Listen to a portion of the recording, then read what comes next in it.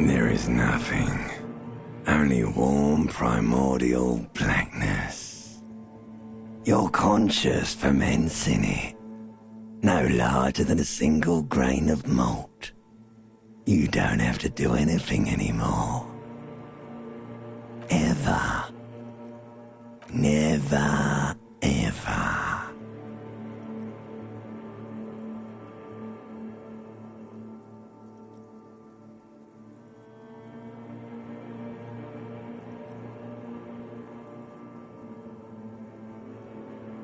Never, ever, ever, baby. An inordinate amount of time passes. It is utterly void of struggle. No ex-wives are contained within it.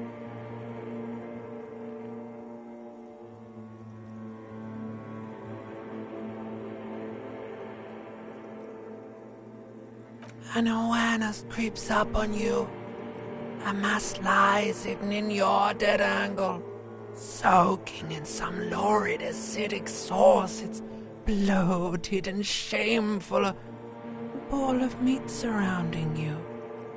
This is a terrible line of questioning, and it will only lead to more awareness of the meat thing. Ex-love, ex-tenderness. It is foolish of you to resurface to the loss. Not after all the damage you've suffered to get here. Some of it irreversible.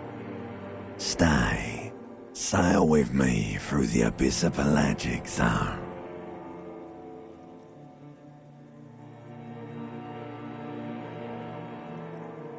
Alright, nothing town to fuck all borough.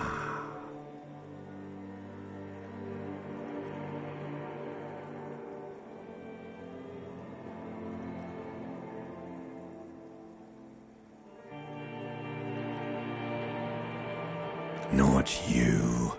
Your days of giving a shit and being that type of animal are over.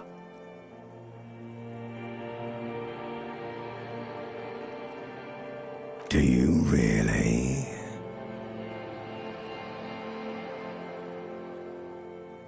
You wouldn't like it if I told you what was back there.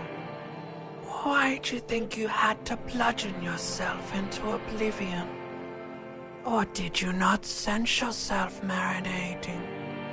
Poured so much on yourself, got a bit carried away, did we, Chef?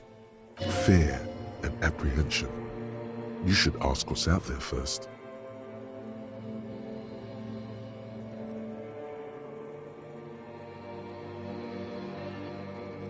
There's this giant ball there. An evil ape. And the evil apes are juking it out on the ball. You're one of them. It's basically all just evil apes juking it out on a giant ball. You can't even make out it's a ball when you're juking it out. It's that large. You can't even make out it's a ball when you're juking it out. It's that large. You can't even make out infinitesimally small.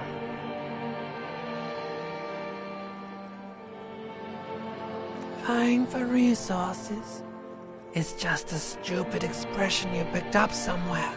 The part of the presentation you want to take home with you is this. You have to beat the other evil apes in the face, or you lose. Yes, it is. And you drowned in that sadness a long time ago. You lost. The sound outside, you recognize it. It's a Caprice Canela motor carriage.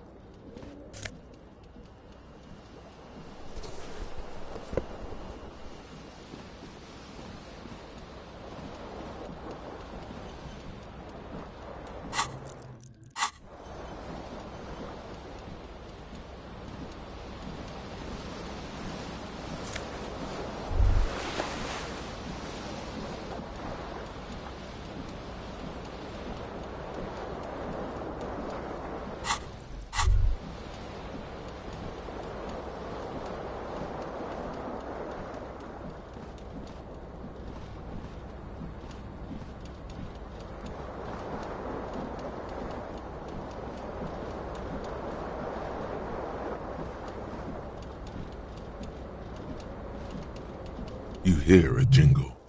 Keys are clinking in the pocket of your flare-cut pants. It says "whirling in rags" on the aluminium keyring. There is a single key on the ring. The number 1 is etched on it. It should open the door.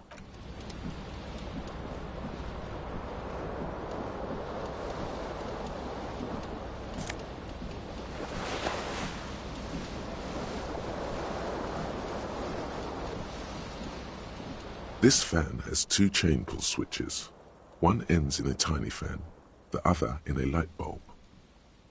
Or has it been consigned there as punishment? You feel as though this creature is your friend and wants to reattach itself to your neck so that you may continue your adventures together in this strange world.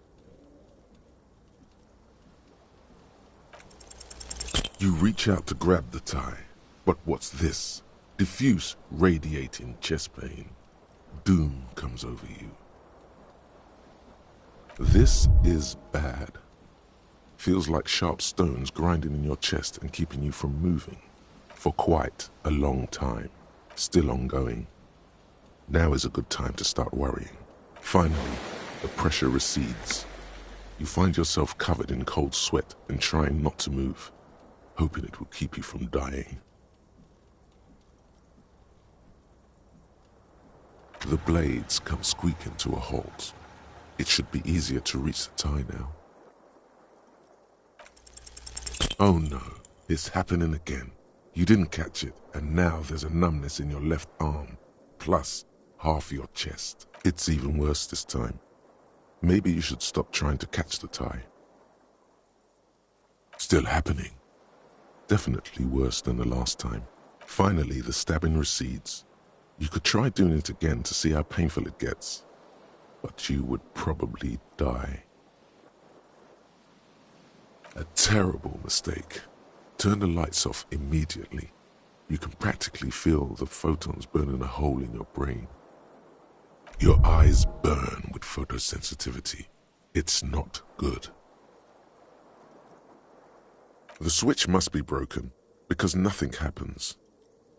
The air in the room is starting to feel like vaporized urine. The switch must be broken. The lights are off again.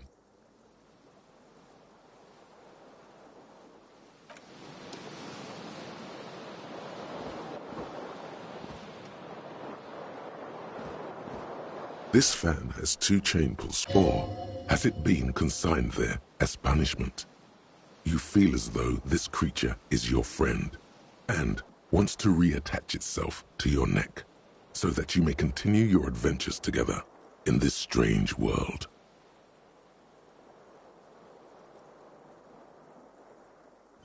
The switch must be broken because nothing happens.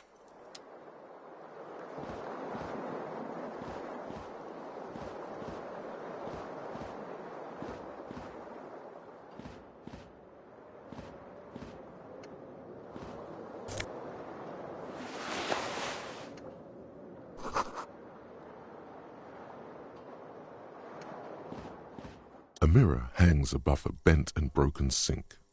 In a fierce discharge of masculine energy, someone has ripped half the faucet off. Was this not the same Elo that founds empires and lays waste to cities?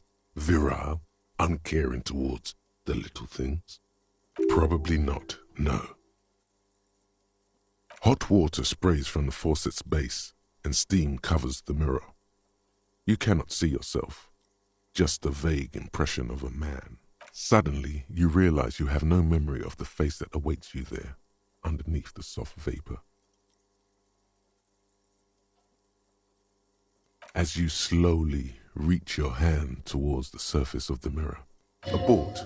You clearly have not thought this through. You won't like what you see there, and you will never unbecome it.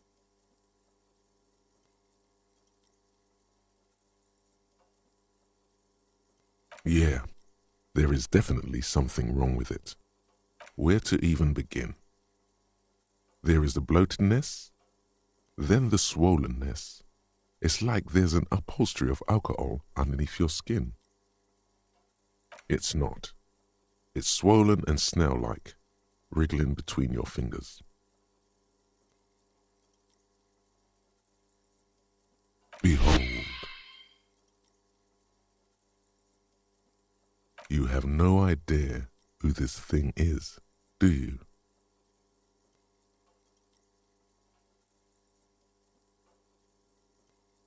It appears you're also dead. There's clearly rigor mortis on your face. Or wait, is that an expression? Are you trying to make an expression with that face? Why? Please stop. It's horrible. You're scaring yourself. You can't, can you? It's like it's not even voluntary anymore. You have worn that grin into your face, and now it won't come off. What does it even mean? What is the emotion you're trying to convey?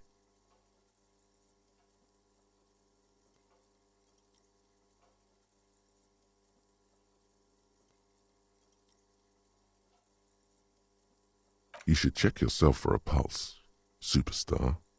From here it looks like a cadaverous spasm. You find no sign of life on your swollen neck. However, putting your hand on your chest reveals an irregular heartbeat. You appear to be alive, for now.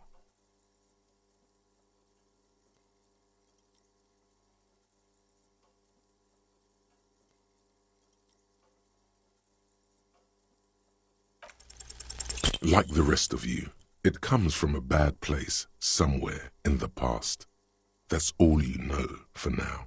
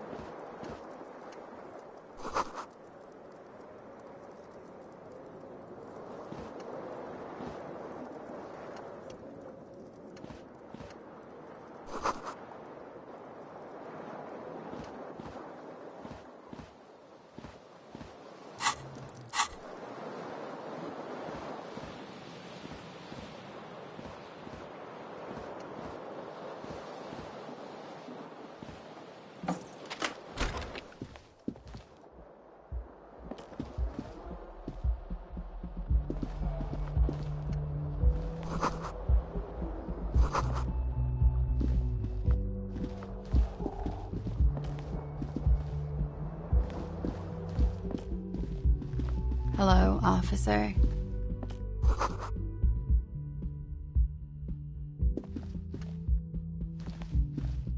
The young woman raises a cigarette to her lips.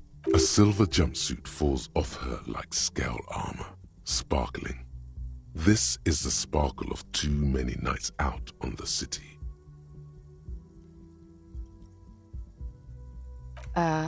No. There's only one solution to this. You're a businessman.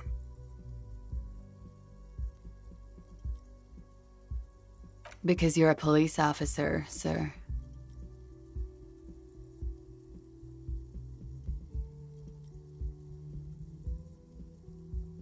Okay, cool. I won't. She means it. She wouldn't defy authority, however sweaty and bloated it may look.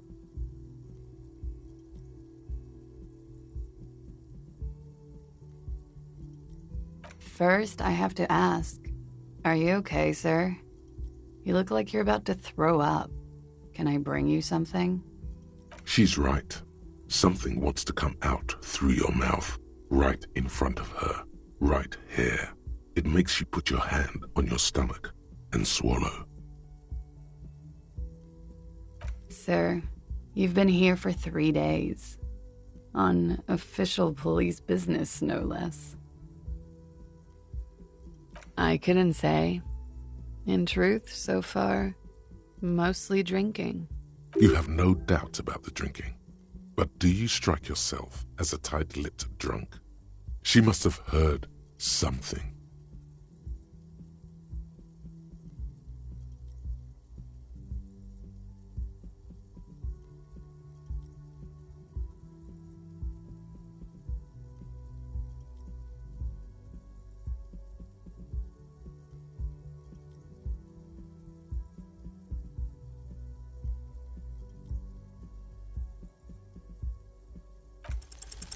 The words have already left your mouth.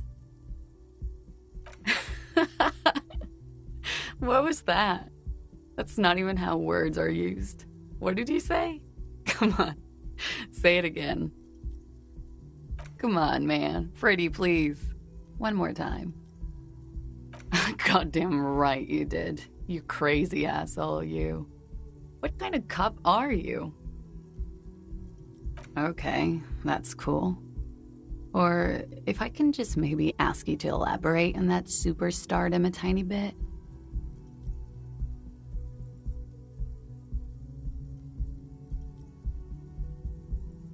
I have certainly been entertained. Thank you. Whatever you are, you should stick to it. Otherwise, it's gonna suck for you later when you have to interrogate me.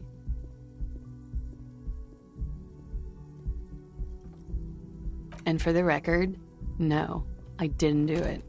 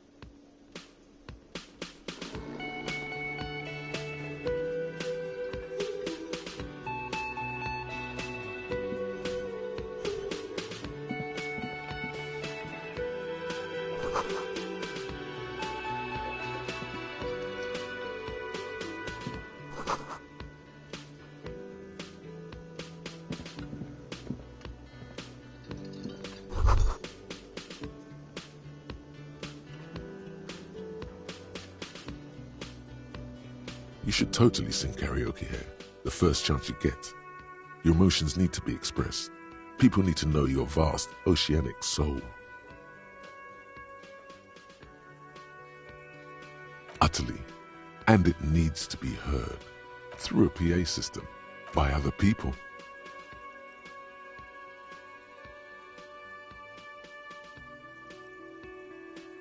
Who is mistakenly identified as a cop for his prominent jawline? Yes, sounds likely. You should probably go on stage and pose for a moment when you're done with this thought. See if it works.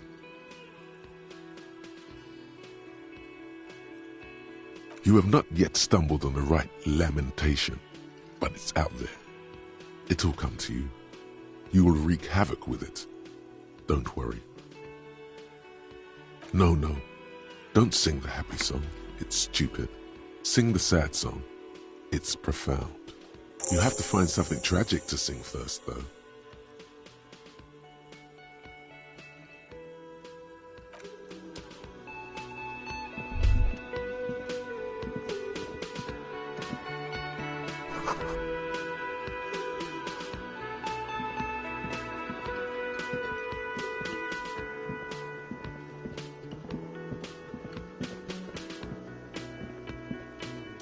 A man in his late 20s stands behind the counter, inspecting a stuffed seabird.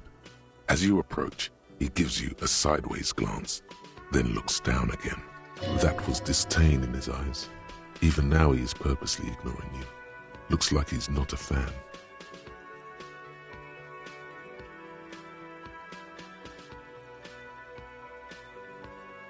No, I'm not the bartender. I'm the cafeteria manager. That period of my life is over. Not everyone who stands behind a counter is a bartender, okay?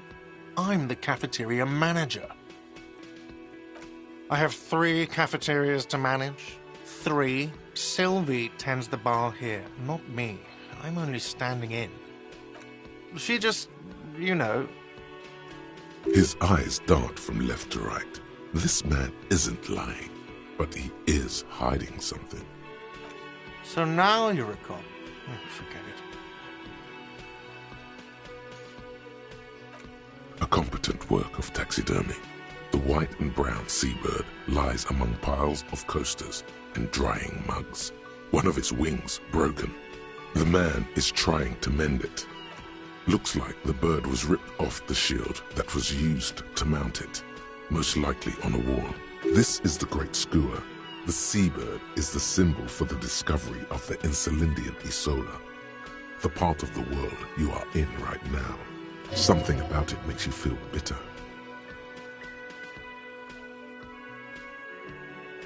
Look, your buddy is over there.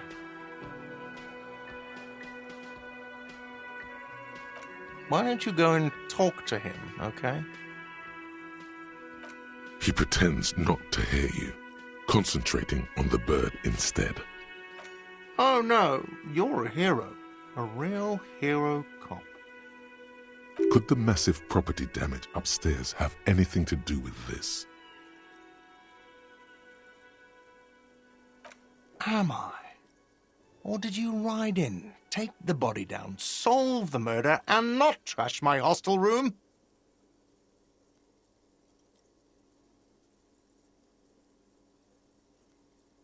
You're right, you didn't, and it's only taken you 3 days not to.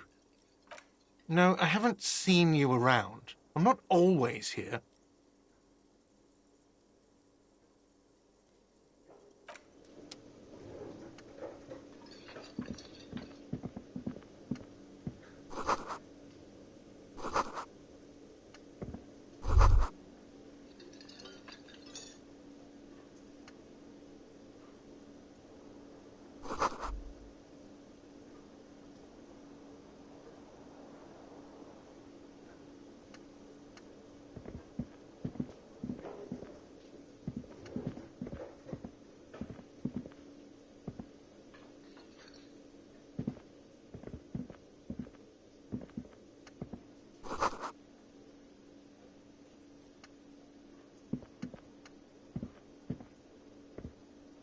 A bespectacled man in an orange bomber jacket is tapping his foot on the floor.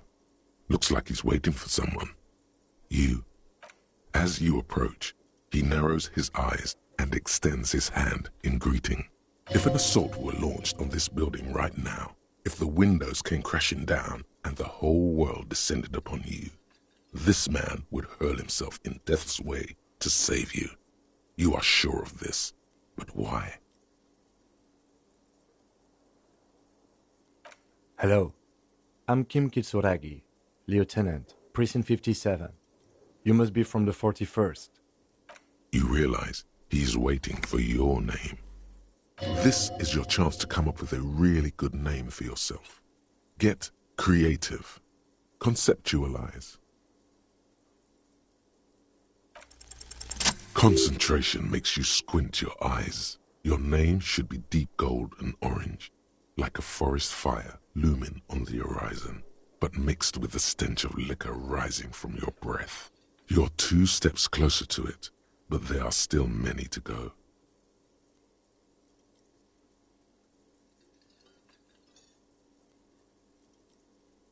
Okay then.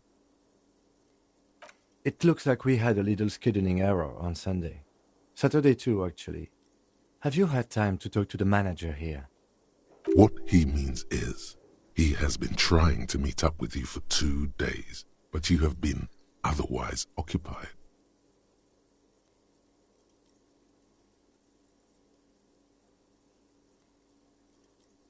If you don't mind, we should talk to him again. Ask him for a rundown of the area. Now that I'm here as well. I understand the scene is out back, right? It also wouldn't hurt to assure him the police are finally here. In full force, I mean. Have you mapped out the initial interviews?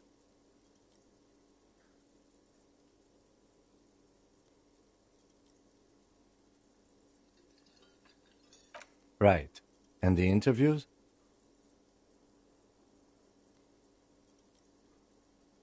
At the 57th, we like to prepare an initial list of persons of interest, and then just skim the surface. Prepare the field, get to know the players. You don't do that? Maybe it's not an inter-district practice. Okay, we'll have time for that after we take a look at the coroner's case. Have you removed the dead body from the tree?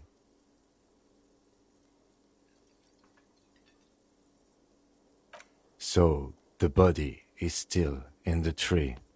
This is the first time you detect a weariness in the lieutenant's voice. It is obvious he would have preferred for the body to no longer be in the tree. Where it has been hanging for 7 days straight. We should go there as soon as we are done talking to the owner.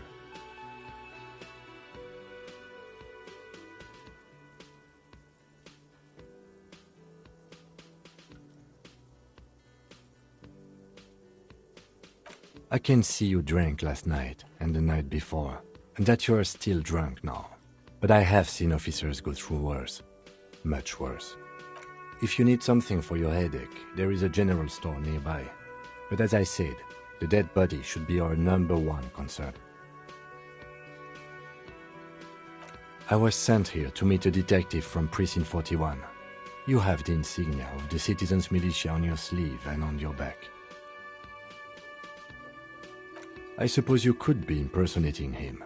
You could have gotten the insignia from the black market or forged it. But for now, I'm going to set those possibilities aside. I'm not from the Inspectorate General. Inspectorate General means internal affairs. What he's saying is he's not from the rat squad and isn't supposed to suspect such things.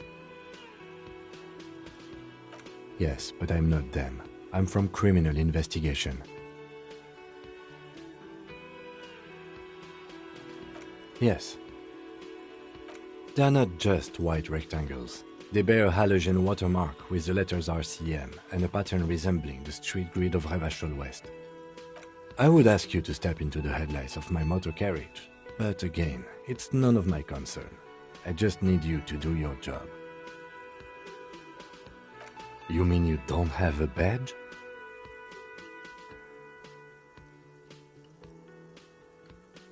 Losing your identification card is a serious matter. My vehicle has a shortwave. You can use it to report your badge missing. I would advise you to locate it as quickly as possible. But getting the body down should still take precedence.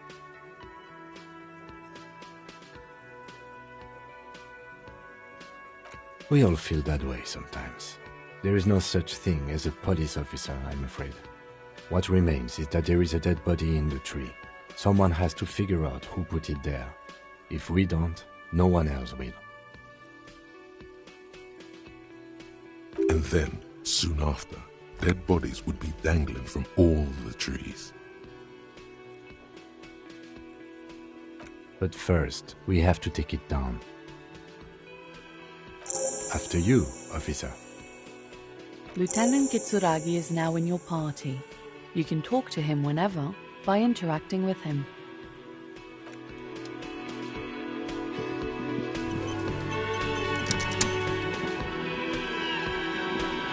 The man is sleeping at the table, wearing mud-caked boots and rolled-down overalls.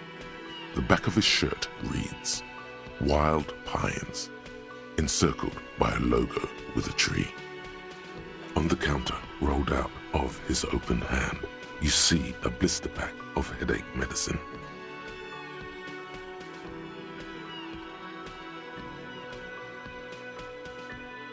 The man does not mind. You probably need them more than he does. You've just picked up some magnesium. This item is stored in the bottom left corner of the screen above your character portrait. Use magnesium to heal your morale if you have morale damage.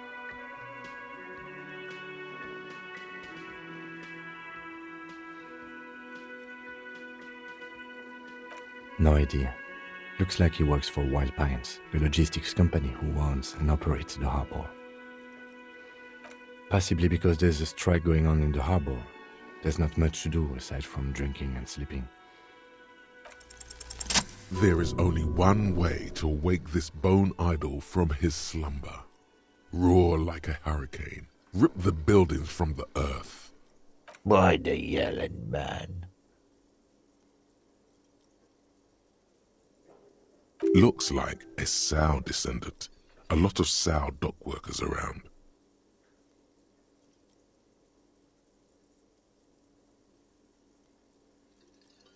Really? You woke me up for that? Fine. What is it, officer? Officer, Even after a rude awakening, this dock worker respects the police, more than they usually do at least.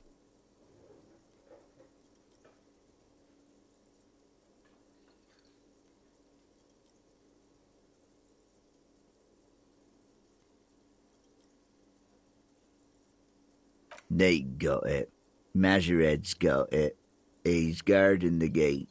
Or just getting some sleep. Or was. Thank God, no.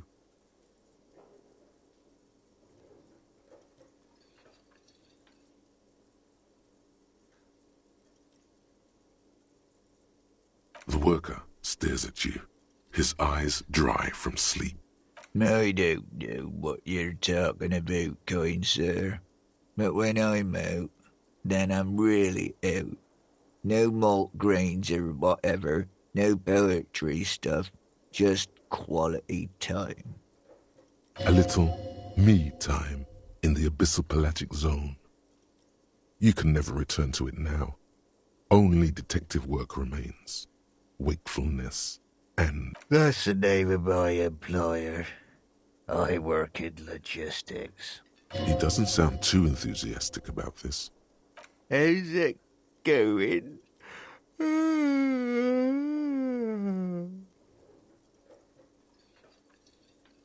Haven't you noticed what's going on outside?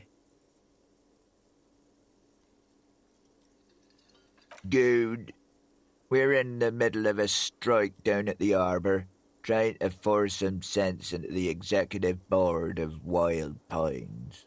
For one, I could use some more shut-eye in the mornings. Right to work, right to sleep, I say.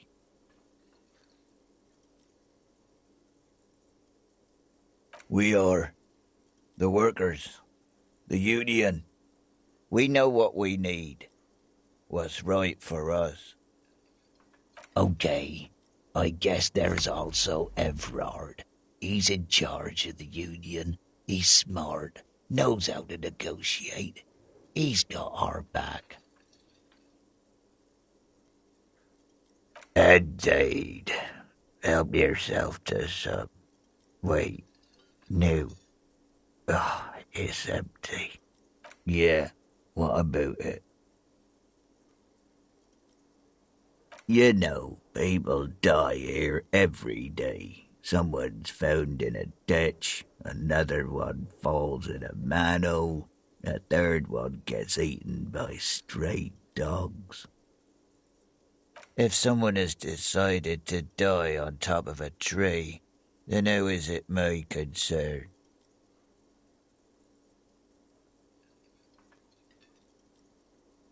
I can tell you this. Trouble's ahead. You heard what I said.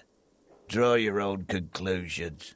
That's all I know, and I prefer to keep it this way. The lieutenant gives you a little nod, then makes a note in his blue notebook. So Union people think he was a killer, he thinks. Even sleepy hair. This doesn't help a lot, but it's something. Good work, detective. The dock worker doesn't answer. His head is already back down on the table, in sweet sleep.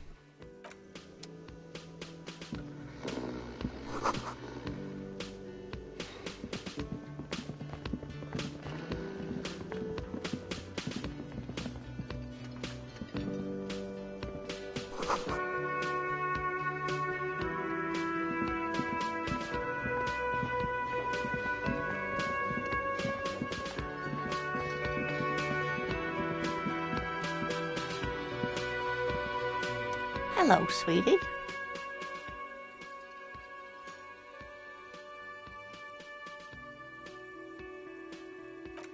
Why, you are, officer. And have you found anyone to be sweet to?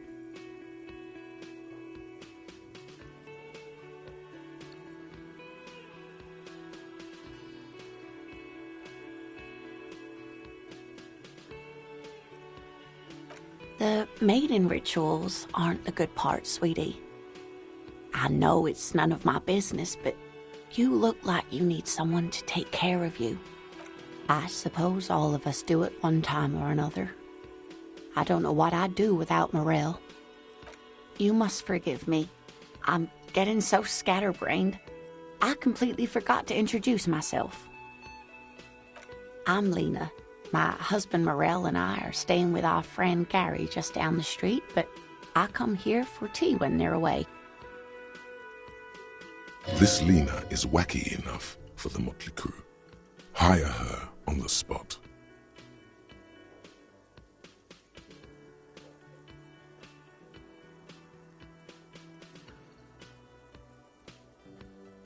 Whatever do you mean?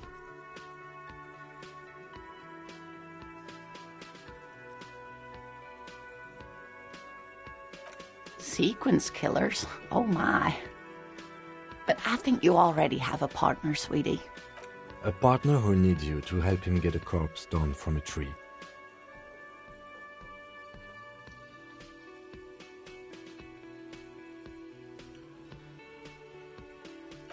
I can assure you with absolute certainty, there are no sequence killings taking place in Martinez. Now, gentlemen, no need to squabble. I wouldn't be of much use to you anyway, sweetie.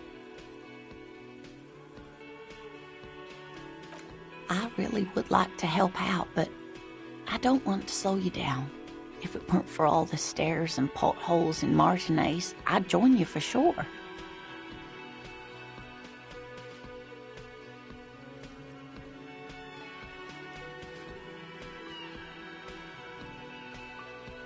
Yes, officer. You look rather dazed.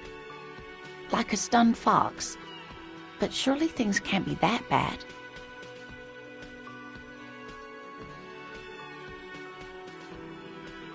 Oh my. You know where we are, right?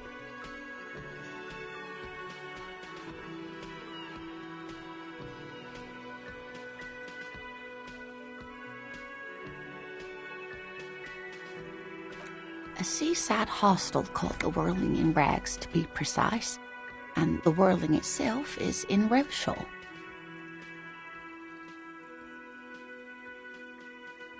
How would I even begin to tell you?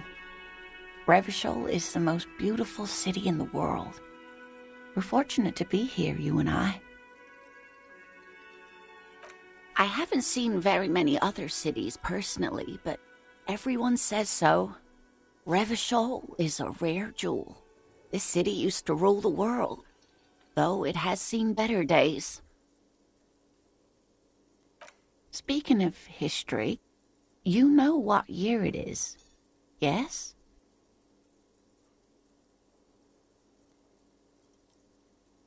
That's right, dear. How splendid. Here, take this pen.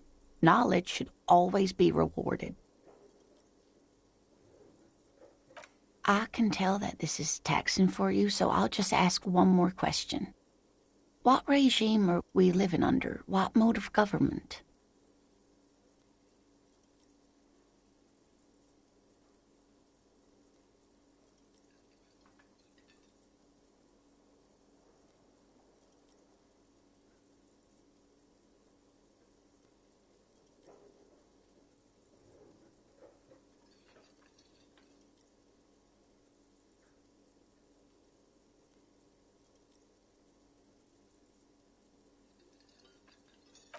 Nope, sadly not.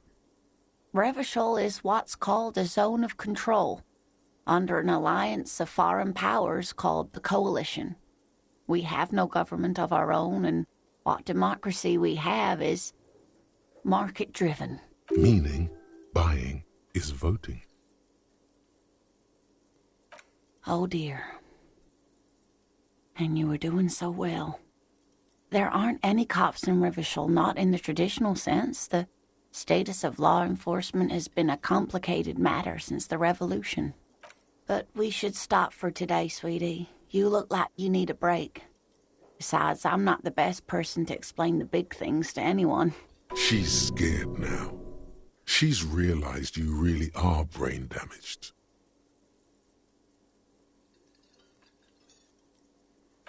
A defeat, I'm afraid. The people of this archipelago tried to build something new, something different. The rest of the world didn't like it, so they came and ended it. This was 42 years ago. Of course, sweetie, I really don't know how to explain it better. I'm just a poor woman, she thinks. What do I know of these things? And how can I help you? Someone more educated in sweeping matters. Maybe you should ask. No, I'm not an encyclopedia. I won't be a guide either. I'm a detective. Of course. Then I don't know. Someone rich, maybe? Wealthy people are educated. Though I don't know where you would find a wealthy person in Martinez. Yes, dear. I'm a paraplegic. A paraplegic is someone with limited or no ability to use the lower half of their body. Paraplegia is caused by spinal cord injuries, like falling from a great height, or a grenade explosion.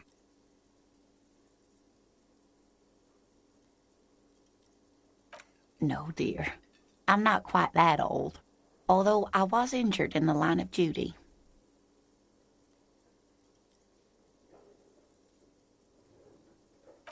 Oh my, what happened? That's how I feel about the accident.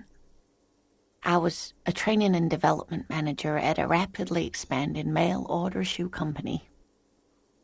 You'd think it would be a safe job, but I had to be everywhere, and, well, once I happened to be under some faulty scaffolding. I was lucky. This was almost 20 years ago, and I was compensated exceptionally well. One can only dream of such payoffs nowadays.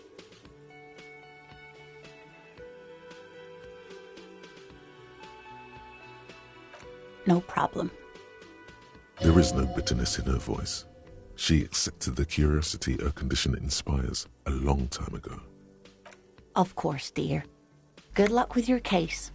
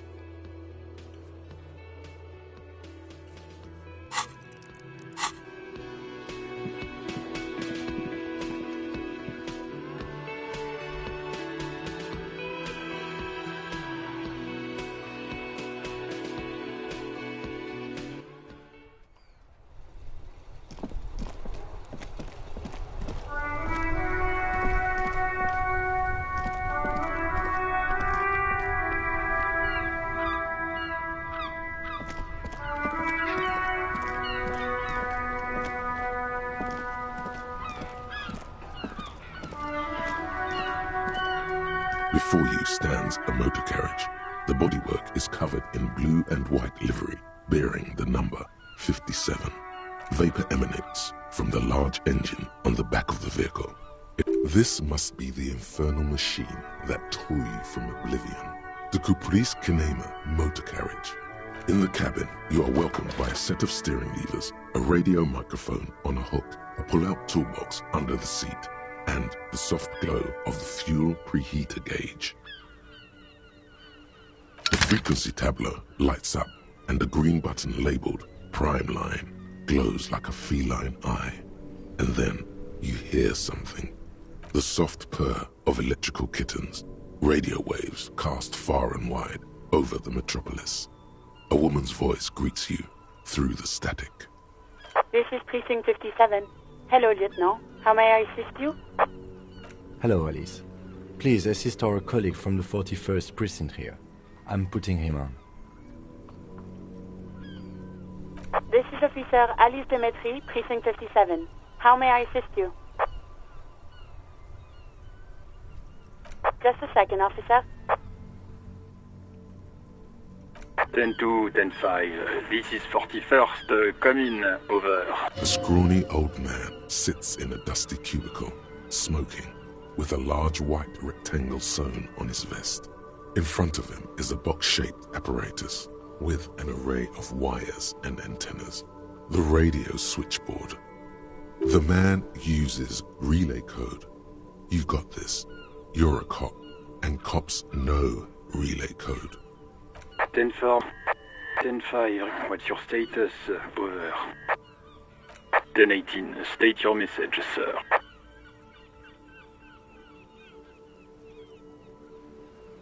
10-9. Over. 10-4. Message received. This is a very serious situation. I need to 10-22 the captain. Over. Is it him? What does he want? Says he lost his badge and needs to report it. He what? He lost his badge? This is Communication Officer Jules Pidieux, sir. Over. You mean your partner? Over. What is he saying? He's asking who you are. I'm his goddamn partner. It's your partner, Satellite Officer Vicmar, sir. Did he lose his memory along with his fucking badge? Who lost his badge? Dick fucking Mullen. Who do you think? It's Officer Dick Mullen from the bestseller Dick Mullen and the Lost Identity. Dick Mullen is not your name. It's the name of a fictional detective who would not lose his badge. Defend yourself. Immediately. They're laughing at you.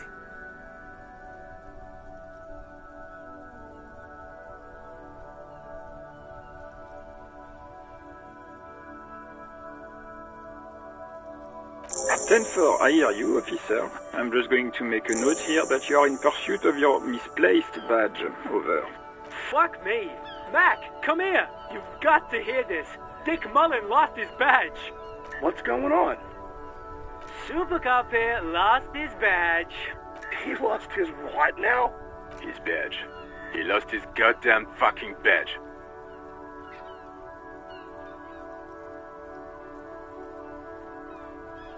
He asks you to please stop saying he lost his badge. Why? Did he find it? Sergeant Orson was wondering if you found your badge yet. Over. You don't have a comeback. Sorry. It's hard to think like this. He's not replying. Looks like he's still looking for it. 10-9, come again. I didn't get that. Over. New heights even for Captain Sober. Ask him. Ask him if he's lost his gun, too. Sergeant Orson wants to know if you lost your gun, too. Over. Check your pockets. Check your... Holy fuck. You don't know where it is, do you? No. It's gone. It's not fucking on you. 10-9, come in, officer. Did you get my question? We were wondering about your gun. Over.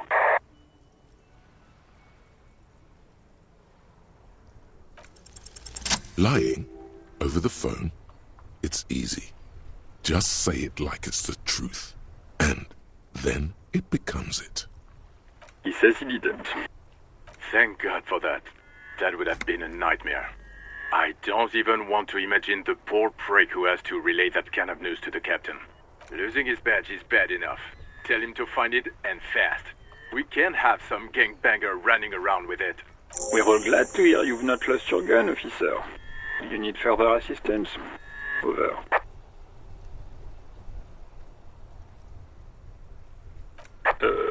Okay, 10-4, sir. Wait. Before you say anything stupid, think it through.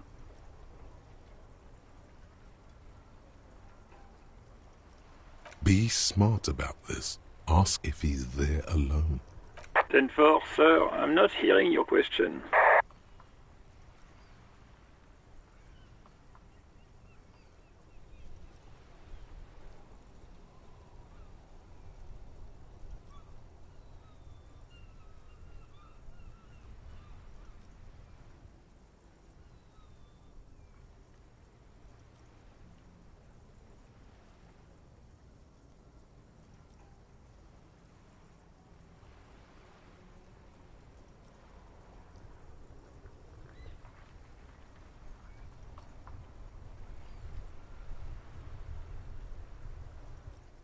That's a negative, sir. I got 10-12 visitors present here. Over. What? What is it? He's still on the line? He wants to verify the information on his badge. But of course, it says Dick Mullen, High General of the Revacholian Cavalry Force. Tell him to stop wasting time. What do you need, sir? Over. 10-9, repeat message. I didn't get that, sir. Over. What? What is it? What can he possibly still want from us? He seems intoxicated and keeps asking me to call him by his name. Mullen's drunk and emotionally aggressive. That's new. Wrap it up. Don't indulge in his drunken antics. 10. Excuse You probably don't want to continue on this road. Come again, sir. I didn't get that. 10-4. Well, that's, Does he actually want something, or is he hell-bent on disrupting our work? He asked if he ever told me about his days before joining the RCN. For God's sake, cut this shit out! Tell him to stop wasting time and be a goddamn policeman for a change. Sir, Satellite Officer Vicmar says... So, was there anything else? Understood, sir. Over. Roger that. 10-10. Over. 18 kilometers to the south, in the 41st Precinct's relay booth, a small crowd has gathered around Communication Officer Jules Oldboy Pidier, around a dozen cops. The small room is filled with cigarette smoke, abuzz with laughter, when Officer Judith Minot enters. Her left arm is in bandages, and her hair trimmed short. What is going on here? Did something happen? What happened is my partner made contact, and it's not good. He's lost his badge. He seemed confused, delirious even. Mac, the torso Torson, is finger-fucking his fist, laughing hoarsely and apparently telling some dirty story to his partner, Chester McLean, near the entrance. Yeah, Mullen was fucked, alright. Sounded fucking drunk to me. Yeah, Mac's right. That was some gnarly shit there. Enough! None of this is funny. It's fucking sad. That's what it is. He's a cop. He's one of us, goddamn this. We must help him. Yeah? How do you fucking plan to do that, huh? Get him off the drink? Go jogging with him in the morning and get him on carrot juice? I just know we can't give up on him when he's at his weakest. He wouldn't. Mac, man the door. You know what he told me? I don't want to get better. I want to get worse. Those were his words. This shit does not leave this room. Not a word of this to the captain, or anyone else. We'll give him a couple of days to pull his shit together. I guess I can hold off the report for a few days. good. Okay, everybody. Nothing but a prank call here. We all got our laughs. Now get back to work.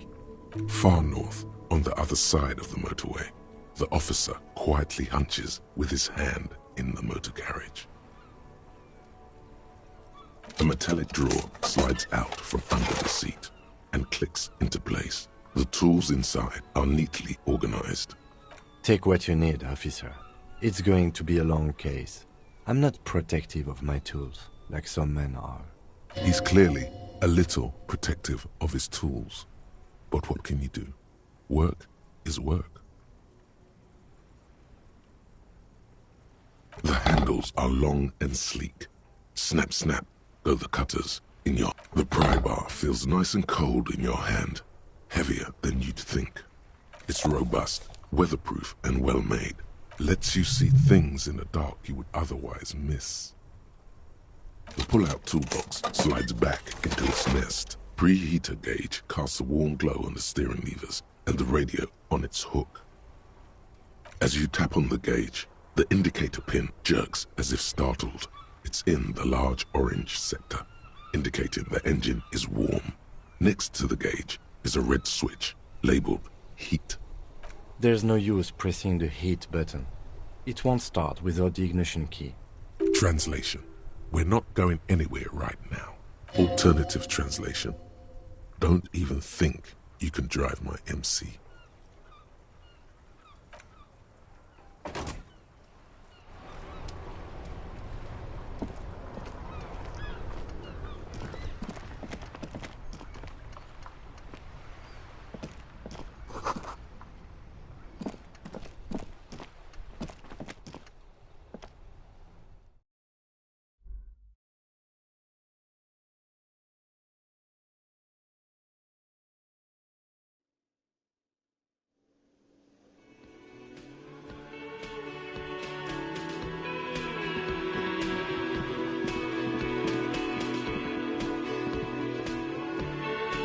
The man with the unimpressive beard notices you approaching.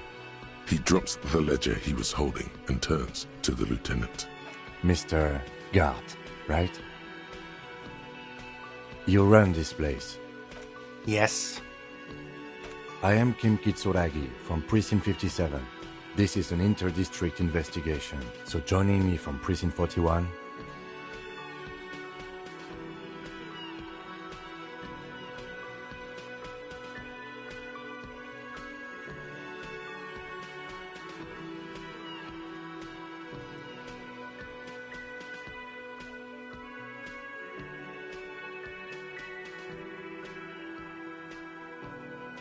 What?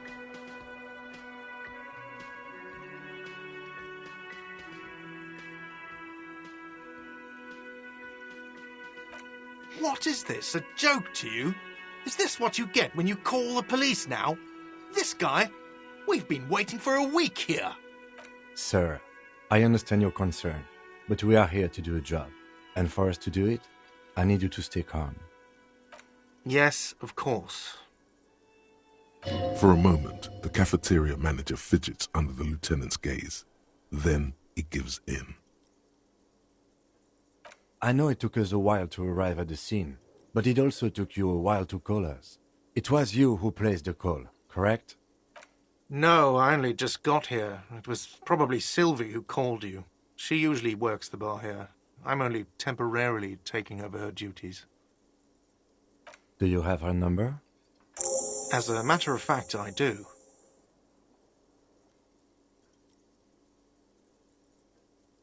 You said you just got here. From where? Are you a local? What, of Martinez? No, I live in Jamrock. I only sometimes come here to keep an eye on the place. This is just one of the many, many cafeterias I manage. But you still know your way around, yes? In case we need directions. Yes, I know where some things are, but as I said, I don't live here. I just used to work here. And I'm not going to start working here again, if that's what you think. I didn't imply that. Detective. He probably means this is where you step in and ask your questions. His face expresses profound doubt in your having this. Ask him about the body's location before asking if he killed him. People give up information in the more innocuous questions, which you can later use in the more sinister ones, not vice versa.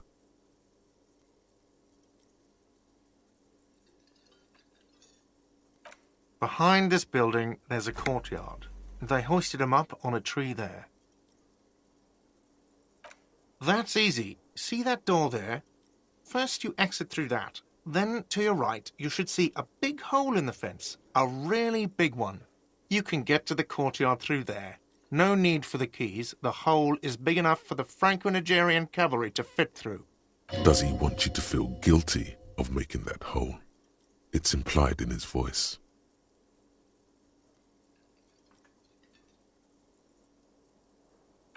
Haven't you asked me that already? What is it with you and this woman?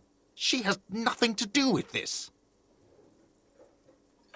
Okay, you got me. She went away because of the dead body out back. And because I asked for her number. That's why Sylvie went away. I hope you appreciate that. Thank you.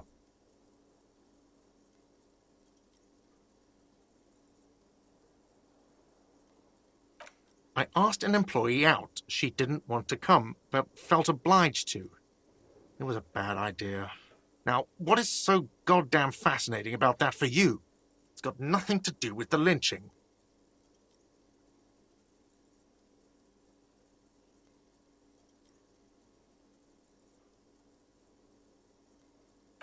Good for you. Was there something else?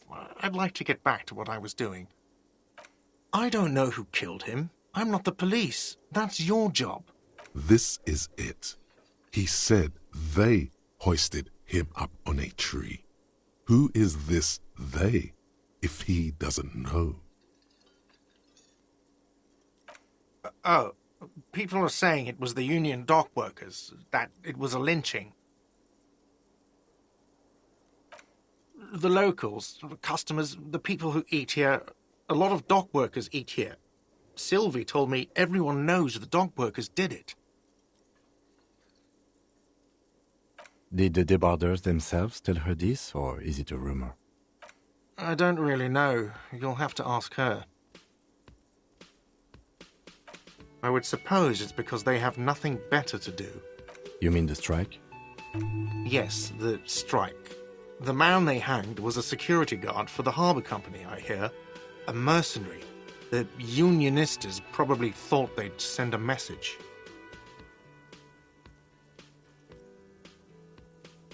What are you, crazy? Of course I didn't kill him.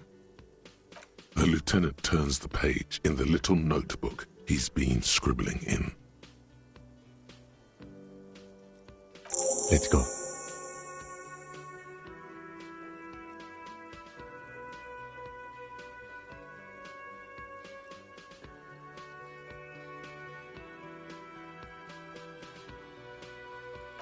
Not so fast. You owe me 130 real.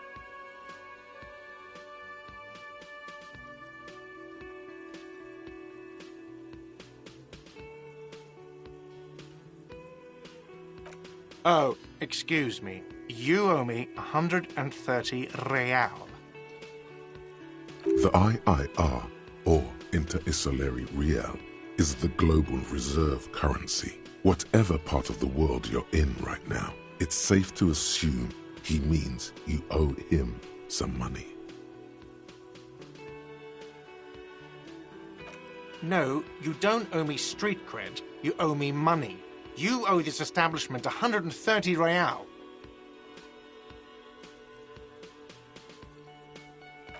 Let's see. 3 nights at a tariff of 20 real comes to 60 real. Then there's the window you annihilated. The hole in the window was the first thing I saw when I came to work. So don't try to tell me you didn't. That will be 40 real in damages.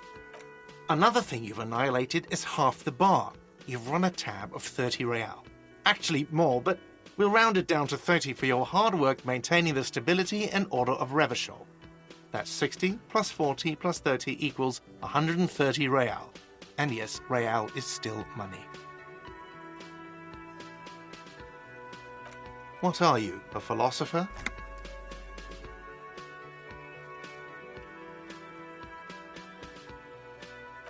Money is what grown-up people use to pay for things. Things like this hostel room, or 8 bottles of potent blend, and 9 packs of Royal Extra. We use it for everything, really. There's a shuffle of nylon as Lieutenant Kitsuragi looks for something in the pockets of his orange bomber. That's Cop 4. I haven't offered to pay because I don't have any money either. I'm sorry, but he has to pay. I can't let him stay here any longer if he doesn't. If he doesn't have the money by tonight, then... Officer, maybe you're better off working this from home for now. You live in Jamrock, right? It's not that far away.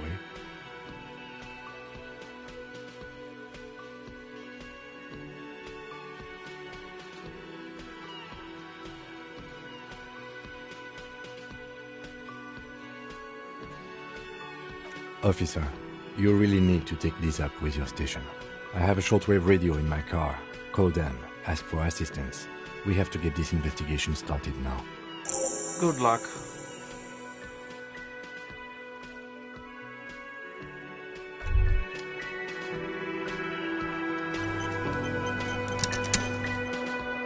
By the way, where is home? The address is coming up blank, and this place sure isn't it. But you've been at this hostel cafeteria for only 3 nights. Where were you before? You had to be somewhere.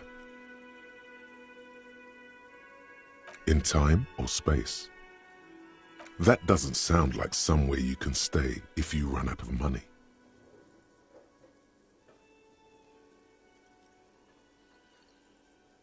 You can try. Run some addresses in your head when you get the time. Maybe a street or an apartment will appear.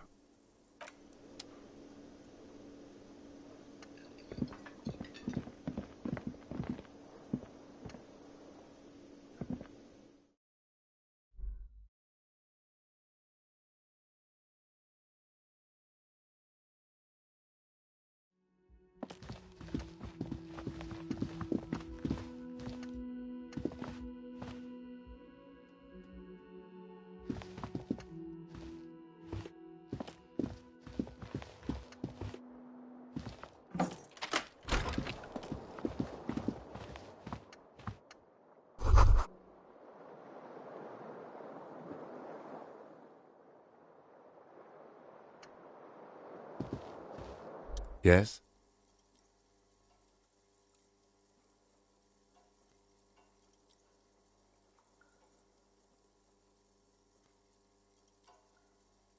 What do you want to know?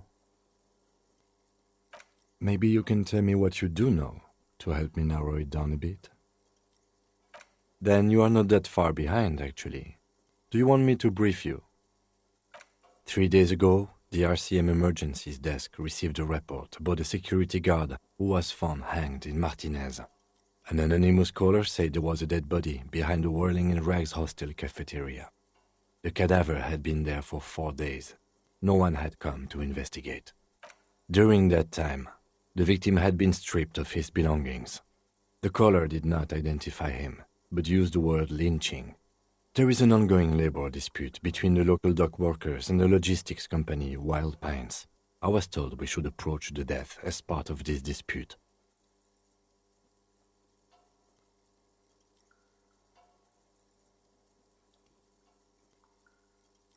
They didn't identify themselves in any way. The tone was muffled using a device of some sort. The desk could identify neither the caller's age nor sex.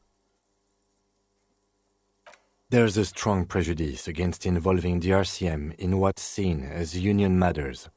The dock workers' union is the de facto police in Martinez. Now it appears they've started executing too. We cannot allow that. That's us, the Revachol Citizens Militia. We're the police in this city.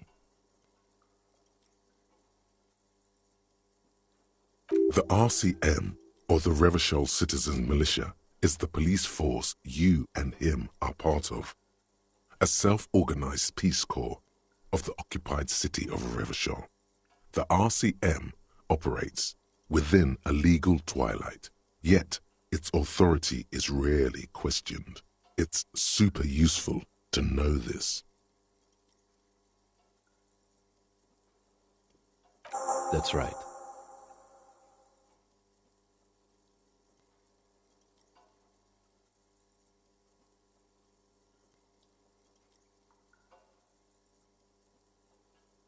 I'm afraid you and I are pawns in a pissing competition.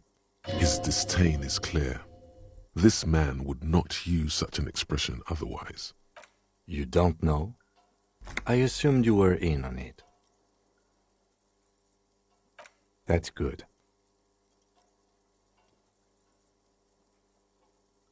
That's good. It's just stupidity. We shouldn't waste any more time on it. If you want my take, ask me after we've inspected the victim. Was there anything else you wanted to know about the case? No, it's not a particularly mysterious case. The deceased is a security guard for a corporation involved in a labor dispute. It doesn't take a DeLorean polymath to put the pieces together. I just don't see the case getting more mysterious than that.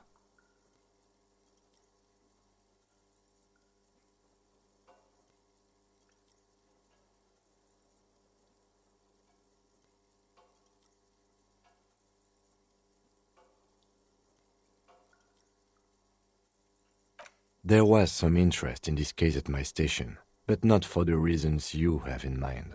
You seem to wish there was a...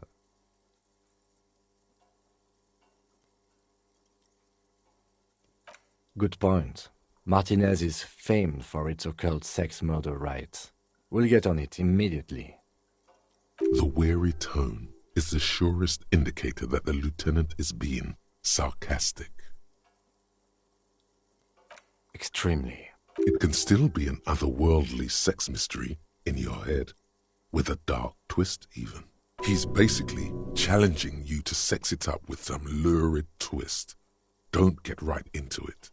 Sit on it a bit, then hit him with it.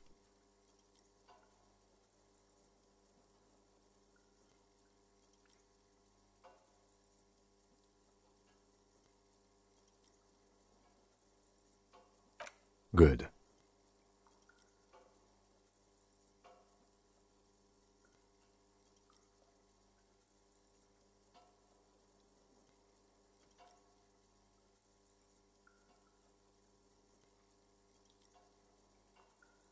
No response. He just arches his brow. He's having trouble processing it, believing it even. Have you tried concentrating on something other than your personal affairs? There is a sudden, harsh edge to his voice, like he's tired of hearing about your personal affairs.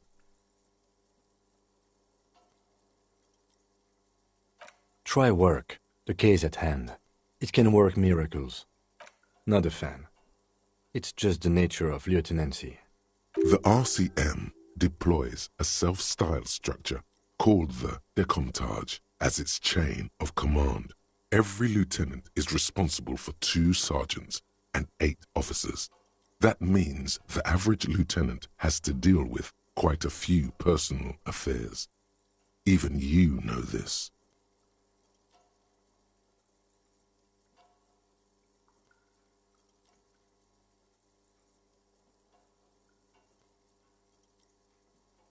Focus on other people's troubles, not your own.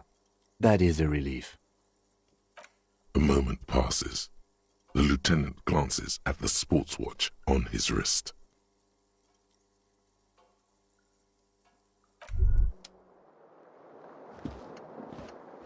Kim also tries not to look at the pile of taped viscera on the carpet, or the weird suitcase on the hat rack, or the potted plant dying in the corner. But it's all just too morbid to ignore.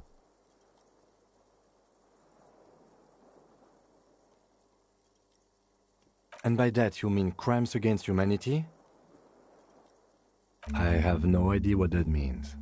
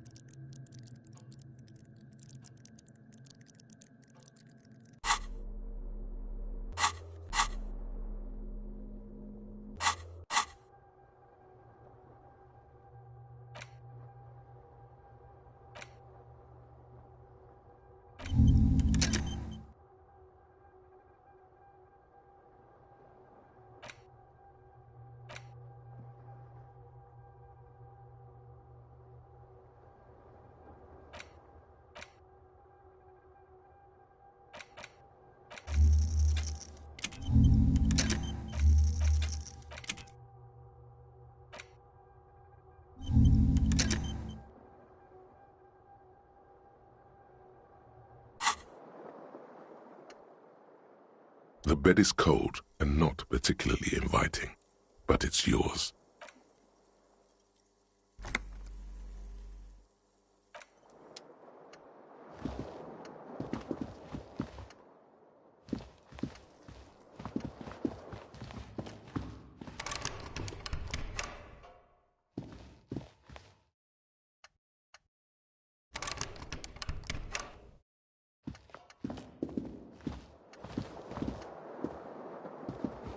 This fan has 2 chain pulls, or has it been consigned there as punishment?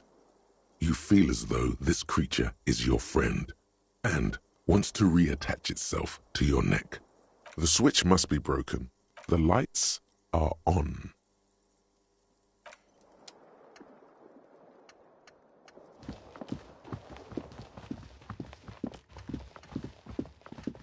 The door is closed.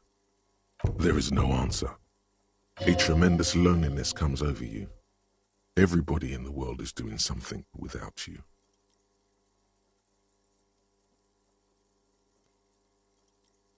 The door is closed. This door can only be opened with a key or from... Still no answer. Still nothing. The lieutenant gives you a quick glance. He doesn't like where this is going. Still nothing. The lieutenant, he doesn't like where this is going. This door can...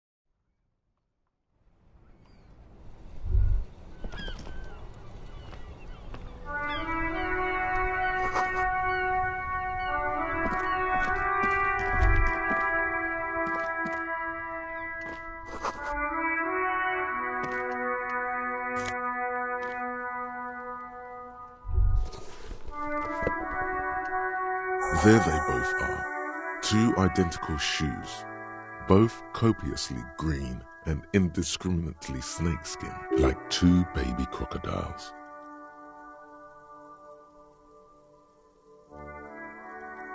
Good, they're balanced, comfortable.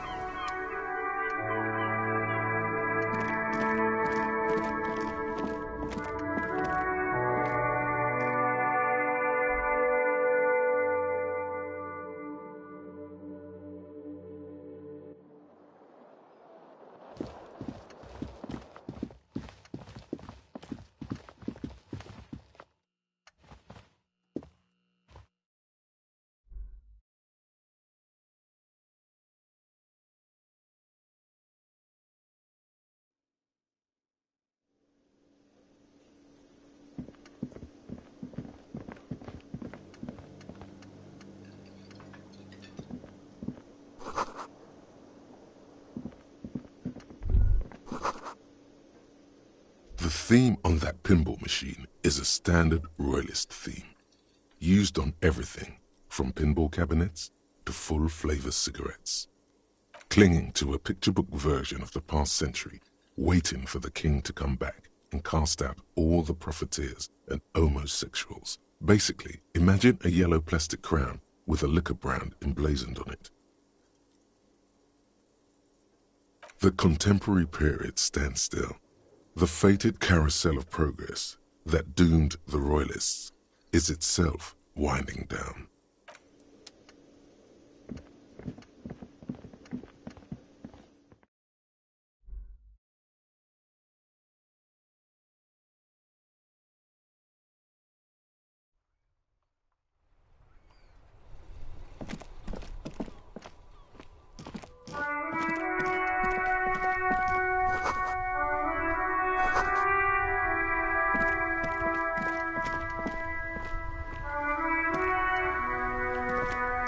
This Post-Lavantorie mail collection box has been heavily vandalized with graffito A closer inspection reveals 2 bullet holes in the front.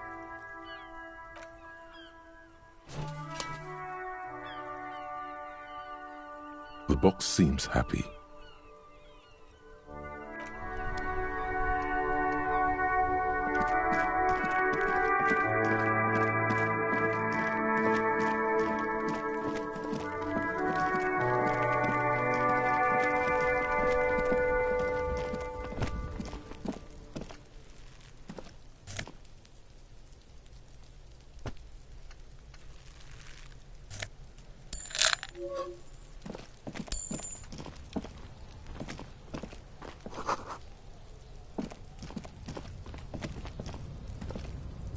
An inconspicuous pile of the roofing material, Eternite.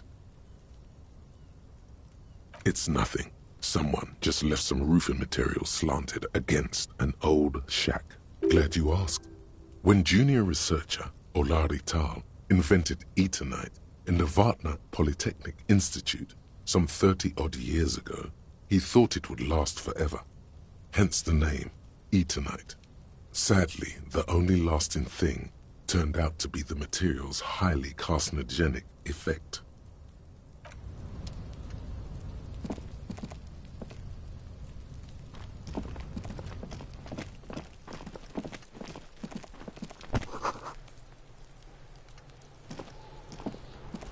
The corpse looks at you with bulging white eyes.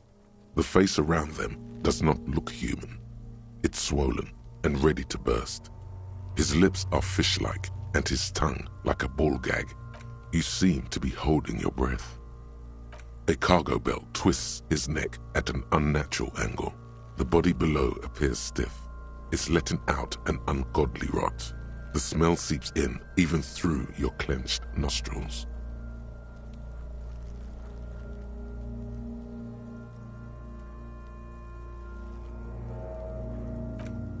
Active decay. It's okay to throw up, officer. No one is judging. He's about to blow! Cop's gonna blow, Kuno! The smell is repulsive. It pushes in from your mouth, more instant and more familiar than anything you'd expected. More...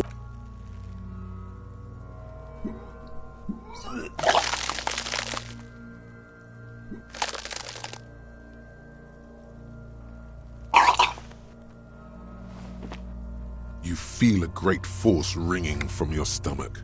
Your body curls and pushes it out, burst by burst, until a pool of vomit lies under your feet and your throat stings from the stomach acid. Keep it.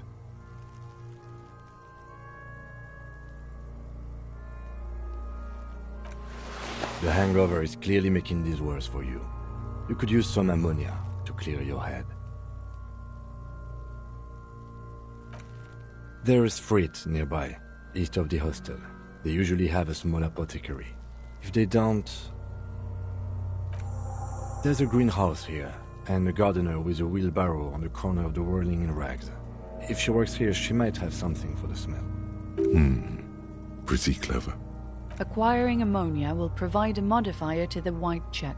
Modifiers make checks easier and allow you to retry them.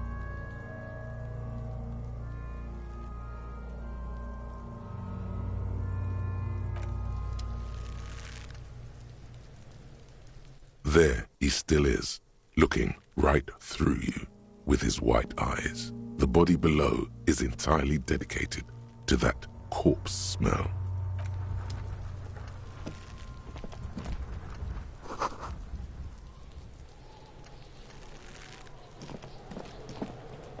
Kuno's got this! If there ever was such a thing as an ugly kid, then this is it. He's almost exquisite in his ugliness, like a gremlin. Oh yeah! Nappa Gumpy, Kuno!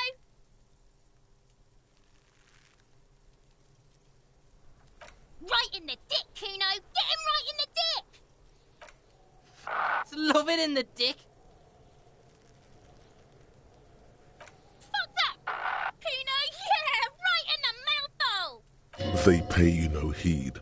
or pretend not to notice you. Shits himself? The rake, Kuno!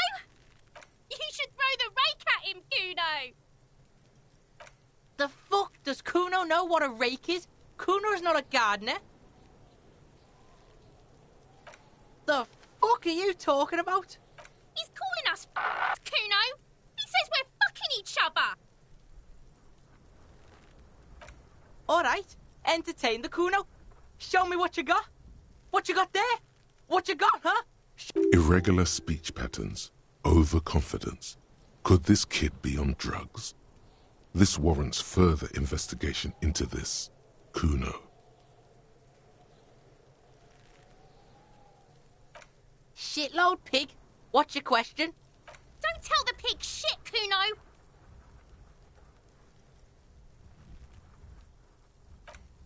If I were to want to waste my time, which I do not, I would ask them who he is, how he got there, and the usual. The usual being, have you seen anything out of the ordinary? Or have you seen anything suspicious? Kuno's fuck imp. Kuno uses the fuck imp for target practice. He's trying to hide the fact that he doesn't know. Kuno knows all kinds of shit. Kuno's not a snitch, that's all. Trying to make the Kuno sing into the popo phone. Probably climbed. Kuno was busy down the road when that shit went down. You heard Kuno. Kuno wasn't even in Martinez. Kuno wasn't in Revachol. Kuno wasn't regional. I don't know. Some fucking... Mesk or I don't know. Some other place. Night City. Kuno was in fucking Night City. There is no Night City anywhere. That sounds like the name of a city in some pulp science fiction novel. Why you gotta be riding Kuno's ass? You haven't been where Kuno's been. You haven't been in Kuno's head. You wanna know where Kuno was? You wanna know what Kuno's been fucking up to? Oh, don't tell him that, Kuno. It's lame. It's not fucking lame. Kuno's building Kuno's City. Night City. Rage City. The City of Rage. That's it. And it's not lame. Lame. That's the name of Kuno City, bitch. Get the fuck off Kuno's back. It's impossible to deduce what it is about, at least for the moment. If it's important, it'll come up later. Just a couple of pigs sniffing around in the dirt. That seems pretty fucking suspicious to Kuno. Yeah, you tell the faggoty, Kuno. Looks like you're a faggoty now, whatever that means. The suspicious question doesn't really work in antagonistic situations. You're testing Kuno's patience here. Get lost,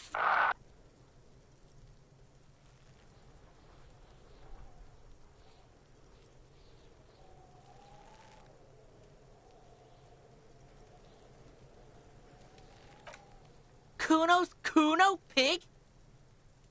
It's always Kuno, never I. Clearly the kid's using the third-person perspective as a shield.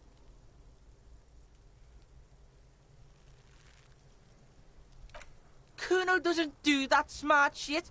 Don't throw that book shit at Kuno. Kuno knows you're lying. Trying to get Kuno hooked on the book. The boy knows he has an addictive personality. Admirable insight for his age. Watch out, Kuno! He's trying to fiddle you! He's gonna put his hands on you! Help! Pig's got Kuno! Help! Rape! Help! He's got the Kuno, help!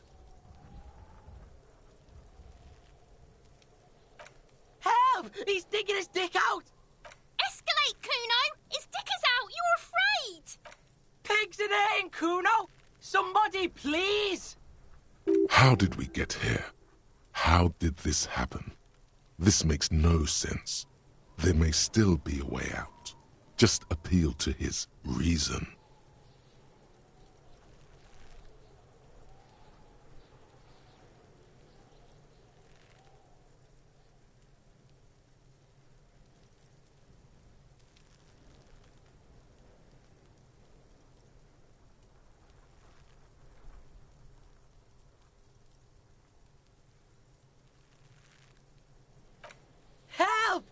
Sisters, help!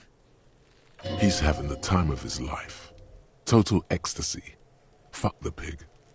He's flashing Kuno! He's showing his genitals! If you don't help Kuno now, it'll be too late! No! Get off Kuno, you sick fat fuck! The nearly psychopathic way they could slip in and out of the act implies you're not the first victim. No one? Kuno's doing this because he likes it, pig. This is where Kuno establishes dominance over you. Change of plan. You can't let that happen. It will make things harder down the line. You may end up missing crucial information. Help! The pig's gagging him! Kuno can't speak! You put him up to this yourself when you decided to talk to him in the first place. Listen to your friend.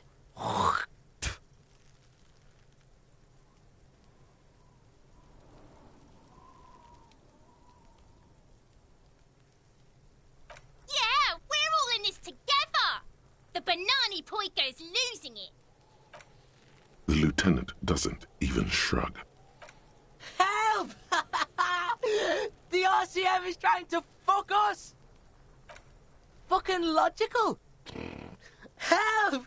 The logical pig is fiddling Kuno!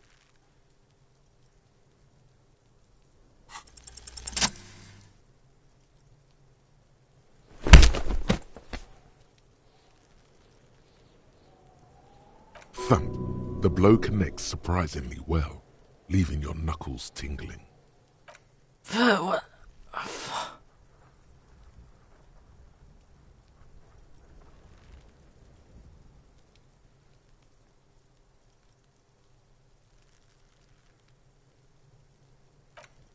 Officer, this is very far from normal police conduct.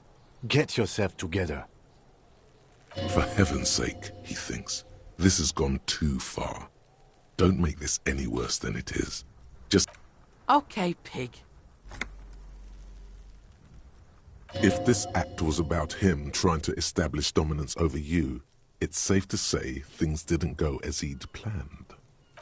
Kuno knows to respect that violent shit. You should see Kuno's dad. Kuno's dad doesn't give a shit about anything. The creature behind the fence has fallen ominously silent. Only her eyes are alive, jumping from actor to actor. Okay, pig. Talk to Kuno. We're back in this shit. The fuck do you want?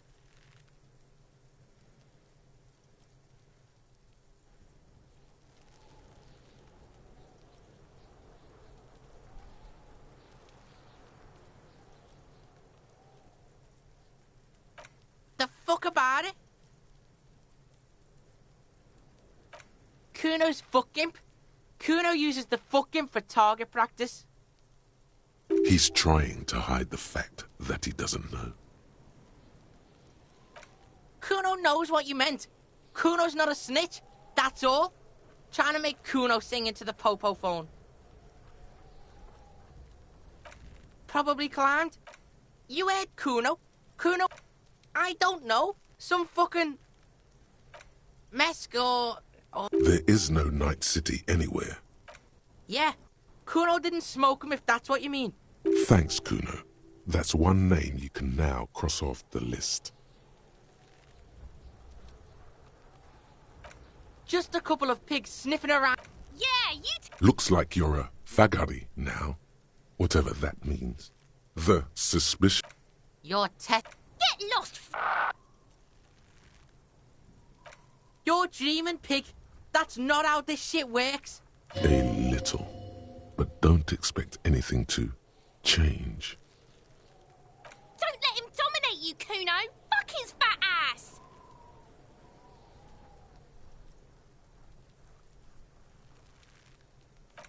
Right, pig. This is where Kuno plays with his little wooden choo-choo. Fuck do you want with it? No, it's not fucking Kuno's. It's ancient. Look at it. He thinks you're fucking fool, Kuno. He says you climb the ladder up to your magic tree house. Get the fuck out of here, pig. Kuno doesn't have a magic treehouse. Dunno. Kipta's gardener used to work there. Kipt is a pejorative term used to describe people of South Seminese or Erie-Uppergite descent. It used to be a common first name among the Erie-Uppergites of Ilmara. Not so much anymore. Yeah, that's what Kuno said. She couldn't handle the heat, so she took off. Kuno can take it. Shit's nothing to Kuno.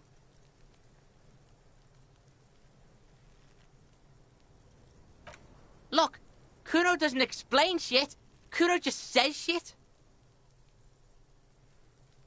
Yeah, her. What was she doing in the greenhouse in March anyway? What kind of gardening is done in March? Fish is sometimes used to fertilize the soil a few weeks before planting something. Maybe she was preparing the garden beds. Yes, it seems suspicious. You don't like things being like that. Suspicious. That's just some shit roofing gimps left behind, lazy dinks. He's hiding something.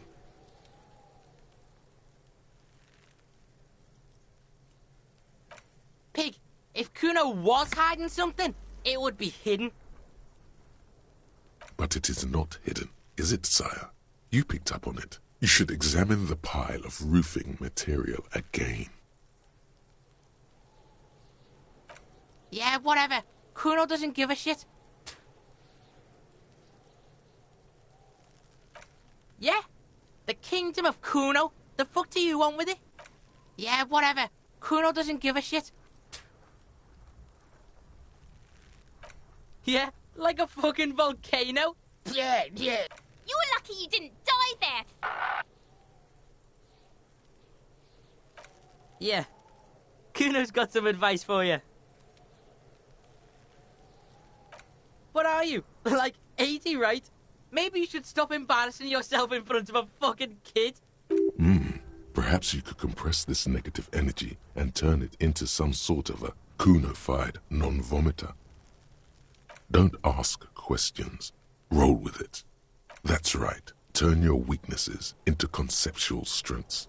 Try it again now.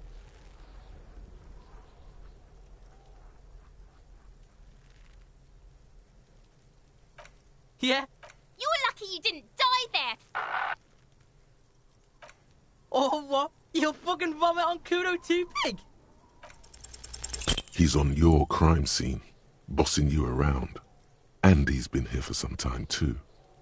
This is where he hangs out. You have to get more out of him. He could be useful.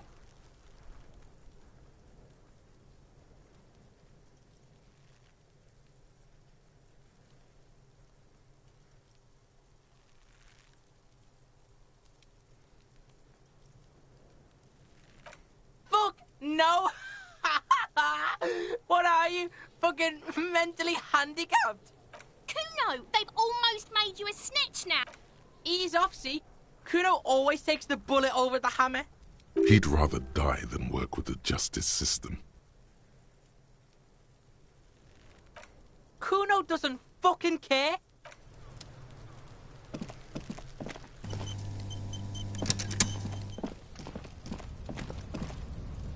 An inconspicuous pile of the roofing material, Eternite.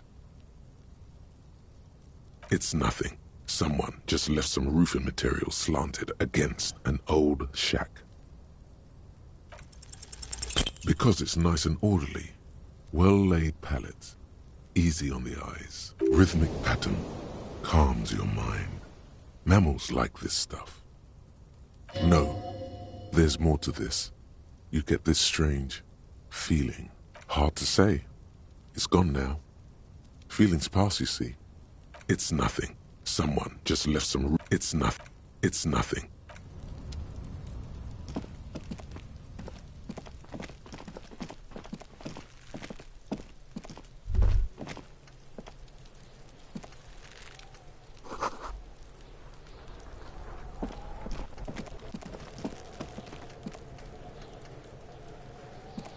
Kuno, the pig's getting pretty close to me.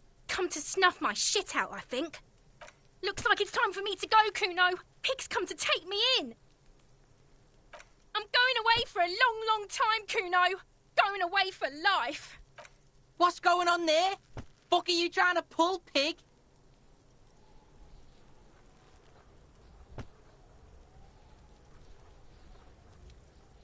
Murder was the case they gave me.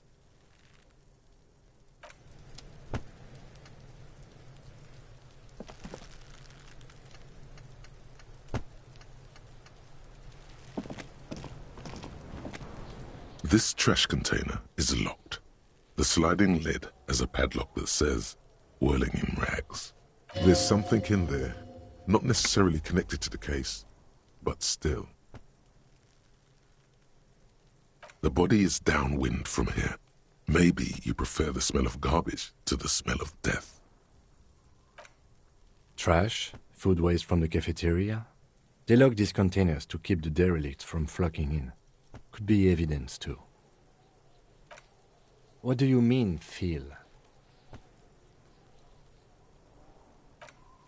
I agree. We should get someone from the remote viewers division here. He's being sarcastic. Do not ask what the remote viewers division is. All the detectives from all the precincts who experience extrasensory perception go to the remote viewers division. Their work is invaluable to the force. It's remarkable how he can keep a straight face. Take note. The lieutenant is well versed in deadpanning. Many of the things he says could be meant in jest.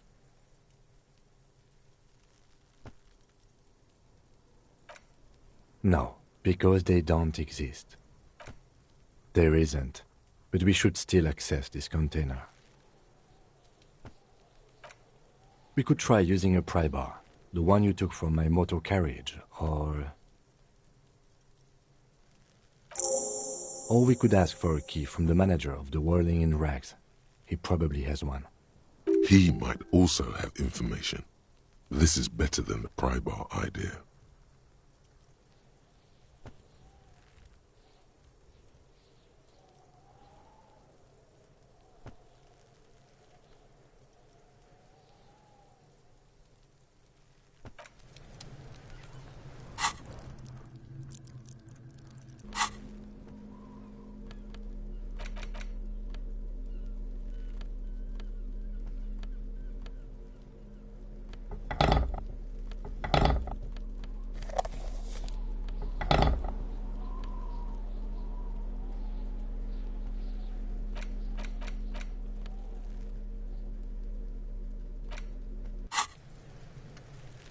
This trash container is locked. The sliding lid has a padlock that says, whirling in rags.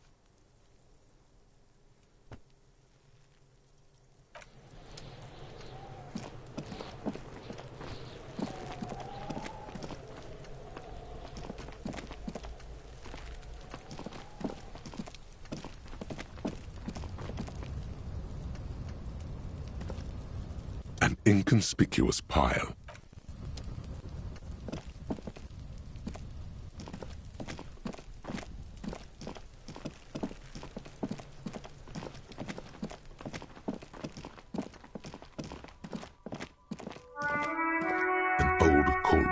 With a matrix of push buttons lists all the companies in the East Delta Commerce Center. An off-key melody starts playing after you ring the doorbell. Then a woman picks up the receiver. Kuno, please stop calling here. Grown-ups don't have time for your stupid games. She thinks you're the gremlin child. What would he say to this?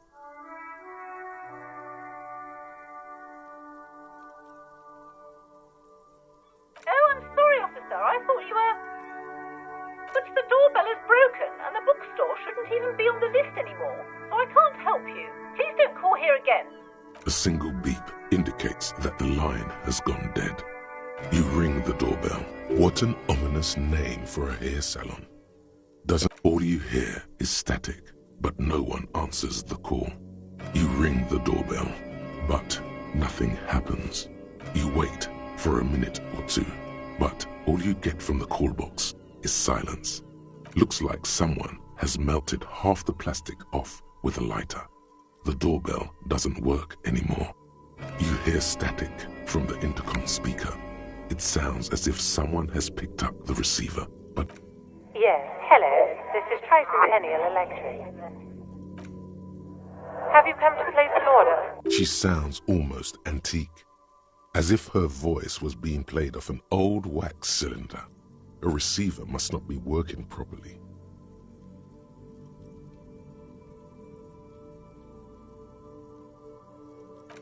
My God. The lieutenant exchanges a look with you. It's you. My God. I didn't think I would hear your voice. Who cares that you don't remember her? Just go along with it. No, something's wrong here. Are you sure she's talking to you?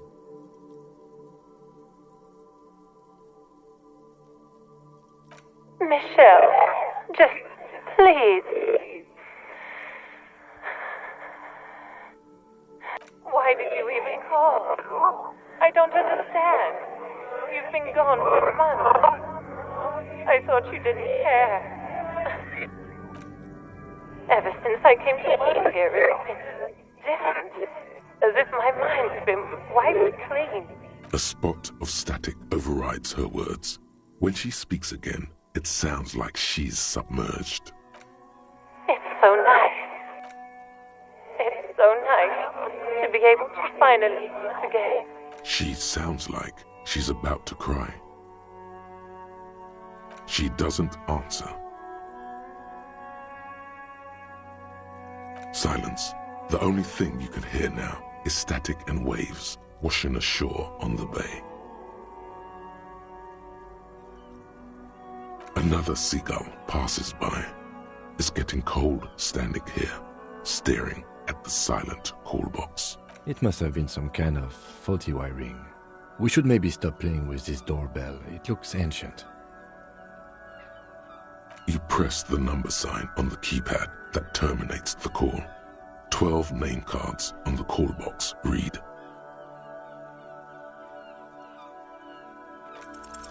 Whatever she says, it can't hurt you. You're a different person now.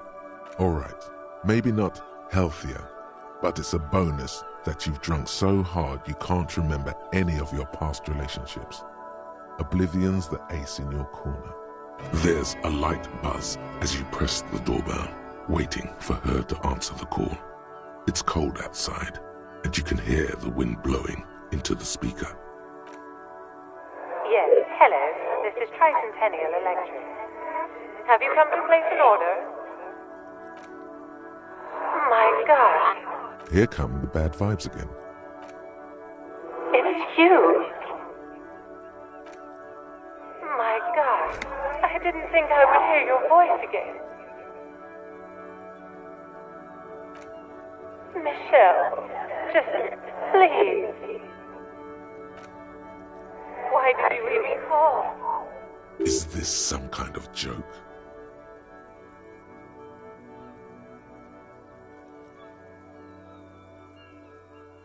The voice from the intercom doesn't answer, but you can hear her breathing. Wind blows into your microphone again, crackling. Ever since I came to work here, it's been different. As if my mind's been wiped clean. It's so nice. It's so nice to be able to finally forget about you. And then it hits you. She tries again not to cry, and still doesn't succeed completely. Her quiet sobs sound old and distant. Real or not, your mirror neurons react. It feels painful to be listening to this.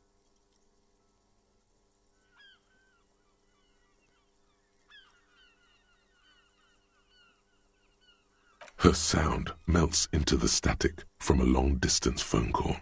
From time to time, you can hear people talking in the distance, but can't make out any words. This is where you hung up the call the last time.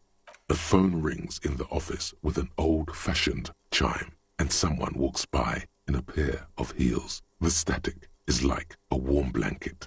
No one replies, but the The static grows stronger, like rainfall. Then, a female voice. Her words are too cold to comprehend. She smells of sodium lights and rain streaks on car windows. So... it was a recording trapped in the circuitry from some ancient tenant. This sometimes happens. Shall we conclude here? We have other mysteries to solve. Don't take this the wrong way, but during our short stint working together, something weird is almost always happening to you. That is true. Silence. No one's home at Fortress Accident. Silence. No one answers the doorbell. Nothing happens after you ring the doorbell. Silence. No one answers your call. This button looks new, but someone has removed the name card. Huh. This button looks new. It's probably not connected yet.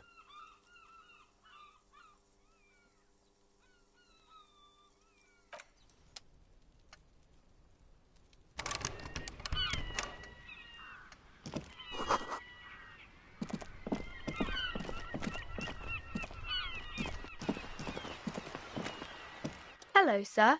Step right in. The store is open. Are you interested in a new and exciting book? It's a bookstore, sir. We sell books, postcards, and some board games. It's called Crime, Romance, and Biographies of Famous People. Books? Postcards? Easy. Even a kid would know all of this.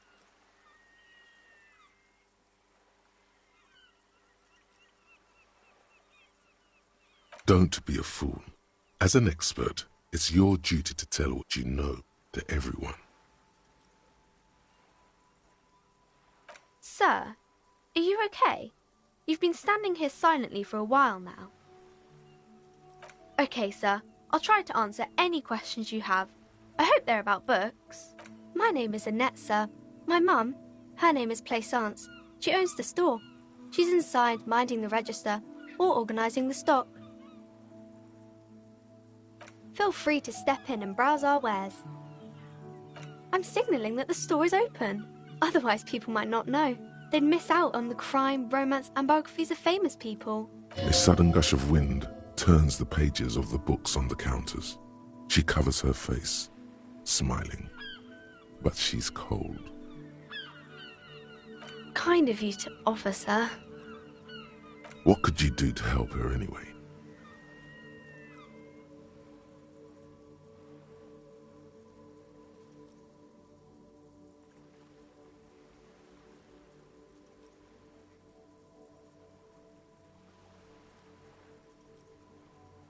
Oh, no, sir. I'm happy to help Mum by luring in customers.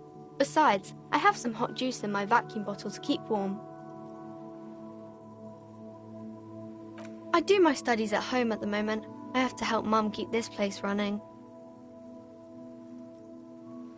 Mum says it's necessary to do both because it builds character. Mum says a proper worker is dutiful. That's how you get ahead in life. You see, Mum says it's peachy. She was a little afraid at first. There's talk about this house being cursed. Behind her, the window has been boarded up. You sense the boards creaking, twisting for a second, and some kind of doubt in her tense shoulders. Cursed in the way that makes them say that no business has ever really thrived here, sir. That they all go... I wouldn't really say it like that, but I guess so.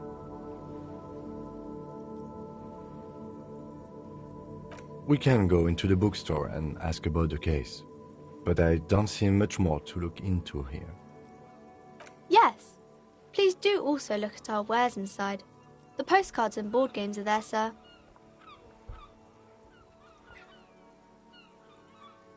Nothing really, sir. Mum doesn't allow me to sneak around in the back rooms or the cellar. I don't really know what's there.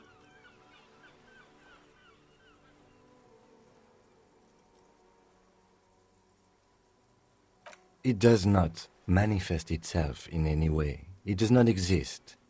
I liked it better when we were talking about whether it's appropriate to stand out in the freezing weather. No such thing. Anything else you wanted to talk about, sir? Maybe I can tell you about some of our books instead.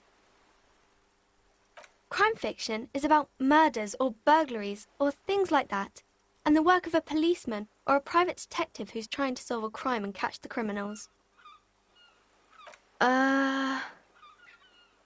Crime is what we were solving before this conversation began.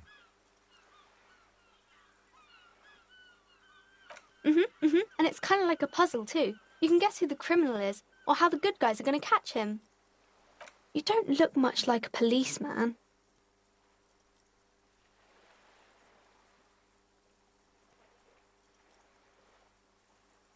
Didn't mean to offend, sir. Sorry, sir. It's just that you don't look like Dick Mullen.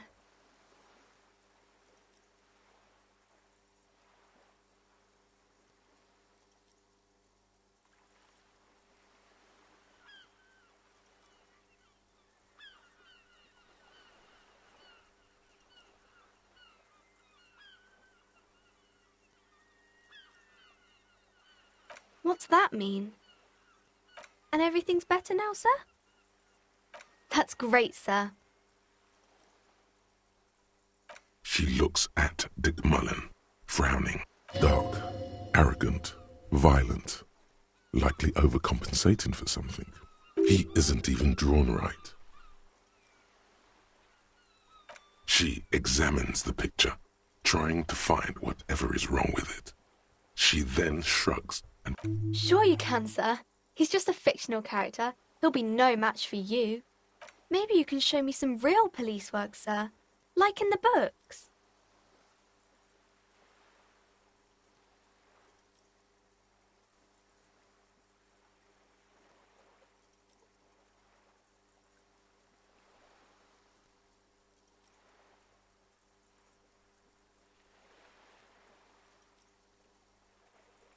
It's the type of book where there's a rich lady and she has to choose between the good man and the bad man.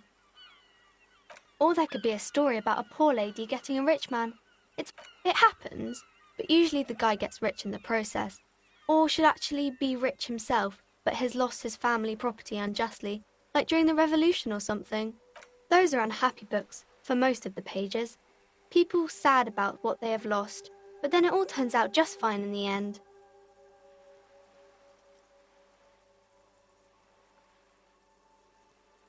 I haven't read many of those. Maybe you should ask Mum. I'm sure she can help out. It happens.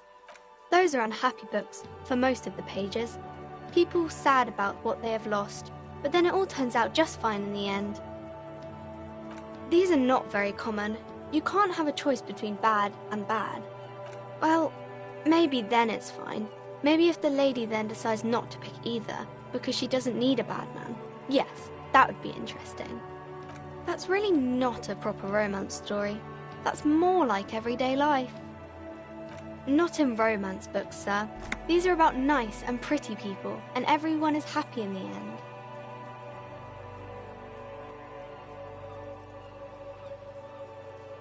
Maybe some about other books? Oh, kings and queens and generals of old, or artists and writers, or musicians, those kinds of people. There's usually something extraordinary about them. I think that's why people read them, to find the secrets of their fame. Seems like most people who read those books fail to get more famous from reading them. But it does make the famous people more famous. Why would they do that, sir? That's so cool. Maybe they'll make you a book cover picture and everything. Standing over a dead body, holding a gun. No, sir, I can't. It would be too tiring to refrain from it. It's already tiring enough to remember to say it all the time. It's nice of you to say I could stop, though. That's a friendly enough face, most of the time.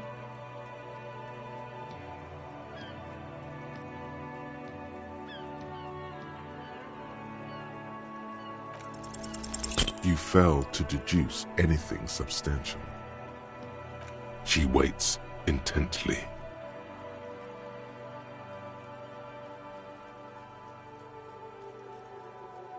Come on, don't be silly. That's not a proper deduction. As you turn, a bright light catches your eye, making you squint. From a distant sunset, a stage light, flash photography, nowhere in particular. It's just what superstar law officers do. They squint at lights, and they solve shit.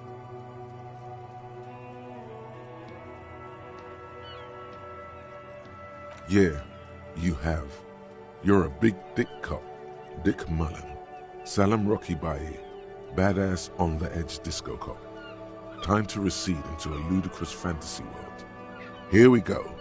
Camera. Lights. With a sudden flash, the world freezes around you, and you along with it. In an iconic monochrome solution, a black silhouette against a rasterized orange world. It's on.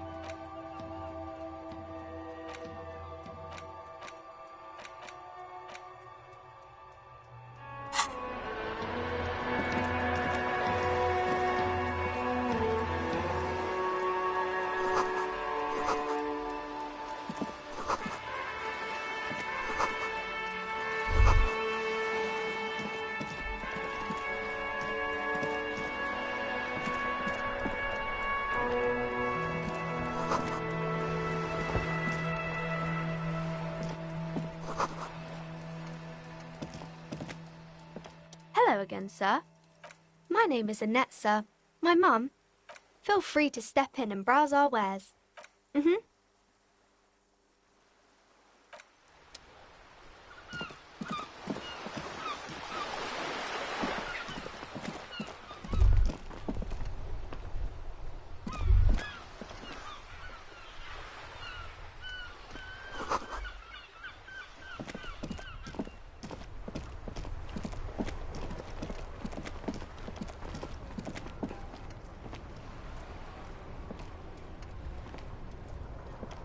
The RCM in Martinez. What can I help you with? Of course. What can I help you with? Sure, I'm done with it. Go easy on that stuff. It gave me a terrible headache. Well, this might be the last snow we get. At least I hope so. Snow has nutrients in it. Helps everything green up in the spring. At least that's what my grandma always told me. Yes, think about the cute grandma, not the weird snow.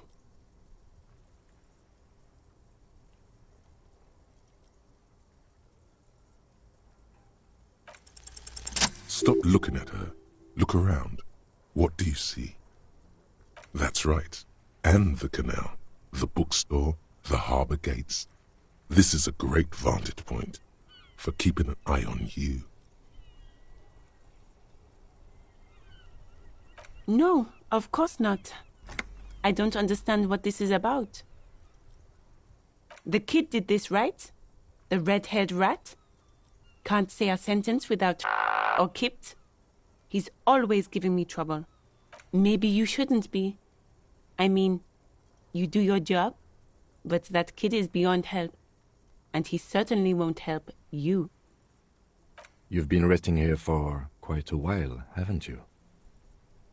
Yes, I'm tired. I understand. The RCM isn't welcome here, and the locals want to keep an eye on us. There's silence, the smallest of smiles. That's okay, miss. Do what you have to do. I think we're done here. Let's go. Of course. Where to? What do you mean? Yes, sir. District of Martinez. He knows where we are. He just wants directions.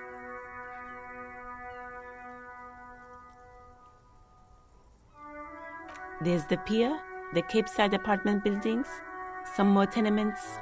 Not a lot, really. The harbor gates. Some kind of commotion, I think. I don't follow the local politics. A fleet store, too. Some shops and a bridge. The canal bridge leads to the coast, but it's broken, I think. Just coast. There's a little fishing village there, and a fish market. But that got closed down ages ago. It's just water. No, actually, I think they call it the Martinez Inlet. There are some islands in the bay, but they're hard to reach. No problem. Of course. I won't hold you back. Her gloves.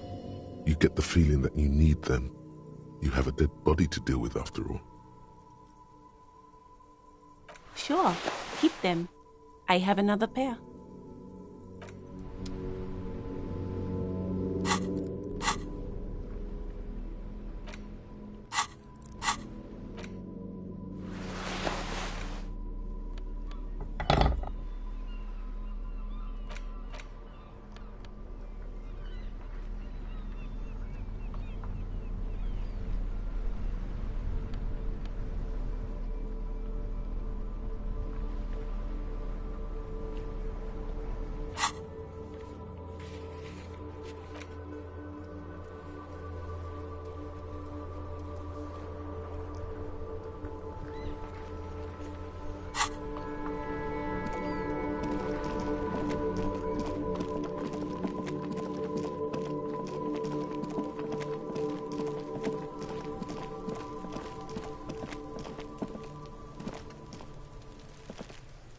There he still is, looking right through you with his white eyes. The body below is entirely dedicated to that corpse smell.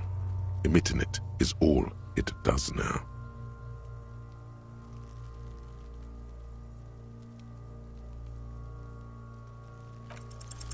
The ammonia only makes it worse. The combination forces tears out of your ducts. You manage to keep it in once. The second time, not so much. When the vomiting is done, your cheeks are wet with tears.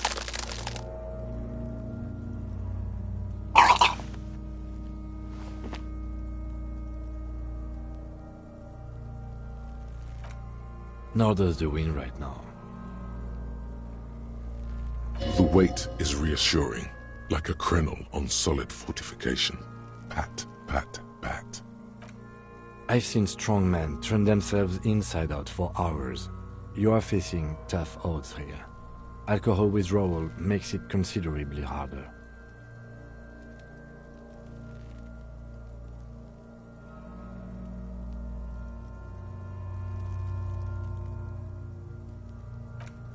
I've seen captains puke their guts out.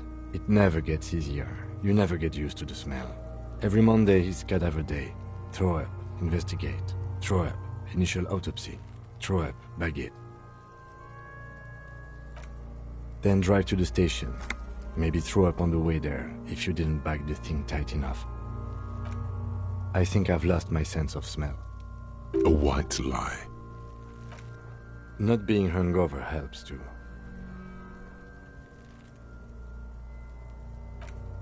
Okay, you've said it. You needed to say it. And now that you have, you need to get your shit together.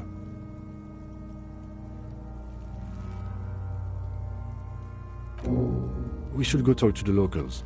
Find something else to do while the wind changes. It's pretty bad right now. You've gained a thought. When this dialogue is over, go to your thought cabinet and internalize it with special bonuses and effects. Give it half an hour. Get yourself together. Then come back and have another go.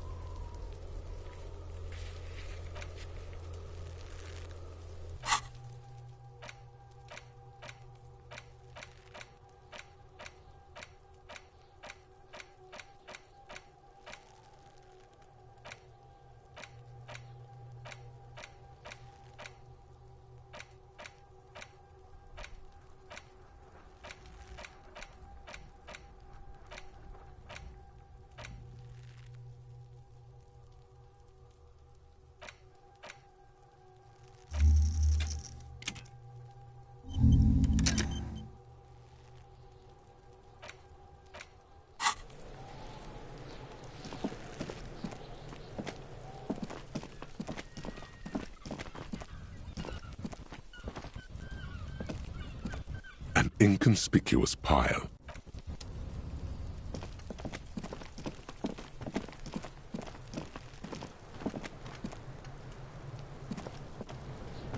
Fuck does Kuno care?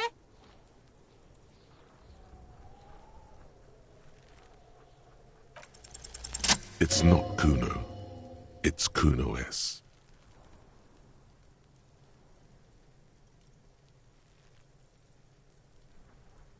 Kuno S is by far the worst of the two.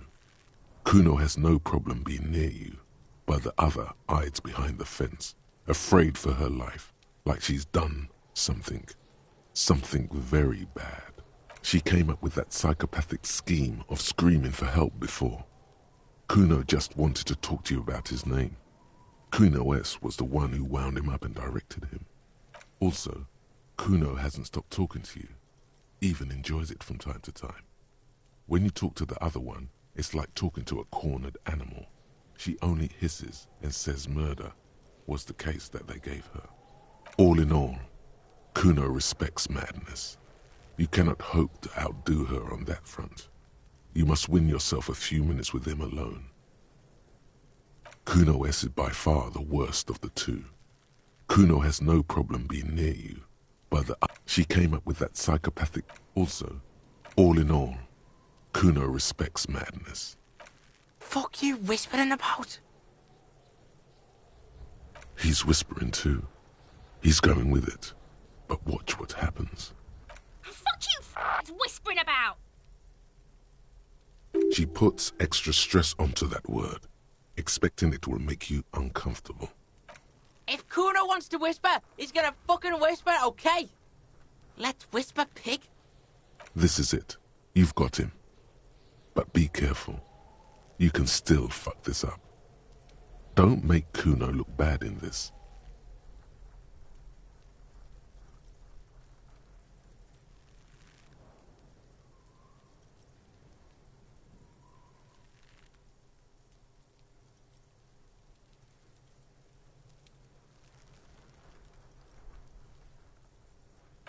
She's not fucked up. Everyone's fucked up. Stop. Wrong move. But he's whispering still. You haven't lost him. Just don't mess up again. Or you will.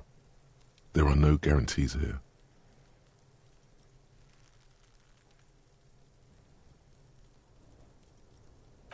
It's okay. The pig's trying to pit us against each other. Not gonna let him do that. That's it. You let him off the line. That was a bad, manipulative thing to say. You should understand. I got you this far. I couldn't get you all the way. Try to fuck my Kuno! Try to fuck my Kuno away! Me and Kuno are tight. We ride for life.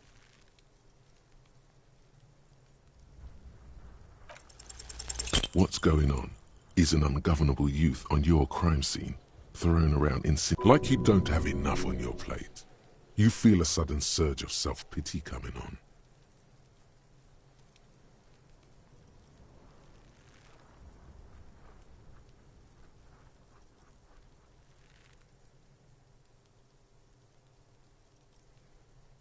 No! You told him about it and now he knows your name! The city is not fucking lame. You are lame. Kuno's tired of defending Rage City from... Just fuck off, alright? And fuck you too, putting Kuno on the spot like that. Kuno doesn't need to fucking explain his shit. Kuno's king. Explain himself? As if explaining some kind of work? Some kind of avant-garde work way ahead of its time? You must get to the bottom of this one of these days. Sadly, it's unlikely to happen today. Pig, do you have any idea how fucking stupid that sounds?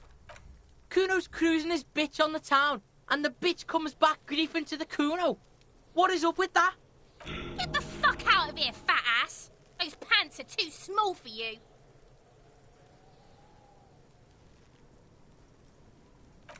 Kuno doesn't fucking care.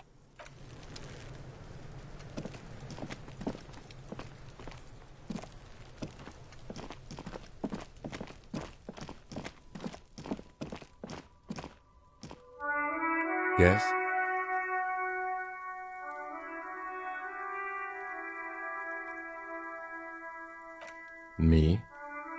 I don't see how my life is pertinent to the investigation. That's a fair point. All right, for the good of the investigation, what do you want to know? That's because I'm half Seolite, or quarter. My father's father was from Seoul, so was my grandmother, but from my mother's side. It's not an interesting topic. It's a part of the world, officer. A geopolitical entity and a geographic division. I told you it wouldn't be interesting. Seoul is a protectionist, isolationist, pan-Isolari state west of the Insulindian Isola. Actually, it's quite interesting. Some would even say mysterious.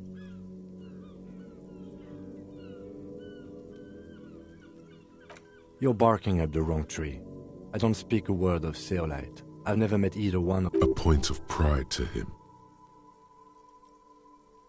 That's correct. You feel a slight urge to put the lieutenant down for this.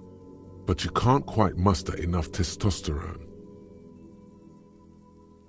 Are they? They're mostly just cumbersome. You could use a good, normal peer yourself.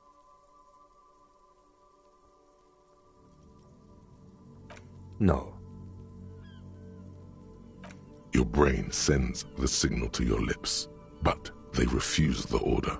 Something is paralyzing them. You're pretty sure it has something to do with... Something the matter, detective? This guy's got authority off the charts. With just the flick of his eyebrow, he's able to make you his thrall. Nothing. You better hope he doesn't abuse his authority. There's a lot of it. If the lieutenant were an evil man, who knows what sort of havoc he could wreak. Fortunately, he is a committed officer of the RCM. He'll only use his powers for the good of the investigation. The lieutenant relaxes his eyebrow, and you seem to regain control of yourself. What do you mean? I have no idea what you're talking about. The lieutenant's conceptualization skills must be rather rudimentary. The lieutenant is a police officer of the old school, but this isn't an old school case. So what? That makes you the new school? God spare us. For real detective work, nothing beats a good notebook by your side. The lieutenant produces his small blue notebook. That's where his conversations with himself take place. We all have our different mediums. His is written. Good. Let's change the subject. Excuse me? Detective, if I may be frank, you seem to be in a deranged state. You have trouble remembering things. You've misplaced your badge. I cannot let you act in the name of the RCM without supervision until you've regained control of your faculties. Some you time? This is a police investigation, not a journey of self-discovery. You'll still have your evenings to yourself. A moment passes. The lieutenant glances at the sports watch on his...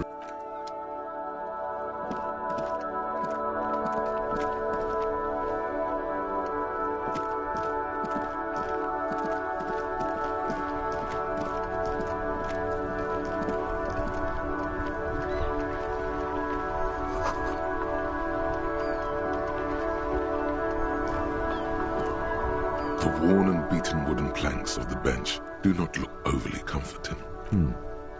We can sit on benches after we've solved the murder.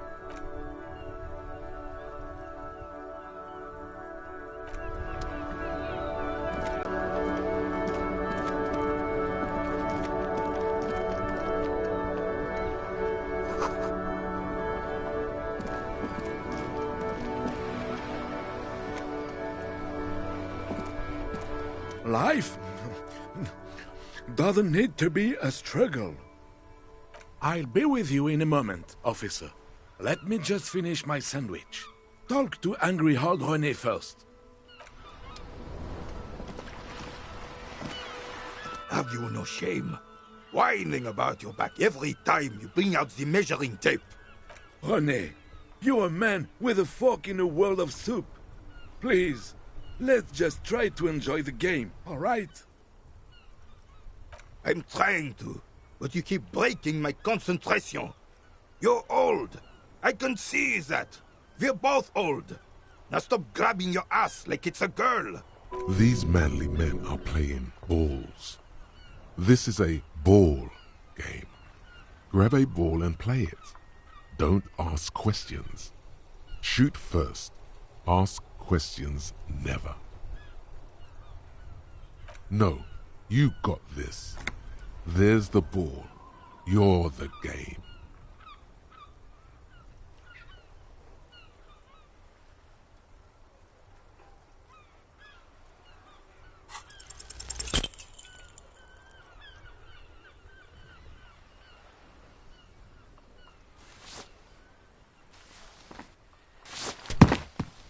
Job, officer. That was an excellent throw.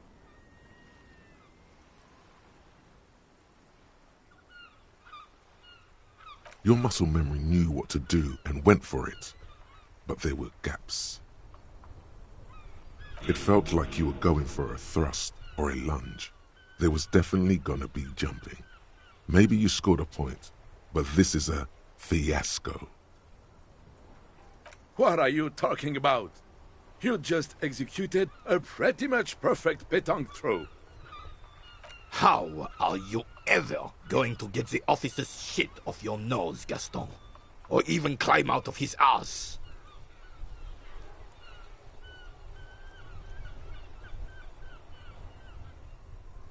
Right. Was the demonstration it? Or do you still need something from us, officer? Yes, officer. What do we need from this gentleman? Unfortunately, I don't.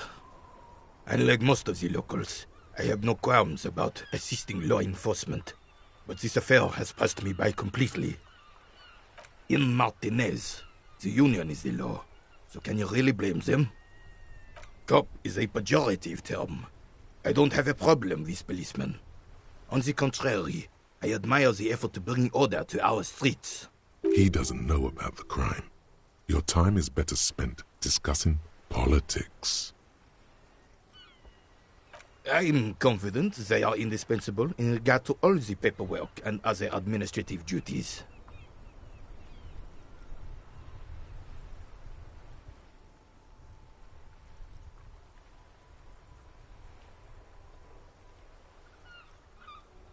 But you must agree that nature, in her infinite wisdom, has made men more fit to perform certain, more challenging tasks.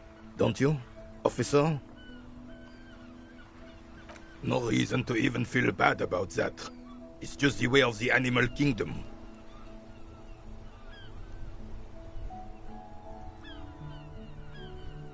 Yes. The terrain here provides an interesting variety to a familiar game. I do.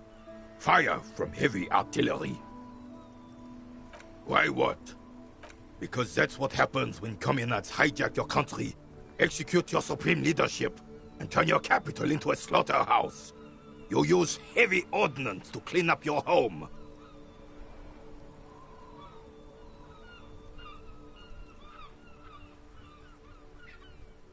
Commies, communists, socialists, anarchists, call them what you like. They just chose the name to feel special. Sadly, no. It was the foreigners who brought them to their knees. We fought valiantly. Too valiantly. Should have fought dirty, like they did with their suicide sex cult propaganda and mad anarchist women strapped to shrapnel bombs. It was probably a bit more complicated than that.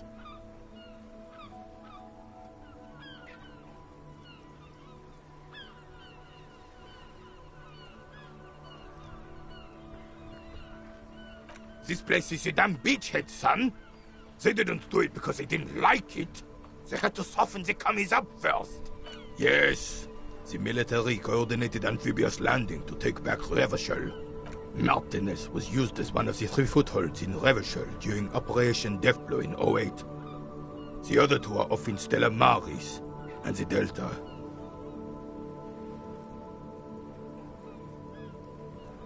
This here is blood ground, where Coalition boots first made landfall and cleaned those rabid dogs out. Most likely, we're playing pétanque on their mangled corpses. Blood ground. You got old René going there. Like he isn't hungry enough already. Damn right, son. They laid the fire of hell on the city before they stormed it. And it worked, too. The rest of the city got cleaned up, but Martinez they keep as a monument. And now the Union Socialists are practically running the place. Well, it's your own damn fault. You, we, the Coalition, Revachol, whoever you want to blame, never finished the job. Officially, the party never surrendered. Of course they still hold influence. You don't even begin to truly understand the players on the table, let alone the specific circumstances surrounding the... Thinking men have opinions on these things. Present one.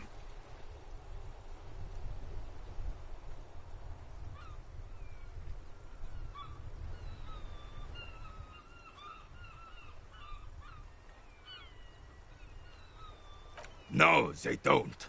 But I'm sorry it had to be the Coalition. After 8 years of fighting rabid commies, boiling cats for food and drinking piss in the mountains, I would have preferred if the Right Honorable King Guillaume returned through Revachol. Or even if that damn clan Frisel had risen from the grave and led us. Sadly, that was not the case. This royal failure weighs heavily on him. Instead, all that is just, holy, and beautiful in the world was wiped away, and now it's neon signs with toothpaste ads everywhere.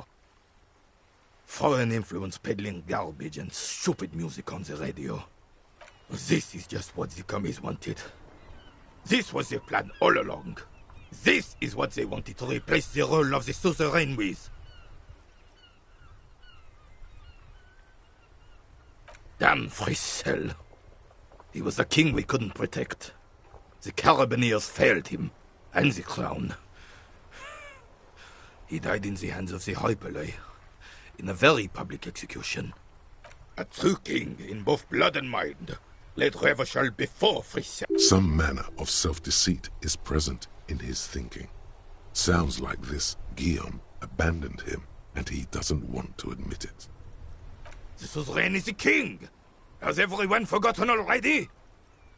It's no use talking to you. You were still in Daddy's balls when it happened. When we took our last stand against the Fifth and rode the cavalry straight into gunfire.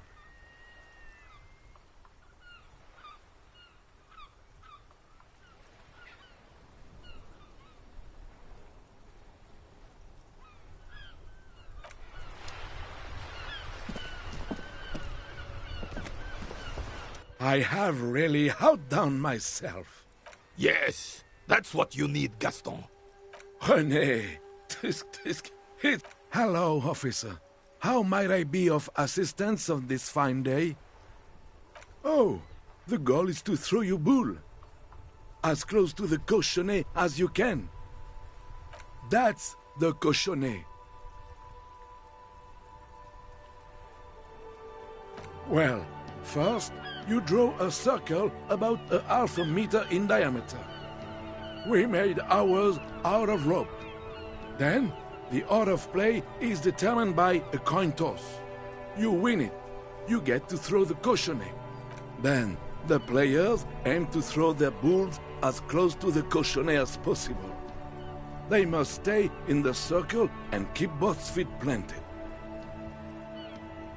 I could, but I'd rather not. I don't want to take up your time with trivial details, officer. You'll put that knowledge to good use in 50 years. I'm sure of that, officer. I don't like where this is going, officer. Don't you think we should do something else now?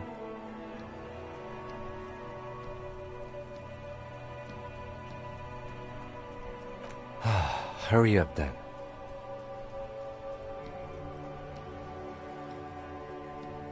I'm sorry, officer, but I really don't share food. The only one you have.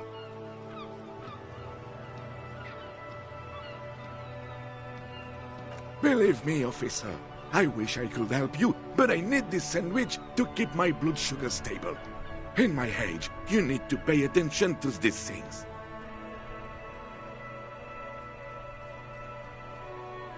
Fuck off! It's mine! Sorry, officer. I'm sorry. I didn't mean it in a bad... When the dissidents come to rape our country, he hides. But try to get a bite of his dear sandwich and he gets claws? We are a special kind of vermin, Gaston.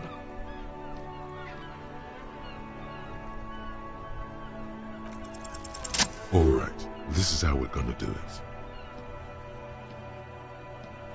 Like what, officer? This is as good as they come in Revachol, I assure you. An array of delicious recipes flashes through your mind. Salads, salmon, sandwiches, bingo. Mon Dieu, that is an excellent idea. That would virtually negate the component loss. Ce serait délicieux! Can you make that sandwich, officer?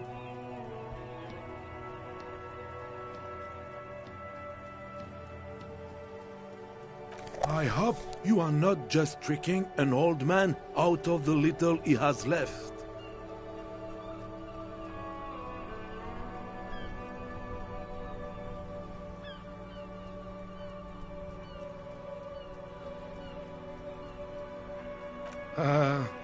Okay.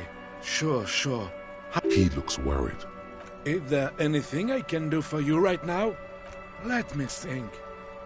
I heard someone was hanged and left on a tree for a week. But that's all I know, really.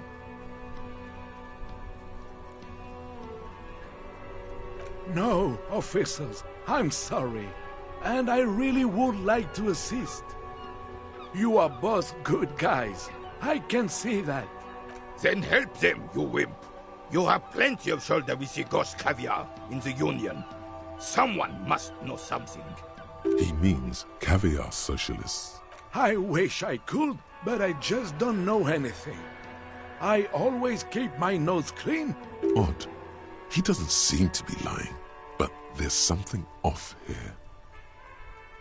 I'm not even anyone. Of course he's holding back. His mouth is so full of Union prick he can't even speak properly. Can I at least finish my fucking sentence before you piss on it? Is that okay, René? I'm not anyone important in the Union. I just know Evrard. Evrard Clare. Everyone in Martinez knows the Clare brothers. I taught these boys human studies and history in the gymnasium. What do you know about history? You never witnessed history, only heard about it years later, when it had already moved on. The old soldier mumbles something under his breath. There he stands, proud, rigid and alone, like a cracking marble statue. Let's try not to get caught in a crossfire. Lest we leave riddled with bullet holes. This animosity is ancient. Oh, in many ways, yes. Like an honorary member. I attend meetings and parties, help with little things. Evrard, Edgar, and the older debarders all... Oh, yes. Not in the technical sense.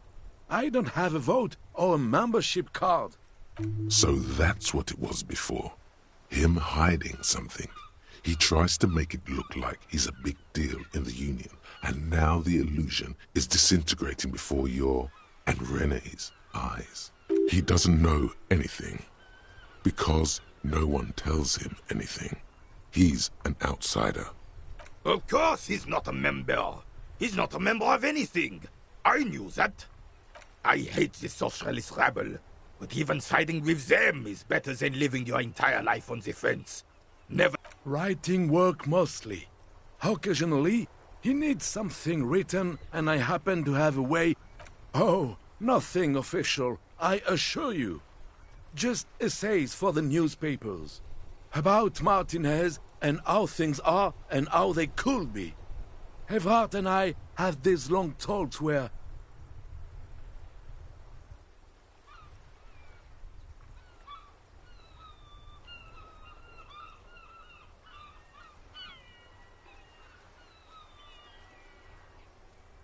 Well, he tells his little pen man exactly what to say. It's commie propaganda, plain and... I don't even consider myself a regular socialist. Politics is not really something I involve myself in, officer. Officer, I have a vivid imagination. He just fluffs it up. Of course. Don't sink into anything. Don't sink into any fight. Only sink into your couch. Just easier that way. Besides, life isn't as black and white as René's of the world tried to make it seem. Oh, mon Dieu. No, thank you. For being consummate professionals. You'll have this case wrapped up in no time.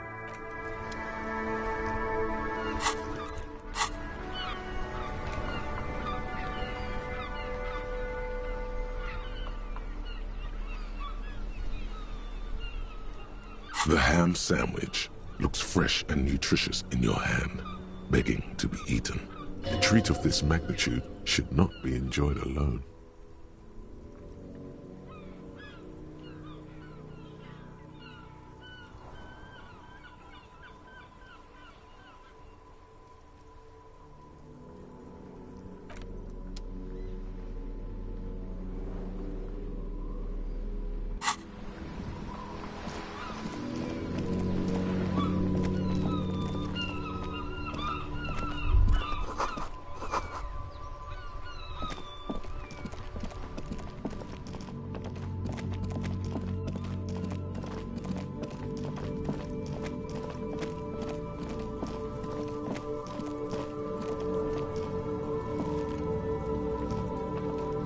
There he still is, looking right through you with his white eyes. The body below is entirely dedicated to that corpse smell. Emitting it is all.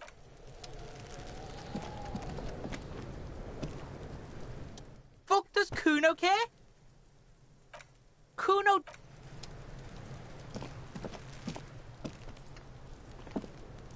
This trash container is locked. The sliding lid has a padlock that says...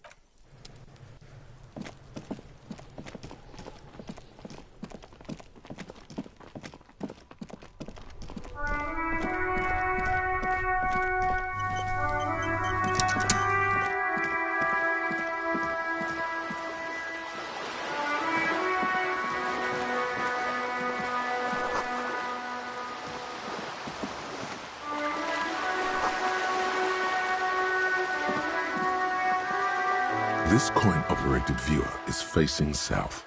The instruction manual says to insert 25 centimes. Why place a tourist attraction in the middle of such poverty? There was a revitalization project in 49. A design studio tried restoring Martinez to its pre-war glory. They got as far as the street lamps and the statue on that intersection. Then something went sour. I suspect that something was Everhart Clare, the union leader. He muscled them out. We should have done something about the union 10 years ago. That ship has sailed, officer. Your money disappears into the coin slot. The curtains on the display open. You lean in to catch the view. It's blurry. Different blues and greens. In the middle of the shimmer stands a drab grey shape, like a ghost. The lenses shift. The ghost sharpens into an islet in the bay. In the ruins, a man-made structure is visible. A half-sunken sea fort. Its concrete almost reconquered by nature. It looks as if it was abandoned quite some time ago. Nothing but a rotten tooth remains of the anti-aircraft tower. A lonely birch tree grows out of it. Its leaves ripped from it by the winter wind. Really? I don't have the eyesight to make it out. The little brave birch tree seems to wave back in the wind.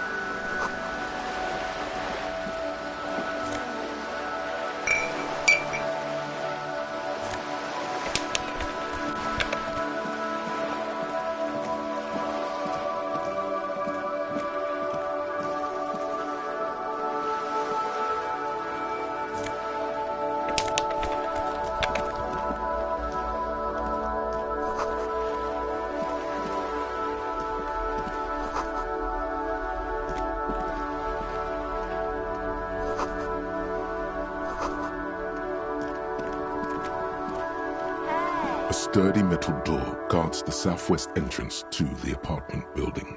It's locked. The door rattles against your knuckles, but the door rattles again. But this time, you hear an elderly woman's voice calling out from inside. Stop banging on the door! I'm not letting any more strangers inside. Doesn't matter who I am. Now go on, get out of here. Ha! The police? Everyone knows the police don't come round here.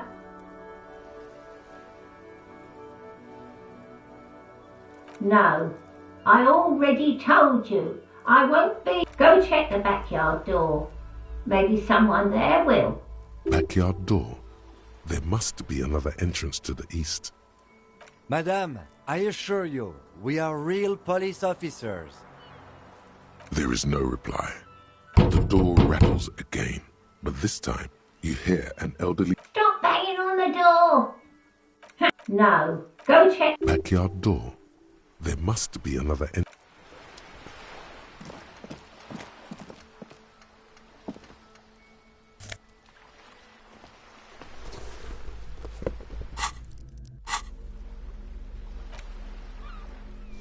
Yeah, you better keep walking.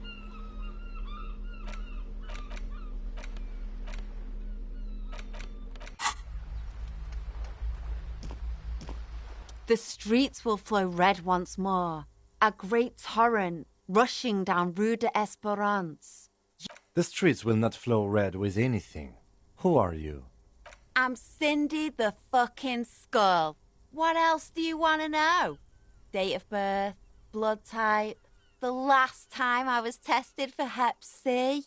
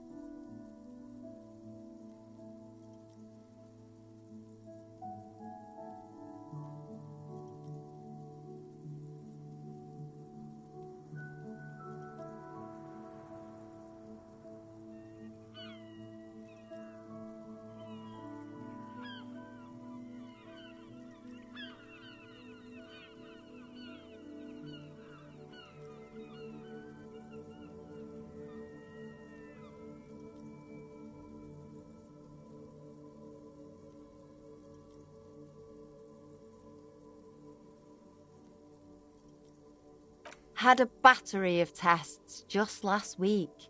I'm practically a patchwork of interesting critters. Kinda like a man-o'-war.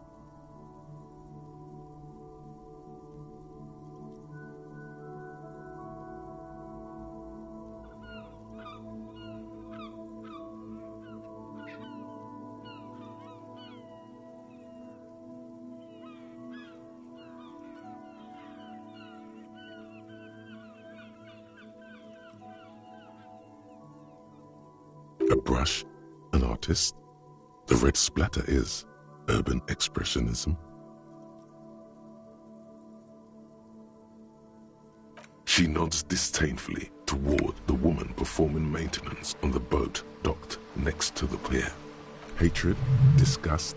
It's difficult to tell which of the two is more present in her girlish features. The woman on the boat does not notice her staring.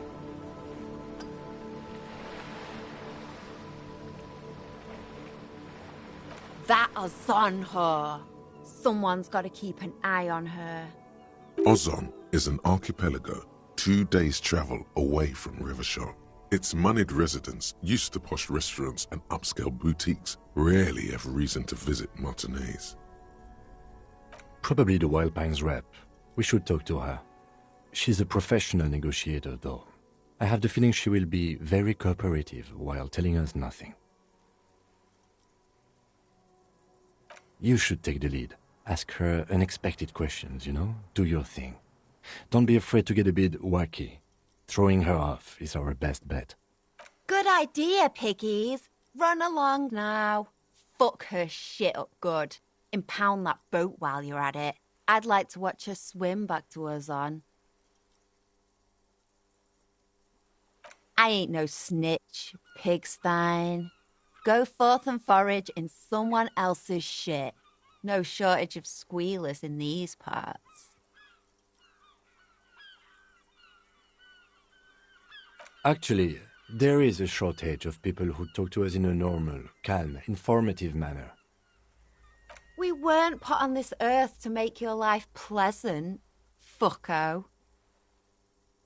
Can't you tell?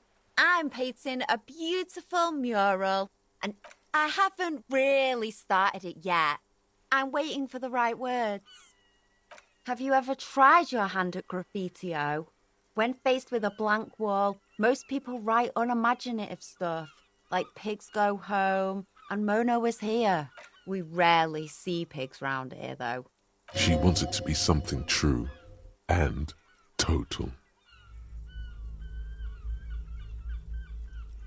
This place is severely lacking in havoc. Not even the occasional trash can fire to break up the tedium.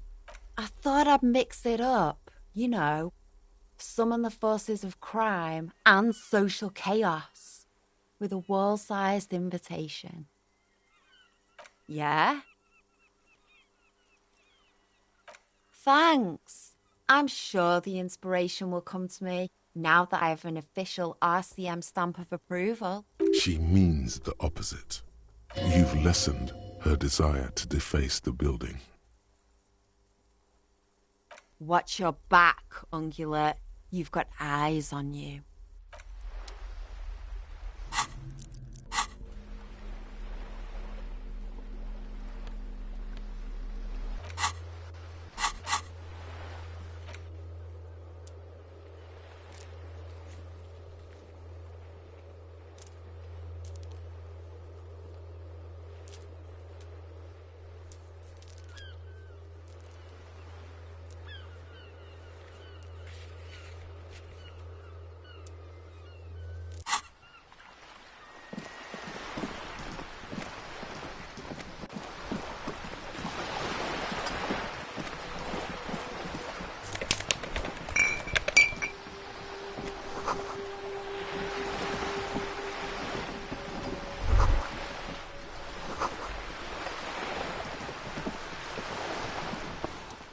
A striking woman leans against the cabin top of her sailing boat, smiling as you approach.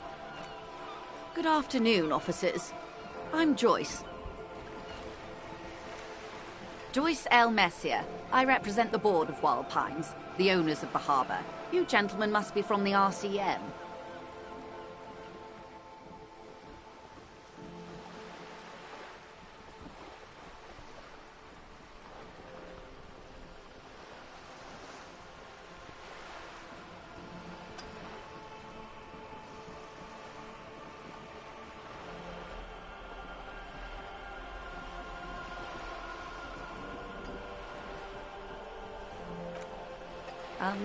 I meant you, the Revachol Citizens Militia, the police.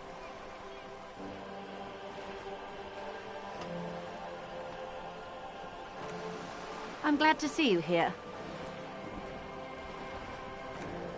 I was dispatched to handle a strike, not a lynching.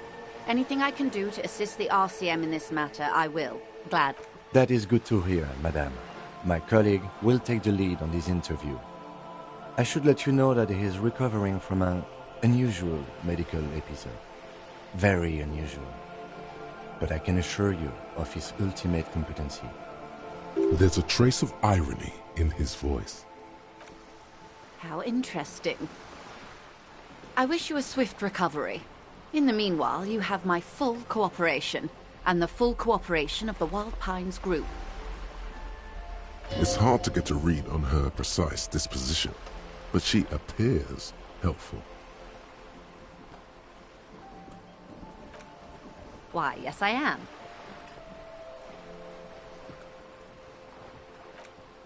Of course there are.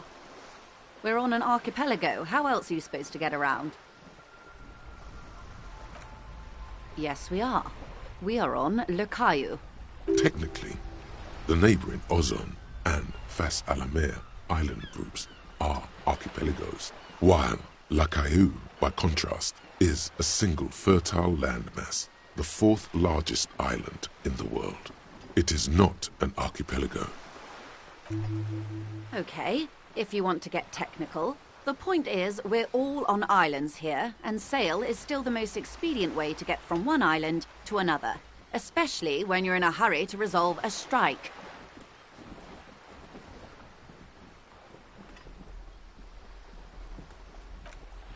I haven't seen anyone else drive a souped-up Capri Kenema motor carriage either.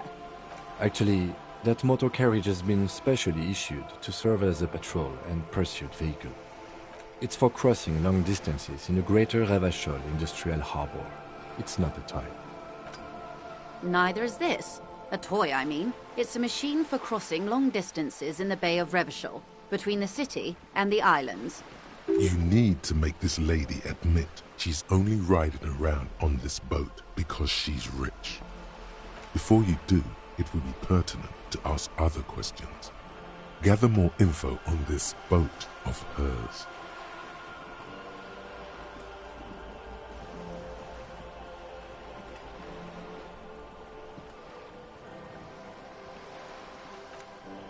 The boat?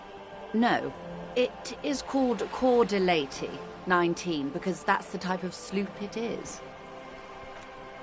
It's a pleasure craft, a 19 pacer. It also happens to be rated for Category 1 racing, though these days I mainly use it for business. My sloop? I like it a lot. It's the eel's hips, baby. I'm enjoying this part of the interview. It has so little to do with the murder we're investigating. I really do, the lieutenant thinks. Is she thrown off yet? He's looking at the woman, assessing her. Officer, I assure you I'm a highly qualified pleasure craft operator. Her nonchalance might be related to something called the Wayfarer Act, a law that says she doesn't need a license. Sly fox, you're not aggressive enough to harass her further on this.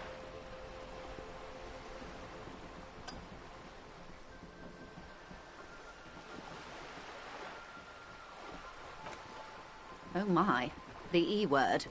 You mean to say that it's a symbol of conspicuous consumption? That I'm a member of the ruling class?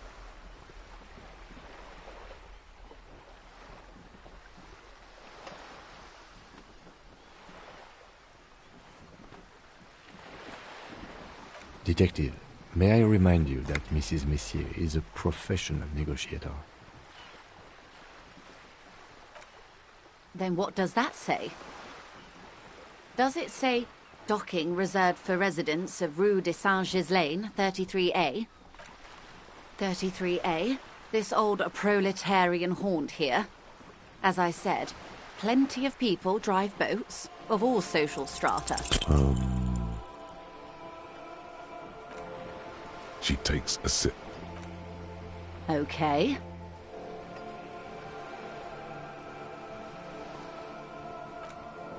Of course. Nothing happens for quite a while.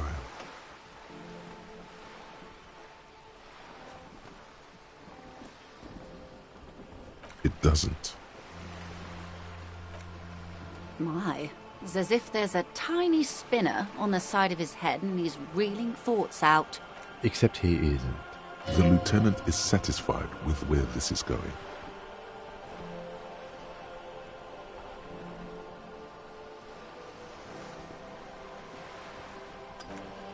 Of course. Lieutenant, I truly don't understand what is happening here. I told you his methods are unconventional.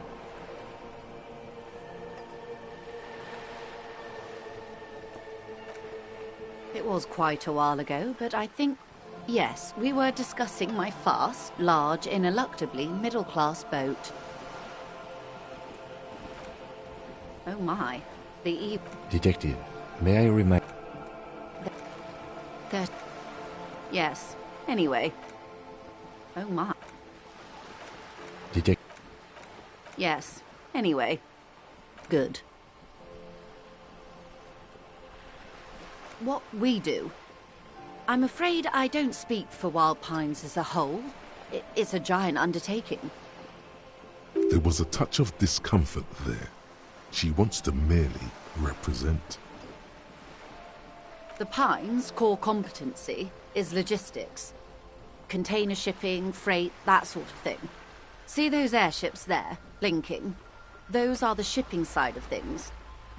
And that is the terminal.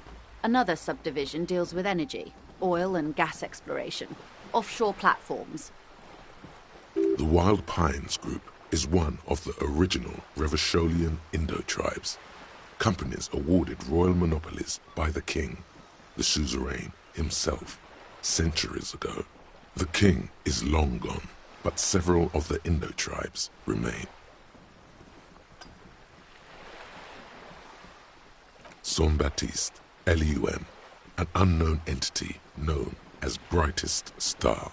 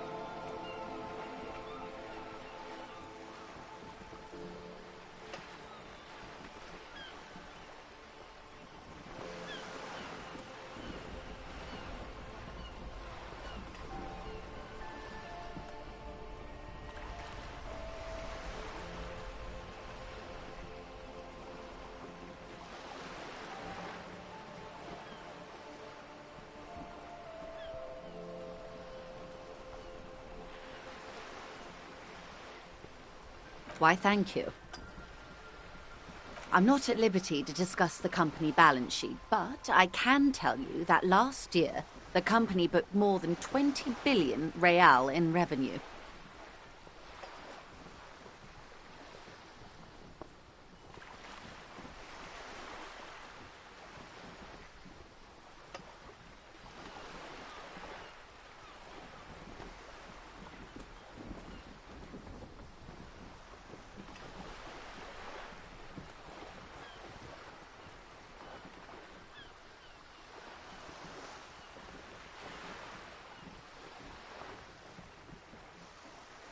$20 billion is a large number, but the conglomerate employs 72,000 people. They all need to be paid.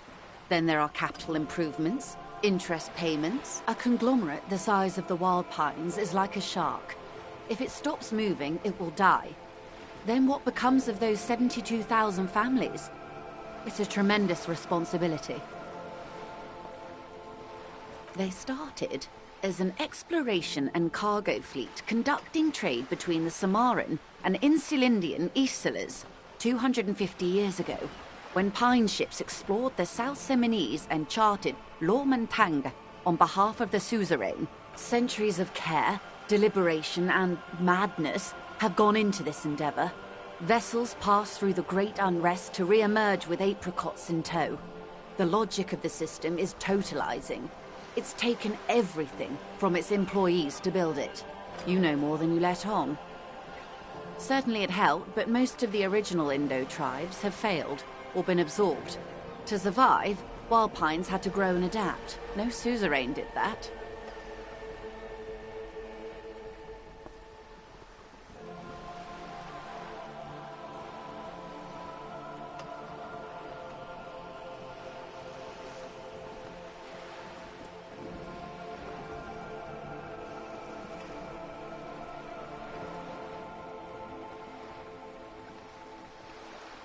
You mean aside from being the terminal's legal owners, who are responsible for moving 8% of the world's cargo?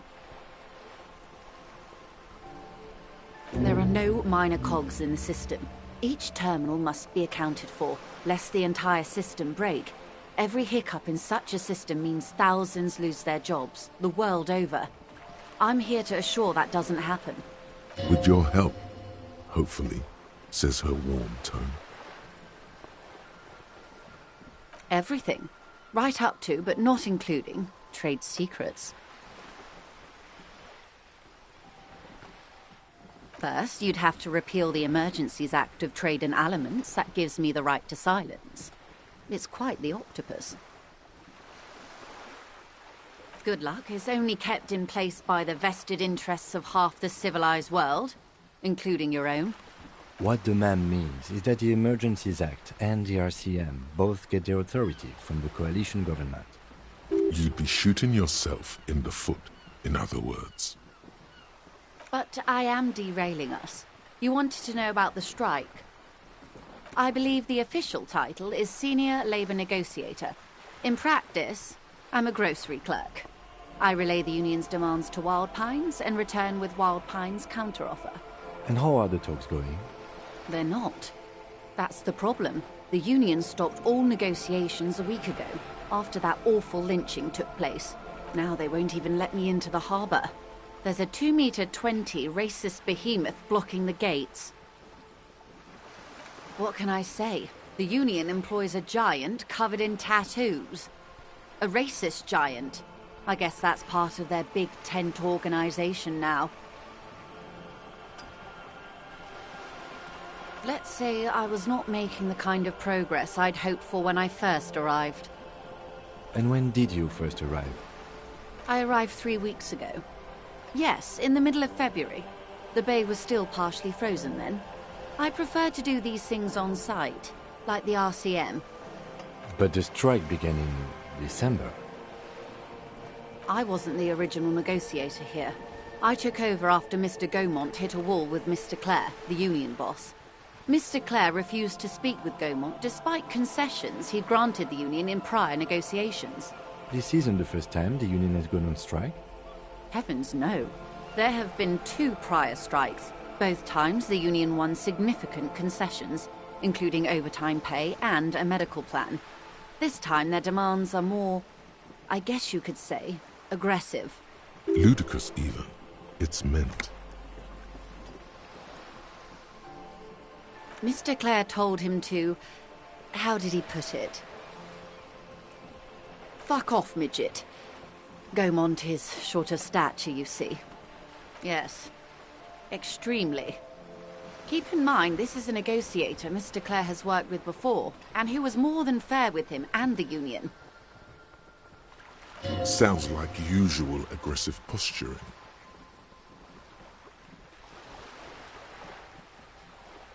There are leaflets everywhere, and banners. What did they say again? Every worker, a member of the board. Most of the workers probably don't know what that means.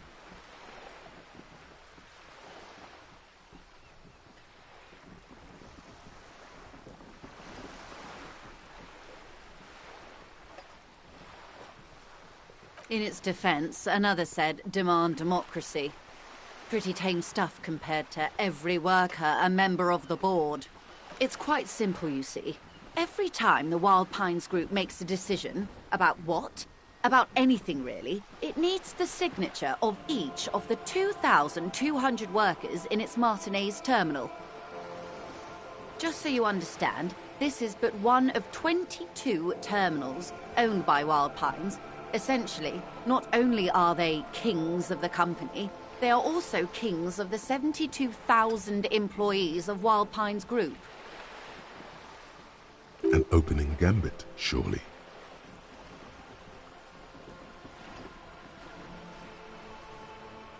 They're having a blast. But how can they afford it? After 4 months, my assumption was they would prefer a more practical solution. I'm not sure. Naturally, I assume that was just their opening position, a hard-nosed tactic with a side of mockery. But there's been no follow-up, just the same nonsensical slogan repeated over and over again. And now, people are getting lynched, I hear. Behind the whirling in rags. A disastrous situation if there ever was one. Excuse me, from whom did you hear about this lynching? I first heard it from the boyer at the gates. The one whose very name advertises his aversion to work. I think he said it was, call me mañana? No, wait. The chief negotiator heard it from a man at the gates. Surely the Wild Pines Group has more effective channels of information.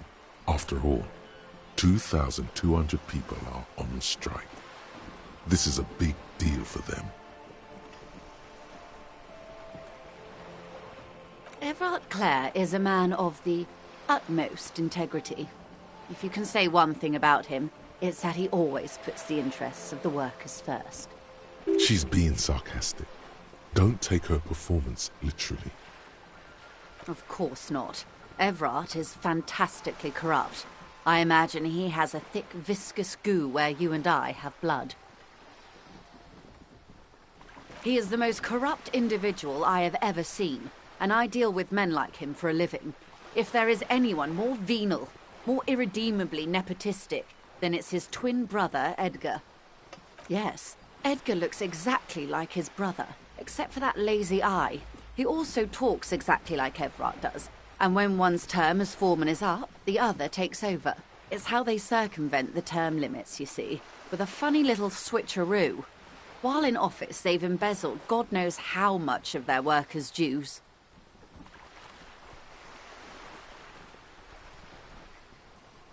The Débardeurs Union was once a perfectly normal institution. 20 years ago, anyway. It must not have been easy to establish under the Emergency Act, but they did it. I can respect that. Organised labour at its best, as they say. Then something happened in the local chapter elections. The brothers Clare came and transformed it into a... how do you say? A mob. The Débardeurs are a crime syndicate. Sad as it may be, I suspect we'll be forced to cooperate with them. Refreshingly honest, officer. The company has tried appeasing in the past, but I'm afraid our concessions have only emboldened Everard and his brother. And your opinion, Detective? if I may ask. I'm a curious and talkative person, you see. Would you say the Débardeurs Union is...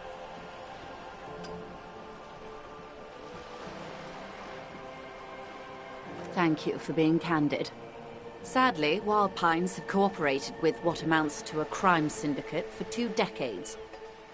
However much you feed the wolf always hungers. I'm glad you asked. There was a woman, the previous forewoman of the Union. She disappeared. Disappeared? Yes. On the last day of the local chapter elections, her daughter phoned in and said she wasn't running anymore, or coming to work. Ever. End of story.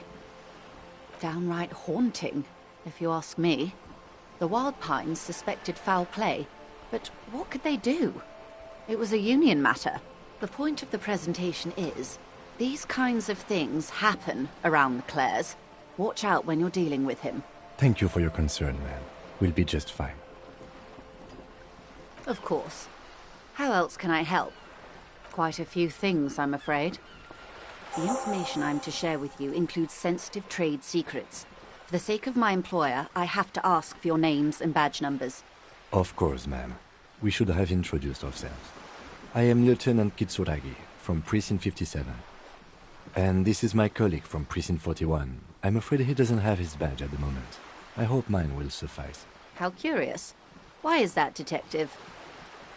Awkwardness washes over the conversation. The woman doesn't like this turn of events. I see. So, are you saying you lost your badge during the course of this episode?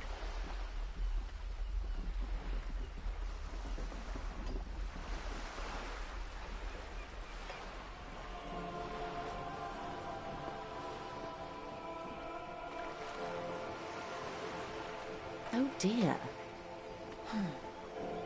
I suppose this does explain some of the more curious turns in our conversation. She must have been suspecting something for a while now. As I said, ma'am, his technique may be very unconventional, but he is an officer of the RCM. Of course, I sympathize, but I'm afraid I simply can't share anything more until I've seen that badge. Hang on. She's a professional negotiator. She should be open to some sort of mutually beneficial arrangement.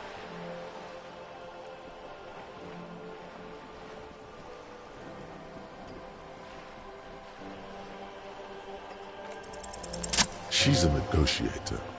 Just float a favor at her. Insinuates. I will be frank with you. If I'm going to break protocol, I need to be able to justify it to my superiors. They're going to want to see something very tangible. You're in, but expect her to drive a hard bargain. Reports from inside Terminal B suggest it's a hub for the local drug trade. This is an open secret in Martinez. The Union controls the terminal, so it goes to reason. The company has tried looking into this matter before, to no avail. Perhaps someone with your authority and resources might turn over the right stones. Or you can recover your badge. Though if I may be blunt with you, it sounds like that may be a lost cause. Detective, a word in private before we continue.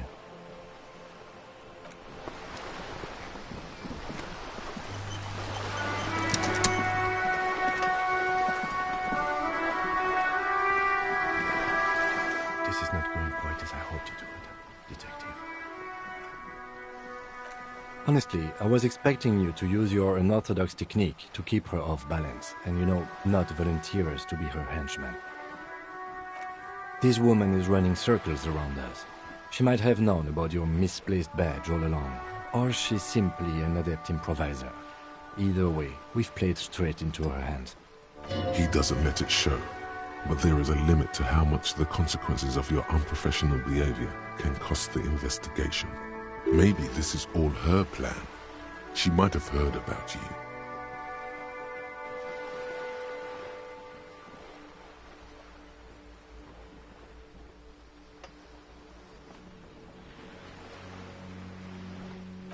Oh, that would be fantastic, but do we have the time?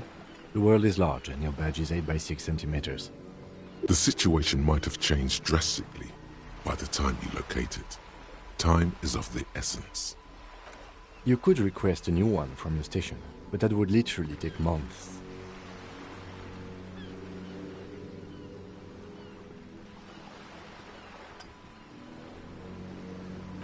No. If there is reasonable suspicion, we must investigate. Otherwise, she could claim we are siding with the Union, or that we are on their take. We'd never hear the end of it.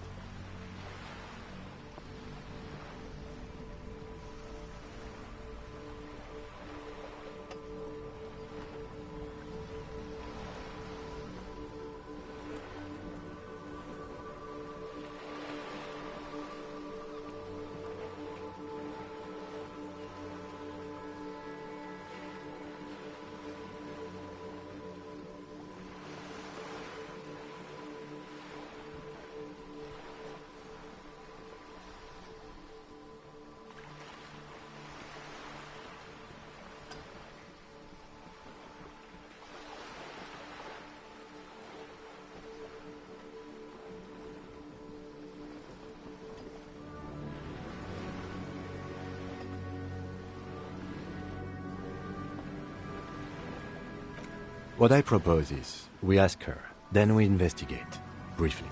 But do not share the outcome of this investigation with her. We tell her it's done, and demand for her information on the lynching.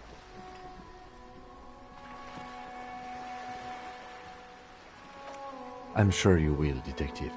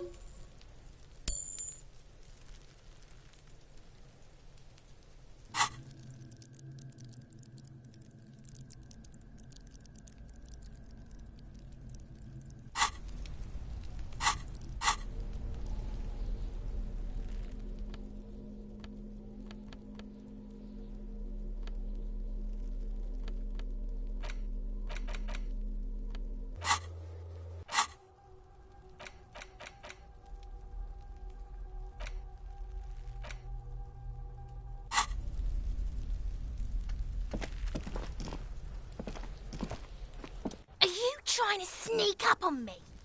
Logic error. She is not sleeping right now. Pig's come to take me out. Trying to snuff me out. Then why are you sneaking up on me like that? It's not a good idea to scare me, pig. No.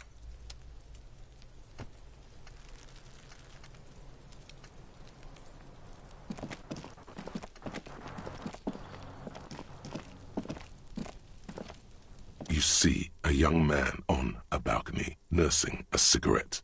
Not looking for any trouble, officer. It's the voice of someone who has something to hide, my liege.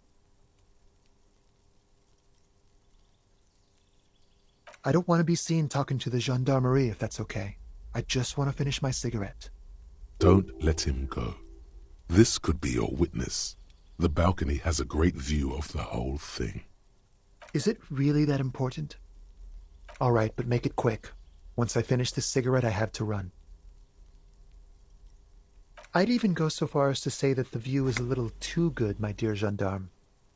Do you have an estimate of when the body will be taken away? We will remove the body as soon as possible. Now tell us, where were you last Sunday? Oh. You already asked me that, didn't you? Wait. Is someone else investigating the lynching? No, not you. Some more muscular type. And when did you speak to this more muscular gentleman? Last week? I don't know. Look.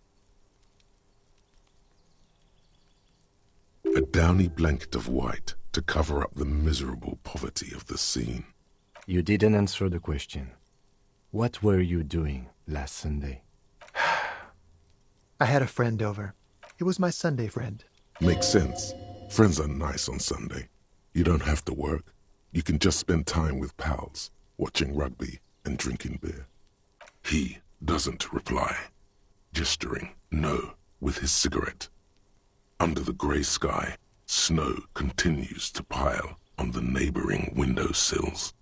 My name? My name is Martin Martinez. That's definitely not his real name. No, of course not. Could you please lower your voice? Ask him again. And I really need to finish this cigarette. But he hasn't left yet.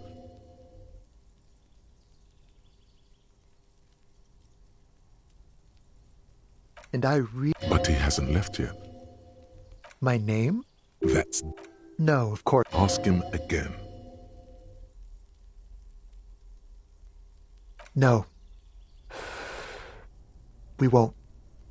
Now, if you'll excuse me, I really need to get going. This isn't the place or time for questions. Who knows who might be watching from the distance, hidden behind the curtains? For a moment, the man on the balcony seems almost vulnerable. Something moves in the depths of his feline eyes. Compassion and a hint of understanding. There's snow gathering on his hair and on his shoulders. A speckle of white against the purple that hangs loose on his slender frame. I am sorry, but I really don't have the information you're looking for. But, hold on. What's that? For a split second, it's a sign. Good luck with the investigation.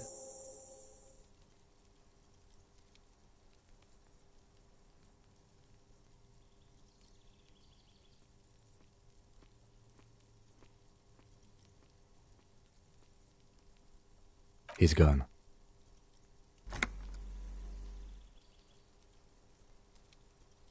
No point in running. Tenements like these often have multiple exits. If he doesn't want to talk to us, then he'll know how to hide himself. He could be a witness. Him or his Sunday friend. Either way, we need to look into that muscular type who's asking about our case. He did leave us a sign. Did you see that? He wanted to draw our attention to that stone right over there. If we find a way inside the building, we can ask around for his apartment.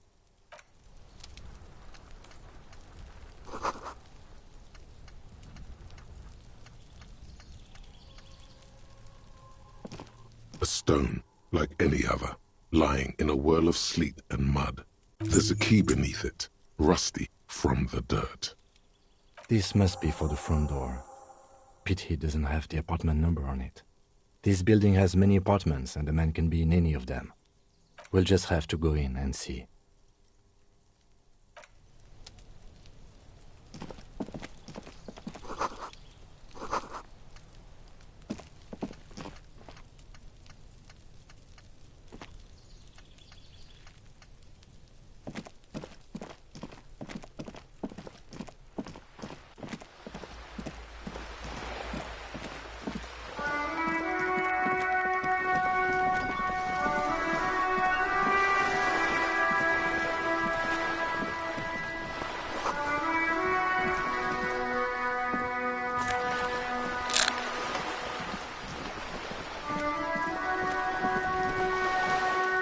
You're back. Good.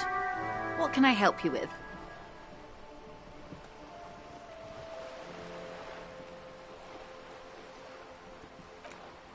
It's quite straightforward. Someone is using Terminal B to smuggle raw ingredients from the Samar and Isola into Revachol with the Union's blessing. Ingredients for what, ma'am? Meth and dextroamphetamine, GBL and various synthetic psychedelics. Honestly, it might be quicker to say what you can't make from the stuff.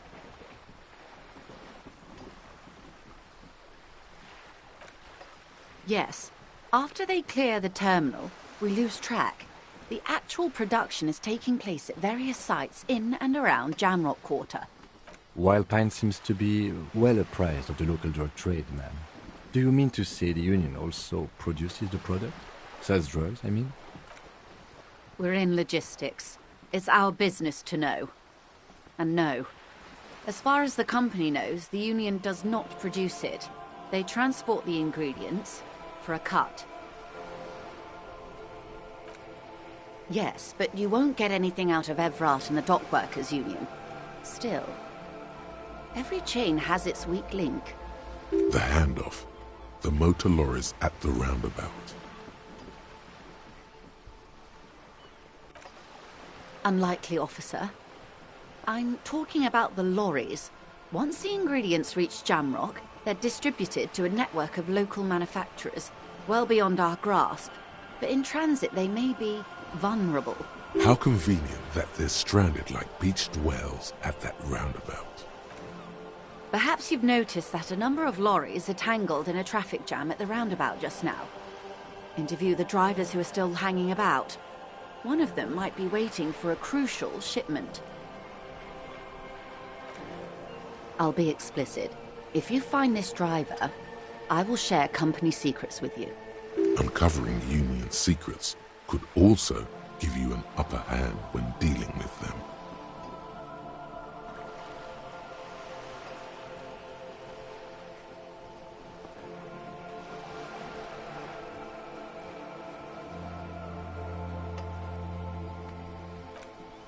We did, on more than one occasion. Apparently, there's some sort of inter-precinct disagreement about whose jurisdiction this area falls under. We know the company has launched its own probe into the Union's alleged involvement. We also know it's come up empty. It's not just the RCN. No one's been able to find any hard evidence. Well, here's your chance, officers. No. We asked East Motor Track to raise the drawbridge. The road company is a partner of one of our subsidiaries. However, this is a limited time opportunity. Once the complaint has been processed by the Trade Committee, they'll have no choice but to lower the drawbridge, and the operation will continue.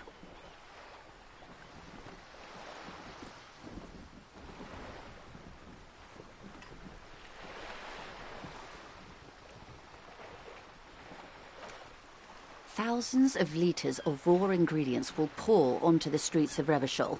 Not the east across the river, but the west. The vulnerable, the weary. Well, at least this solves one mystery.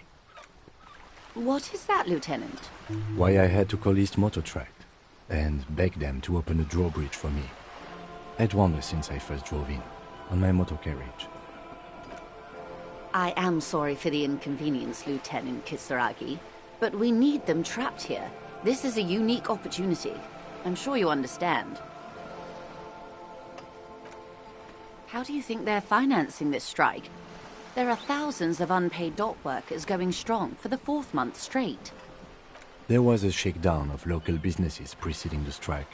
Many were squeezed to bankruptcy to fund it. With all due respect to these desert cacti, the contents of a few cash registers cannot provide for 2,000 men. The local businesses can scarcely provide for themselves. Precisely. Smuggled out of that very gate at night, most likely, then loaded onto lorries and driven to Jamrock. You simply need to find one driver who will open up to you. It sounds like she tried looking into it herself, but she's clearly not the type your typical lorryman would confide in.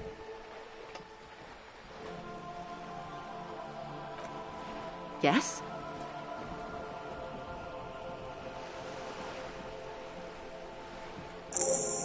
Excellent. According to my reports, there are at least 3 lorry drivers lingering near the roundabout. Hopefully one of them will know something. It may come to nothing, or it may just blow the case wide open. I can keep the drawbridge up for a few more days at least. You should have the time you need. In the meantime, let me know if there's any other way I may be of assistance.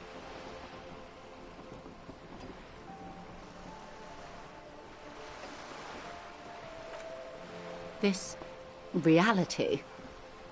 Yes, Reality is your side case. An experimental side case.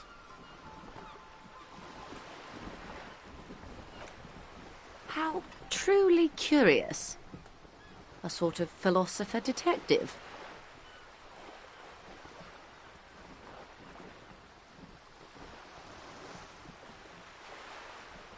Are they now? A deep synthesis. I'll assist you however I can then. All right, we're in. I know these all look good, but begin with the first, okay?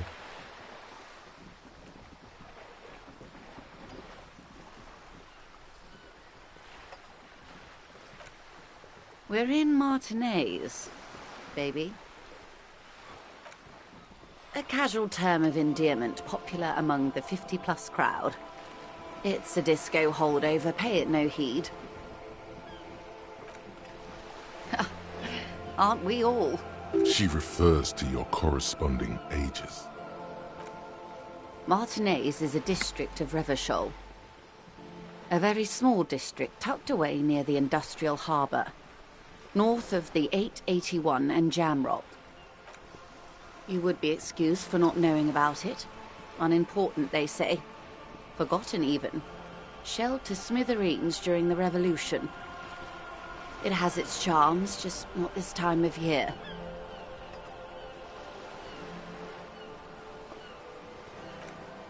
I'm not a good ambassador. I've only been here once before, as a teenager. Not a lot has changed.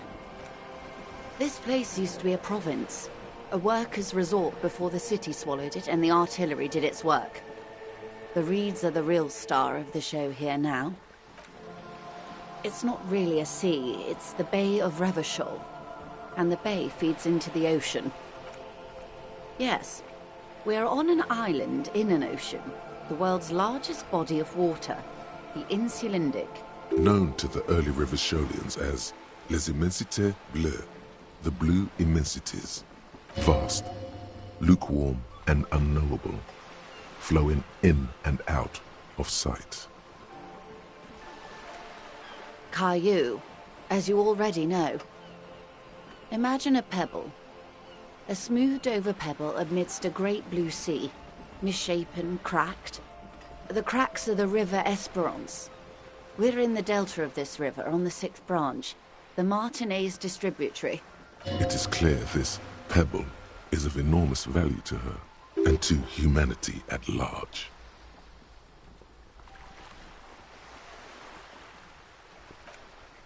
Revachol? Revachol is what you call a city. The great kind. As if it's self-explanatory, beyond patriotism, a fact. History detective. They built this city to resolve history. Our part in it, at least. Our centuries. The nations of the Occident, or migrant workers from Seminine and Ile-Marat, depending on your creed. In the DeLorean century, 380 years ago. They say it's where the terrible questions of our time will be answered. The tensions are highest, the fault lines deepest. By that I mean conflicts. Ideological conflicts. The stuff of men. We are standing on a fertile, self-sufficient island able to sustain up to 200 million people in the middle of the Insulindic Ocean, the world's connective tissue. It's where the money is.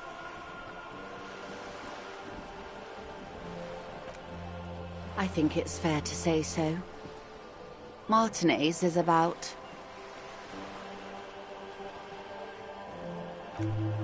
22 kilometers from the center of the world. That soldering iron is the bank of the world building. The bottom floors are Insiacom. Coalition government, Insulindian Mission Command. Silence. She lowers her hand. The water, the light. It's as though you're seeing it for the first time. There is no recognition, only the immensity of the sea, and the cold radiating from it. We are where we are. I have no truer answer to give, unfortunately. This is one thought you need to complete. Was there something else you wanted to know? I remember something about a lowdown. This has been informative. Thank you, ma'am. I'm sure my memory-impaired partner has many more questions to ask, about even more fundamental aspects of reality. Might I suggest not asking them all right now? Ma'am, Messier will be here later too, and tomorrow. Isn't that true, ma'am? Absolutely. My commitment here is long-term.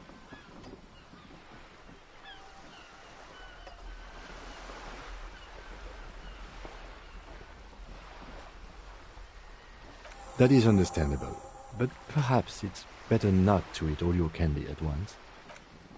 Indeed. I'm always at your service. These are unimportant times, Detective. You and I were born after the dust had settled. 1,000th of a second too late. For the big time. The revolution. It's quite easy. Every 100 years or so, our species gets together to decide what's next, who gets shot in the head, and who gets the mineral rights. It's a real kerfuffle. Why, of course. We're talking Duke Out Central. Full swing intra-species warfare. No, I would say the apes were neutral. On the other hand, it takes time for the apes to change and work. Perhaps what happened here was part of that time and part of that work.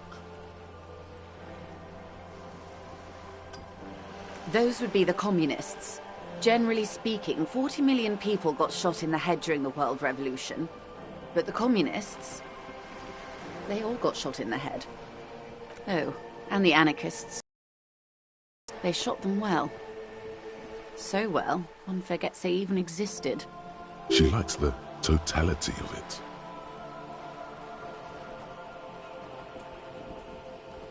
Did they ever? Before they got shot themselves, they shot 2 million people. This does not represent the official RCM opinion. Don't worry. Kras Mazov shot 15 million people in the head. But that was all the way over in Grad. Oh, lots of people. Even the king got shot in the head, or thrown beneath a horse, or drowned. Accounts differ. It was unceremonious. Just as well, he wasn't actually the king. Just the king's nephew. The real king abdicated and lived out a long and productive life as a venture capitalist in Grad.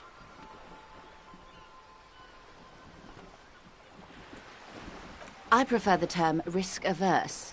King Guillaume was nobody's fool.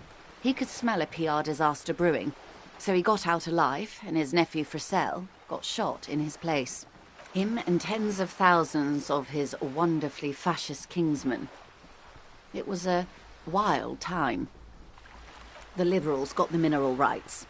And by mineral rights, I mean everything.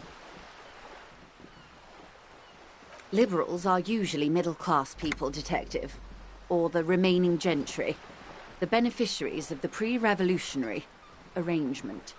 Some were rich enough to stay with the Constitution, with monarchy. Big mistake. Others bet on the revolution. They didn't win so much as survive. We were the last ones standing when the war ended. Everyone else got shot in the head, remember? We. She's one of them. Of course. To foreign intervention. The coalition. Those people really took the mineral rights. The coalition of nations. Grad, Mesk, Vesper, Messina, Oranje, and Sur-le-Clay. The armed center of the world. They landed here and ended the revolution. It was the moralist thing to do. There is bitterness in her voice. tempered with understanding. She is critical. The moralists believe in keeping everything exactly the way it is. They believe in mineral rights and not shooting people in the head. At least not in the same manner and volume as the others do. They are the long-standing provisional rulers of Revachol now, the coalition government. This is their zone of control. They embolden the RCM with crumbs of the same law they took. Technically speaking, you are a moralist. The color of moralism is blue. The official motto of Moral Intern, or Moralist International, is a blue forget-me-not, a piece of grey sky. Unofficial. For a moment, there was hope.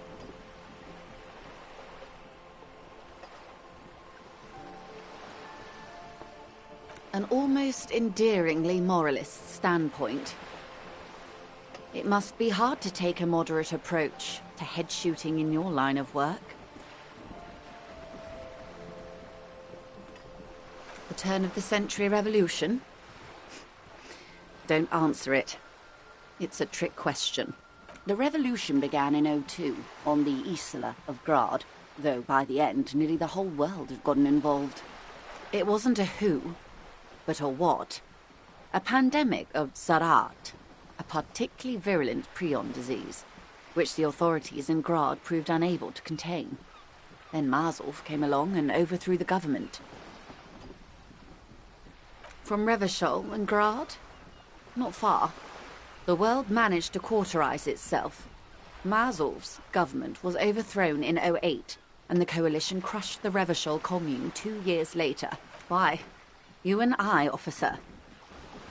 Our lives in the zone of control. Something tells you her life and yours are not that similar. Modernity. They developed the marvels of the inter-Islary communication. Telematic milieus, radiation, colored plastics. Meanwhile, in Revachol West, the aftermath continues for the 5th decade. 51 minus 8 equals 43. Time flies. The 20s saw a decade of urban war, west of the river level, offshore platforms in flames. Still, it's regarded as an improvement on what came before. '08 to '19 was simply hell. The 30s? Things settled down in the 30s. Revachol East transformed itself into the world's largest tax haven, with the international community's blessing. For the first time in a long time, it seemed like things were going somewhere.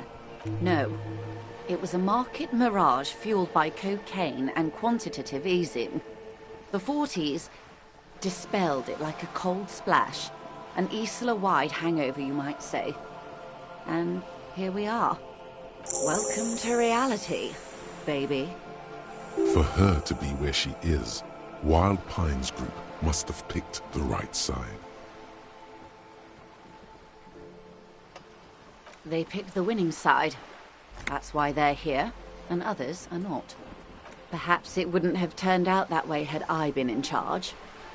I might have bet on the king and led the Pines to doom. I would have sided with the cannons. If you'd seen the calibers of the things, you might have too. Perhaps 10 of the 14 Indo tribes got it wrong. Feld, Kupri, Tricentennial. So I suppose I would have been in good company. Good question. What would you have done differently?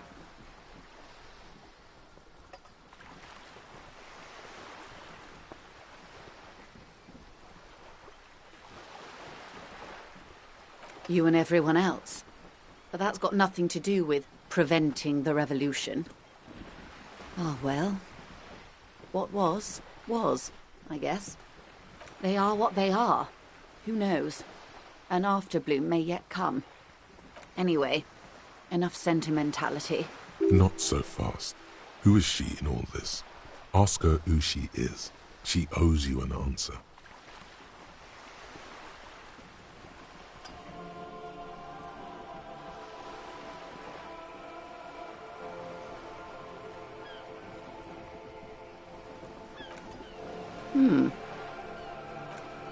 I am the vilest of the vile.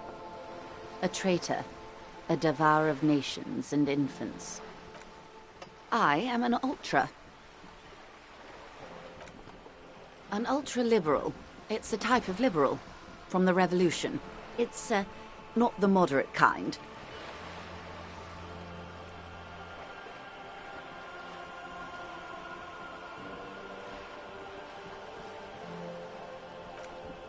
Haven't you heard?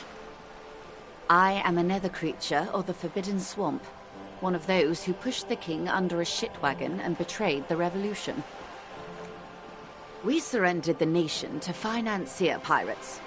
No sane person identifies as ultra-liberal anymore. Not in broad daylight. I can see we're not so different, you know. Tell me, now that I've uncoiled myself, do you find me frightening? In her green eyes you see a mixture of truth and self-satire. Decades of guilt and pride. Forgive her. But only because you like pearlescent teeth and those light green eyes. I do hope so. I do hope we're able to remain collegial despite it all. Tell me, when you look in the mirror, do you not see a monster staring back at you? When the dust settled, the liberals were the only ones left to clean up the mess.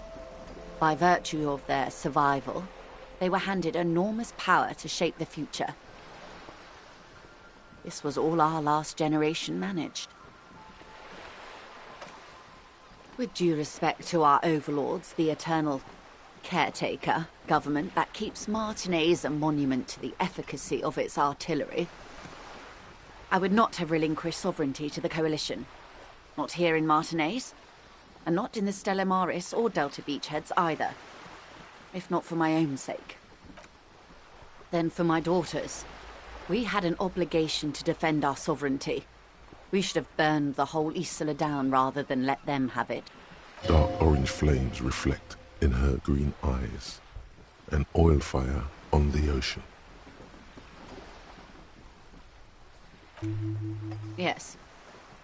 Whatever else I am, I'm also a mother and a wife. Now, shall we return to reality?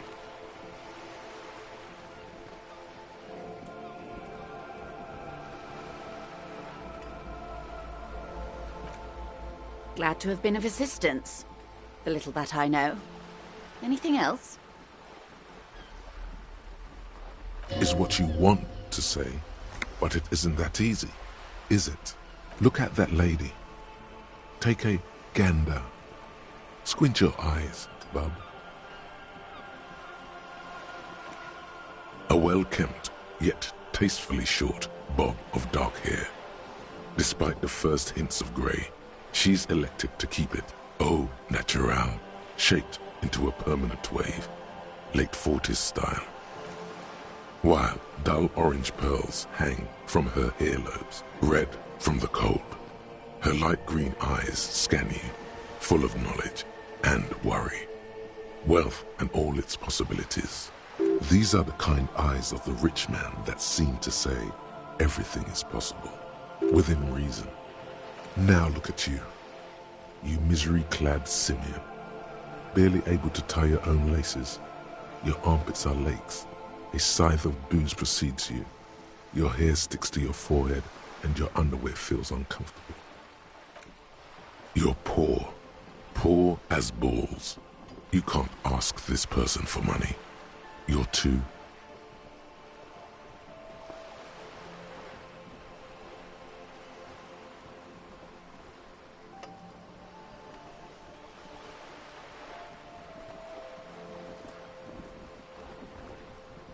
Yes, you're too ashamed to ask this person for money. Too scared to belittle yourself in her eyes. Those half-precious stones of Odinel. Oh God, the lieutenant is here too. Do not dishonor the force. As I was saying, if there's any way I may be of assistance, please don't hesitate to ask.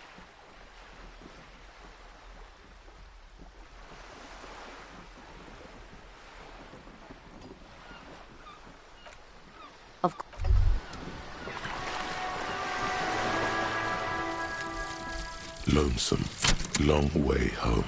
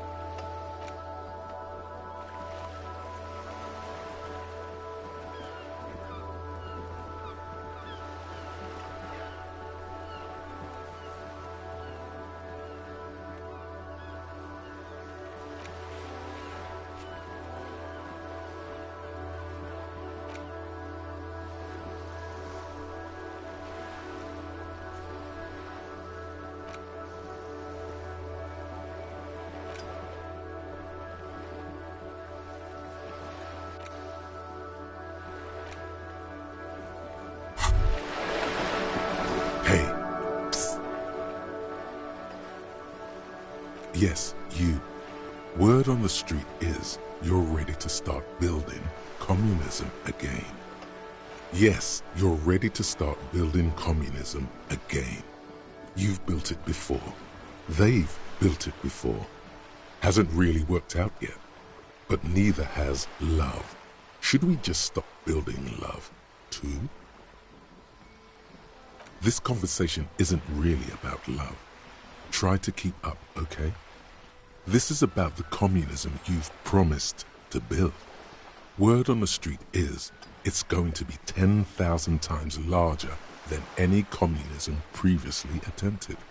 You keep saying things like, down with the bourgeoisie, eat the rich, sodomize the landowners, impale all people who have more than 25 real in their pocket. Literally murder all human beings, regardless of their political beliefs. Okay, not in so many words, but don't deny it. You're about to rip off that mask of social democracy and reveal the monstrous seven-eyed lamb of global communism that will devour and masticate mankind. Everyone can see that. So tell me, do you have any questions before we fire up the big communism builder? Or do we get right down to it? Oh yeah, get the firing squads and the animal wagons ready.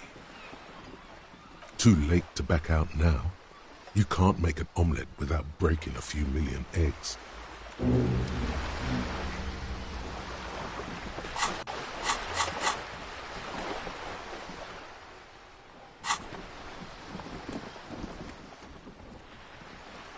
Yes?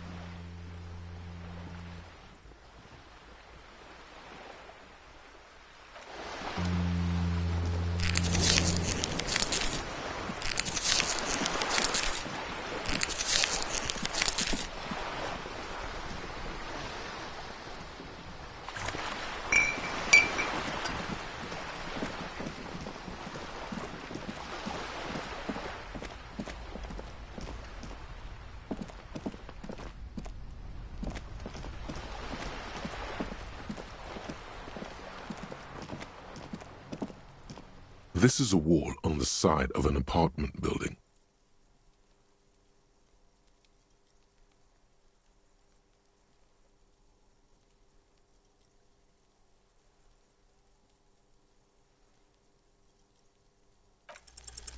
Because this is no ordinary wall, it is sublime. Look at it. The shadows, the colors. All the other walls on all the other houses must make a pilgrimage in adoration of this, the uncontested pinnacle of wallcraft, color peeled from the very face of God. O Wallfather!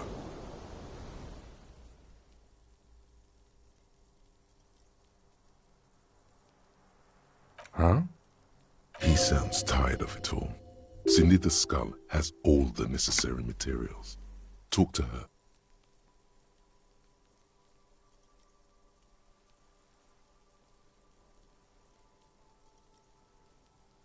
Mm-hmm. Sure. If you must.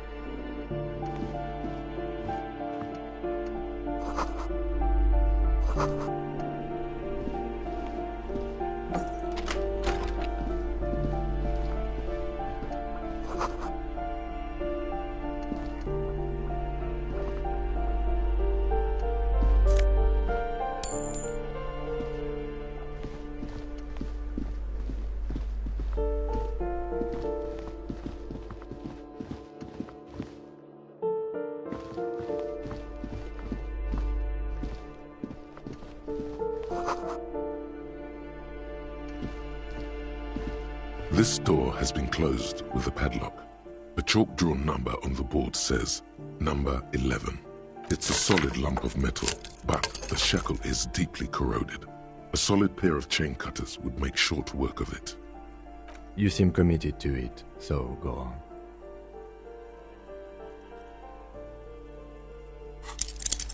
What are you doing? You're trying to cut the body of the lock with the chain cutters, and it's really not working. I believe it's the shackle you mean to cut, Detective. He's just trying to help. Don't take it bad. Relax. Perhaps you should give it another go. What are you doing? I believe it's the shackle you mean to cut, Detective. He's just trying to help. Don't take it bad. Perhaps you should give it another go.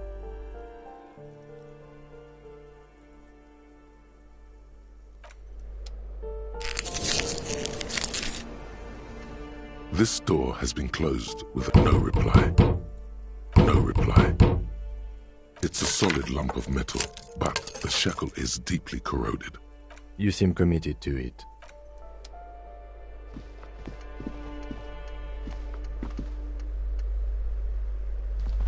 You hear someone walking around inside. The walking stops abruptly, but no one comes to the door. You can feel tension on the other side. Who is this? Do I have to open the door? Do you have a warrant? I'm not obligated to open the door if you don't have a warrant. Let's go. We don't have a reason to get inside that apartment. It's generally easier to do things if you have literally any reason. Who is this? Do you have a... Let's go. It's generally...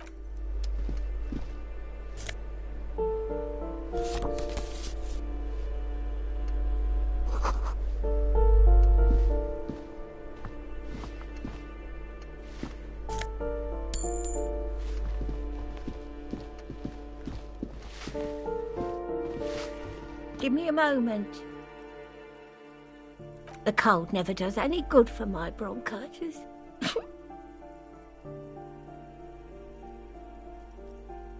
I'm fine. Fine.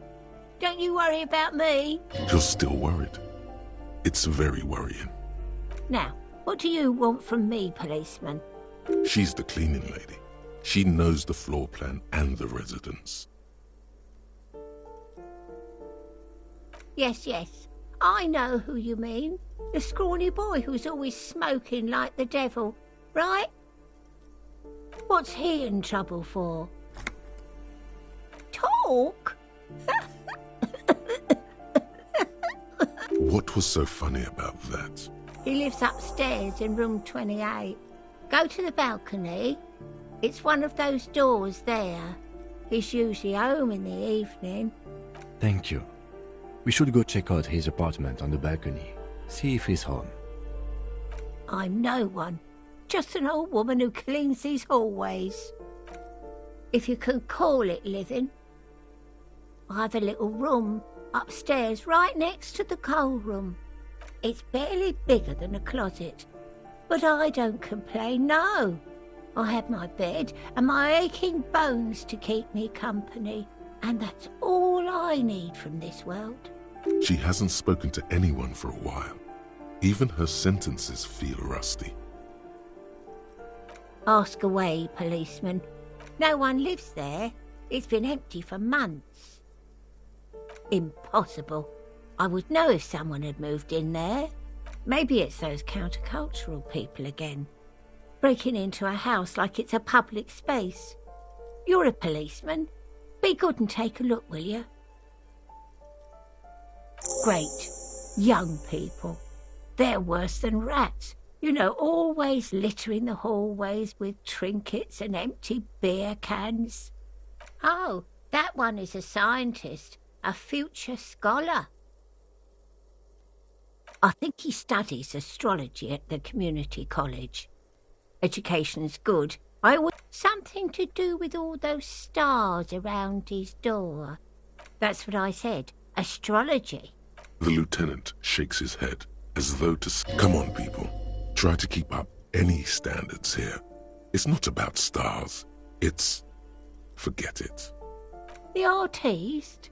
Nothing I can do about her, I'm afraid. She ruins the walls faster than I can clean them. Still, she leaves an old lady to her business. More than I can say for others.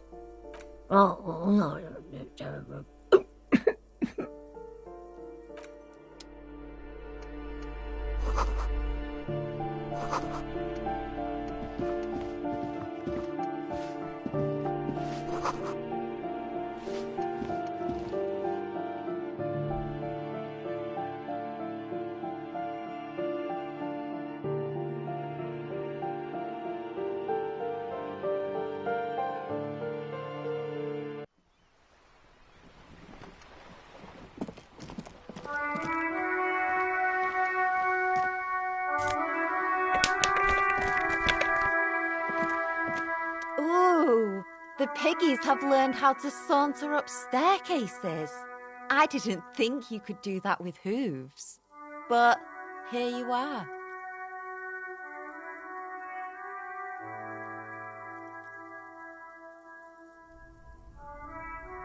Yeah, I can see that. Cool mutations. What for?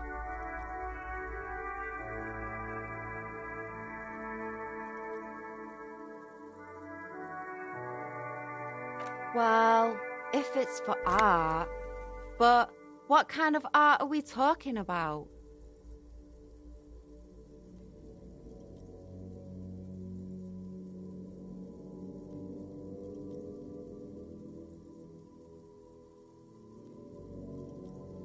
Sounds like you're just about to live out your self-pity, not make a statement. I can't have shit art on my conscience.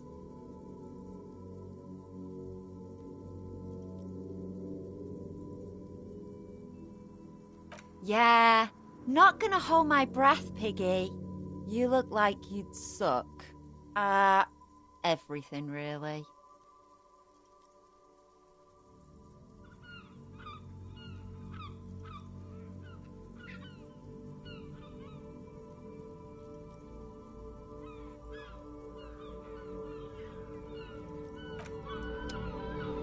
Hello again, officers. Have you come to admire my mural?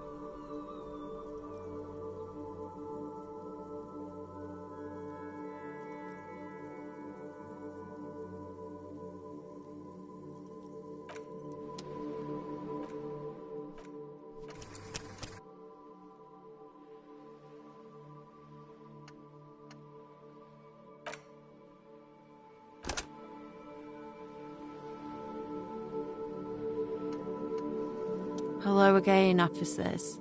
Have you come to admire... They do say the painter always paints his own portrait. That's pretty fucked up. Even for you, piggo.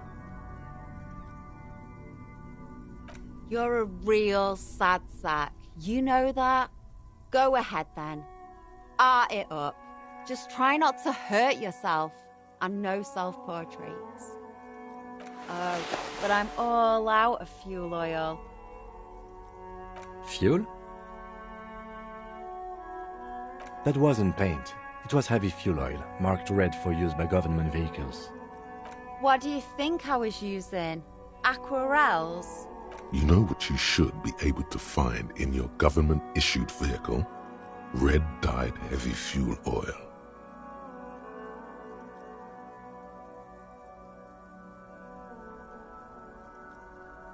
Are you kidding me?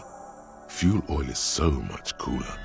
No way you're disfiguring that beautiful wall with something as pedestrian as ordinary paint. My fuel oil is for my kinema. Use your own fuel if you are unable to contain your artistic impulses, but please, leave my kinema out of it.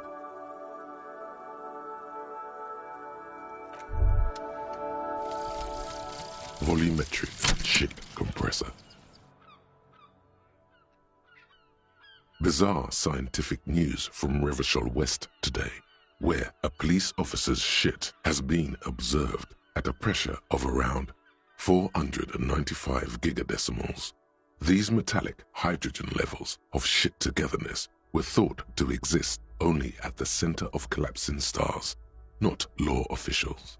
It remains to be seen how long the shit singularity lasts.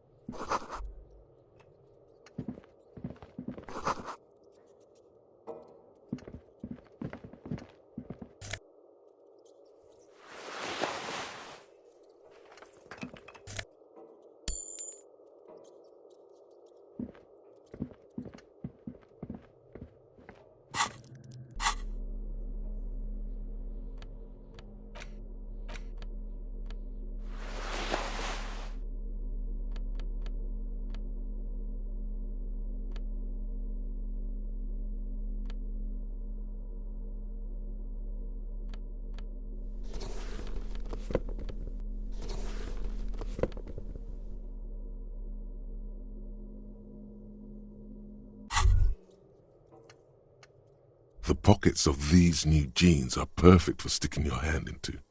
Makes you look cool, calm, and collected. Hey, it's a chewing gum wrapper.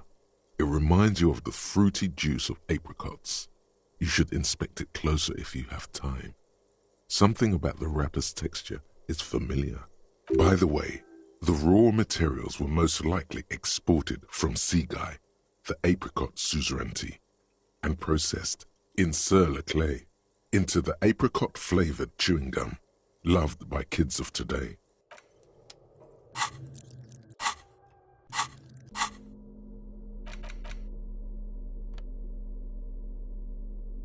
A crinkled chewing gum wrapper. The worn label reads, Tutti Frutti.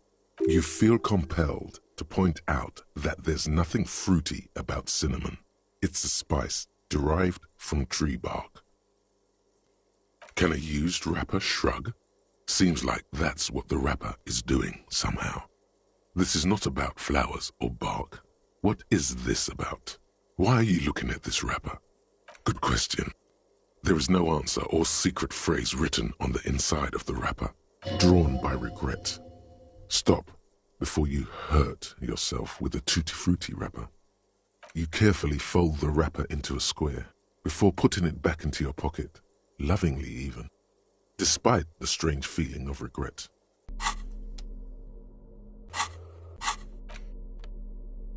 A crinkled chewing gum. You feel compelled to point. You carefully.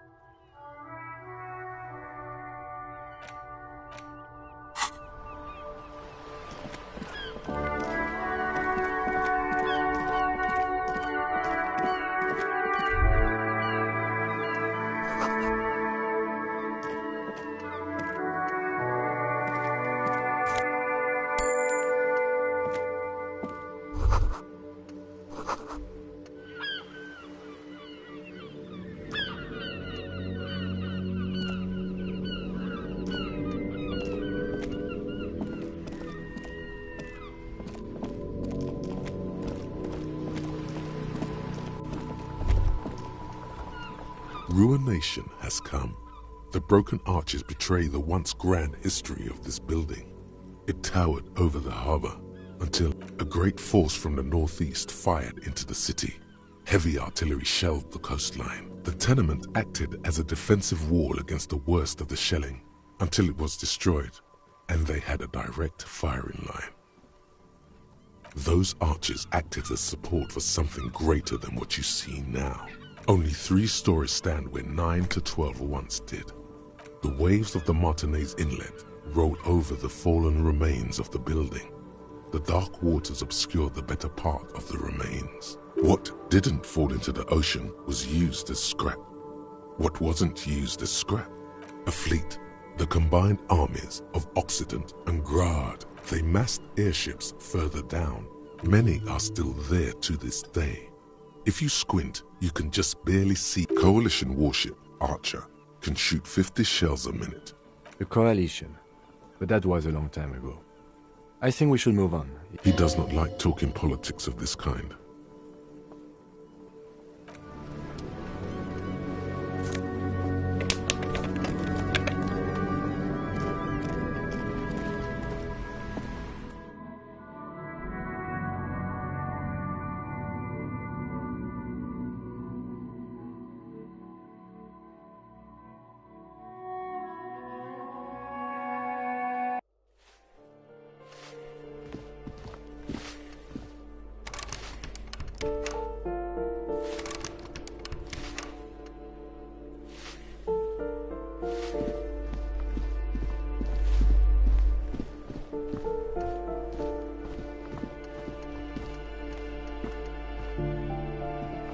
This door has been closed with a padlock.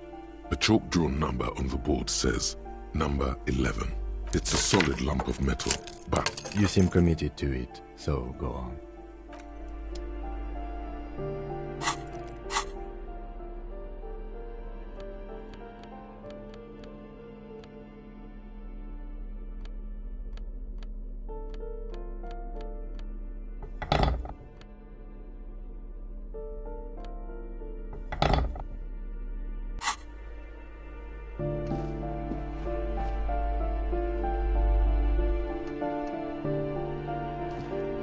This door has been closed with a padlock.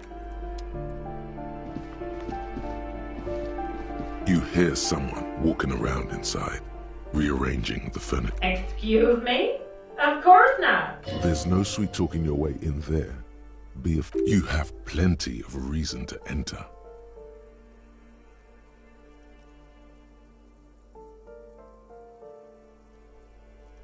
Oh, come on.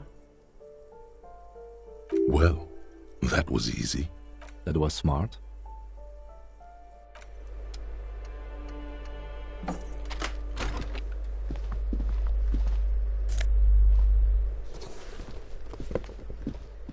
Satisfied? My name is Marielle Charpentier, and I'm an agent with Martinez Realty Associates. I am not breaking in, as I have every right to be here. The keys, see? Her voice is really cheerful, despite her obviously hating you. Do you want to see my ID as well?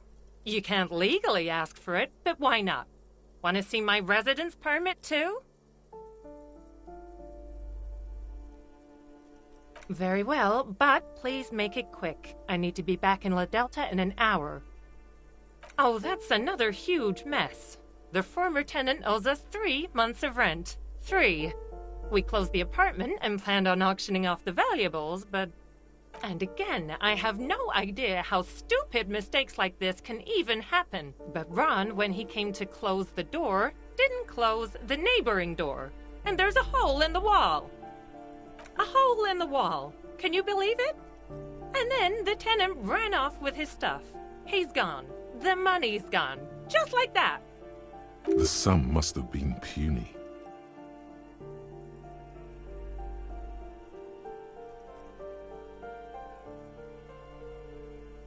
These apartments are perfectly fine. They have gorgeous architecture, a million-real view of the bay, good ventilation, neighbors, life, spark, and they are affordable.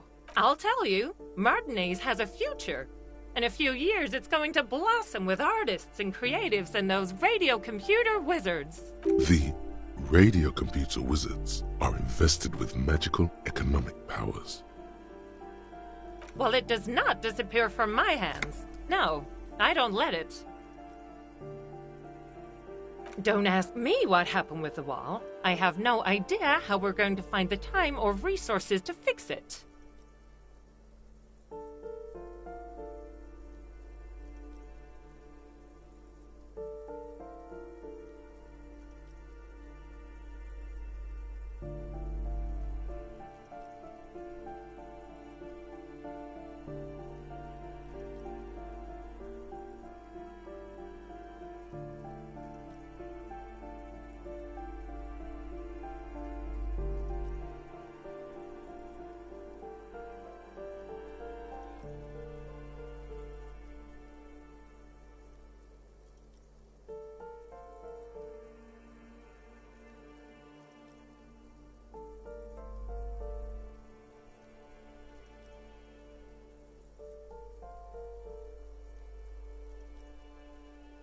Both apartments are now unrentable.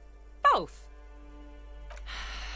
I need to get it ready for the next lease, but as you can see, the previous tenant completely trashed the place. It was some kind of a moribund old man who used to be a business owner. You'd think they'd make rent. But that was months ago. Anyway, of course.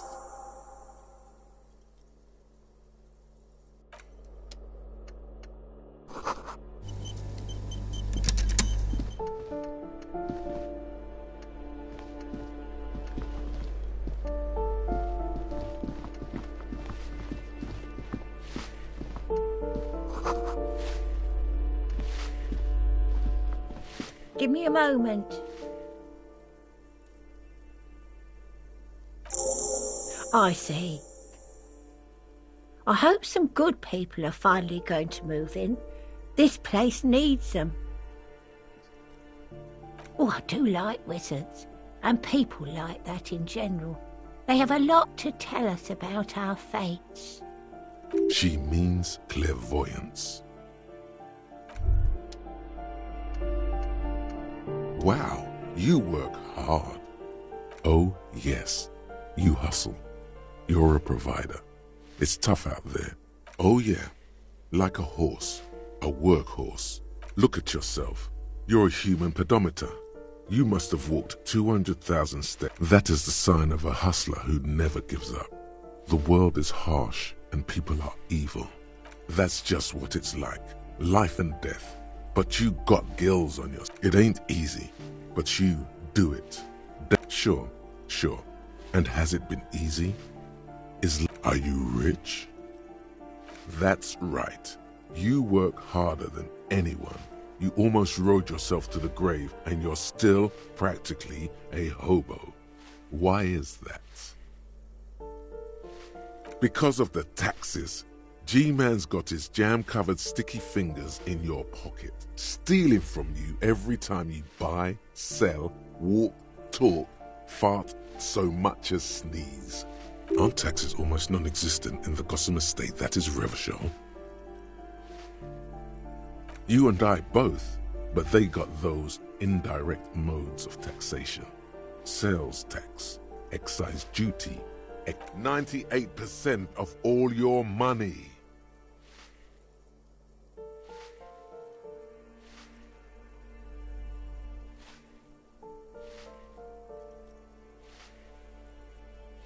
Here you go, hustler.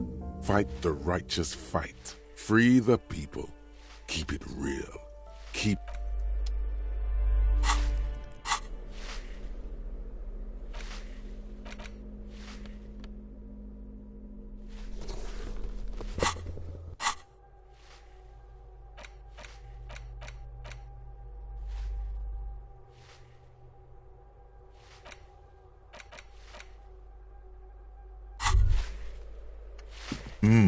The luxury of fine things. Just look at those black monk straps. After spending an entire day hustling, Who's to say that you didn't deserve a pair of ridiculously expensive shoes on your tired feet? Beautiful things give you a rush. It's power. Remember, when they come to take it away from you, you worked for those shoes. Whether you like it or not, wearing these shoes has made you more liberal. They're either a gateway drug or a booster pack to get you.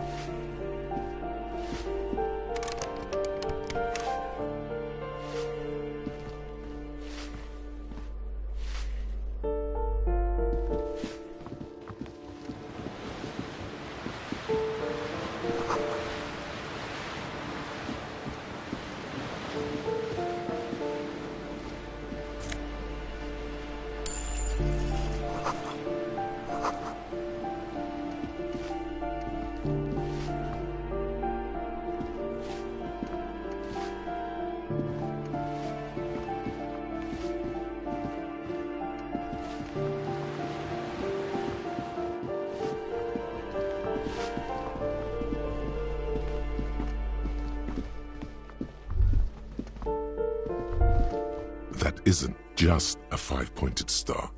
It's an inverted white pentagram cradled in a wreath of antlers, the iconography of communism.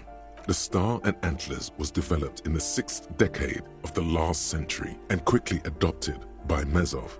And even today, half a century after, the star and antlers retains the ability to evoke hope. This to symbolize the toppling of the old order. Also, some social democrats were already using it. The wreath of antlers represents a natural crown. It was about building a society that could exist in accord with the natural world, and at the same time, because white is the color of peace. Gone is the glory of hope. Only the scribblings of impoverished students remain. And you are the big communism builder now.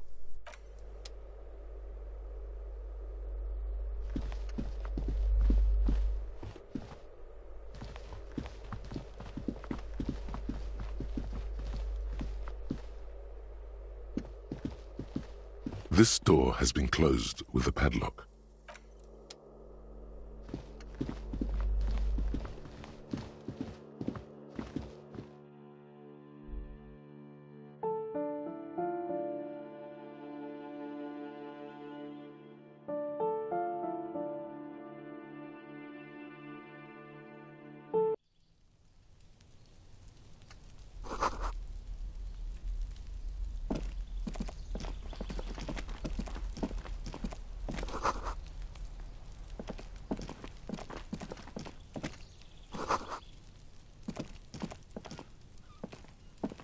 This door is made of metal and appears to be reinforced. Someone number 28. This is where the cleaning lady said the smoker on the balcony lives. Let's see if anyone's home. No one answers. Looks like the young man we are looking for isn't home. I think our best chance to catch him is in the evening. We should return tomorrow after we have finished with our day's work. How about 9 p.m.? Sound good? The smoker on the balcony. This is why we're here, right? He might know something about the murder. Suddenly, he's a little worried about your memory. Don't worry. It's mostly all still here. Tomorrow, 9 p.m., right here. Apartment number 28. Good, let's go. Remember, tomorrow, he's probably gone for today.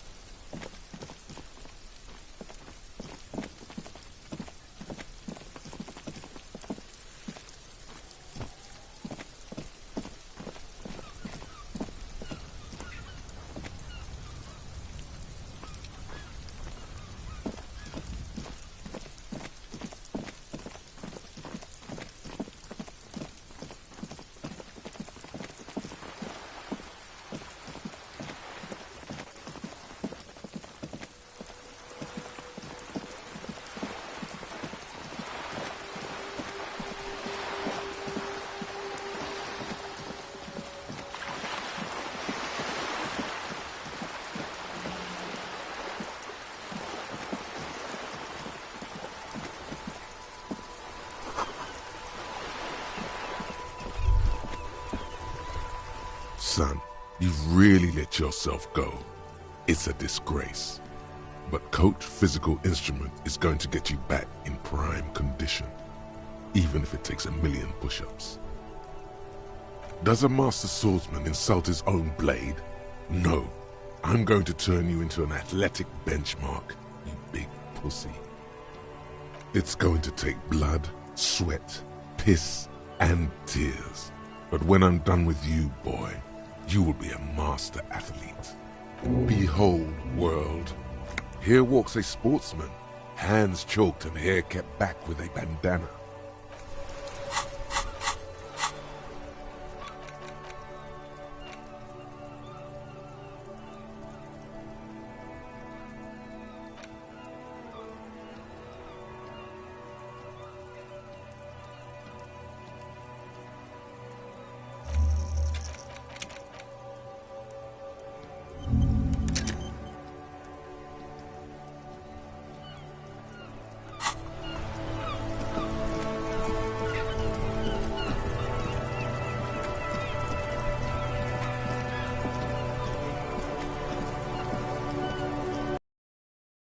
See a set of steering levers, a radio microphone, a pull-out toolbox, and the soft glow of the fuel preheater gauge.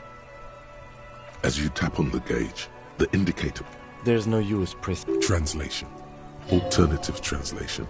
The white suede feels luxurious under the touch, and the metal clutch handle so... This is Precinct 57. How may I assist you? Of course. What is the number, officer? Yes, hold on. Her number is 005 1944 298. Received. Hold on, officer.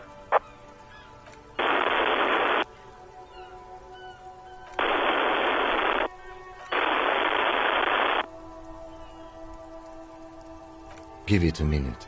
She might be busy at the moment. Takes a bit to get to the phone.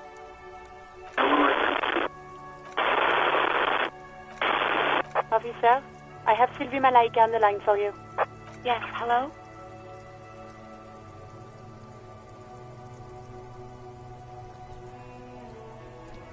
Oh, right. Hello, officer. What can I do for you? You can hear resentment in her tone. She's not thrilled to be talking to you again. You mean, why did I leave the bar? Honestly, I'm not really comfortable discussing it with you, sir. Why not?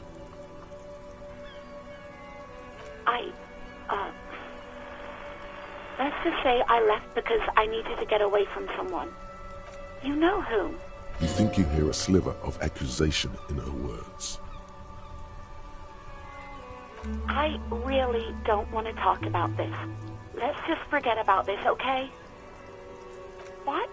No, why would you even think that? Please, don't bring Gar into this. It's not... I already said I don't want to talk about this. You're messing everything up again. You mean, why did I leave the bar? Why not? Maybe, I don't know. I just know I have to take some time off right now. No, not me.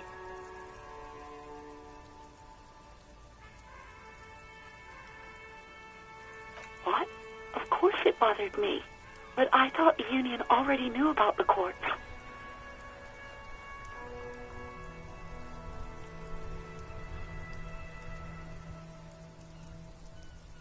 No one calls the police. The union would get angry. You know, what the union says goes. People listen to them and they take care of their own, which is like everyone here.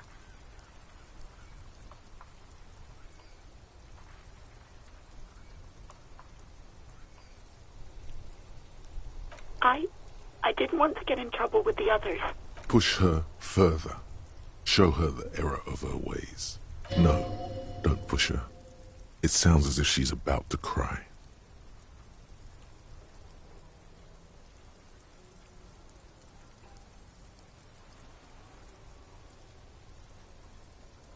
The other people who live around here. Local people, I didn't want trouble. Her voice is resigned and weak. You don't live here. You don't understand. Squealing is frowned upon here. Everything is dealt with, well, by the union, internally. Please, I just didn't want any trouble. I didn't know I had to report it. I thought someone would take him down eventually.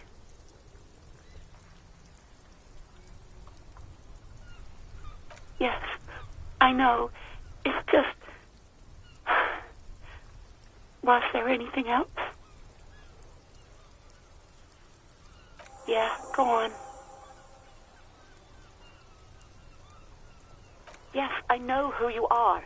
You're a police officer. The law. This exact conversation has happened before. Establishing authority before this young girl seems to have been important to you in the past. Don't go there again.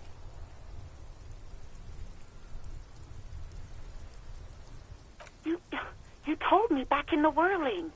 You told everybody, and so does your badge. I don't need to hear about it anymore.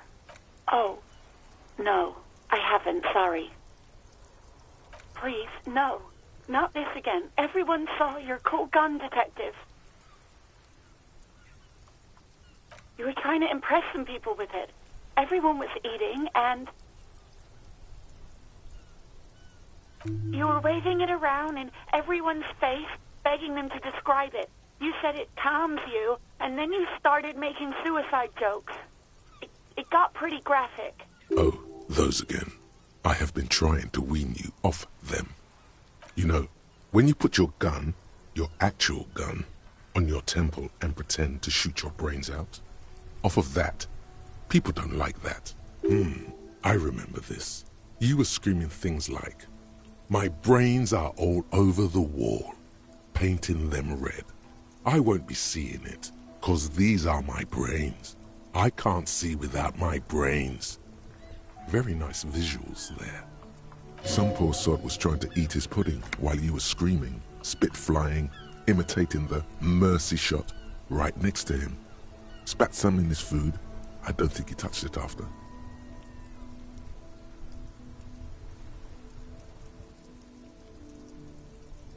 no idea. All I know is next you were waving around money instead, saying things like big bucks cannot lie and guns can't buy money, but money can always buy guns. It almost looked like you pawned it. But believe me, I did not ask. I do hope so. Please, don't call me again. Bye. Yes, you have obviously done something to upset her at the Whirling in Rags, when she was still working there. I'm not mad, it's just... You were so drunk and so emotional all the time, and then the skua thing happened. Just made me want to quit. The stuffed bird, the great skua. You threw it against the wall while screaming, "Fuck that bird," and laughing like a maniac. I think you said it had been giving you shit ever since you got there.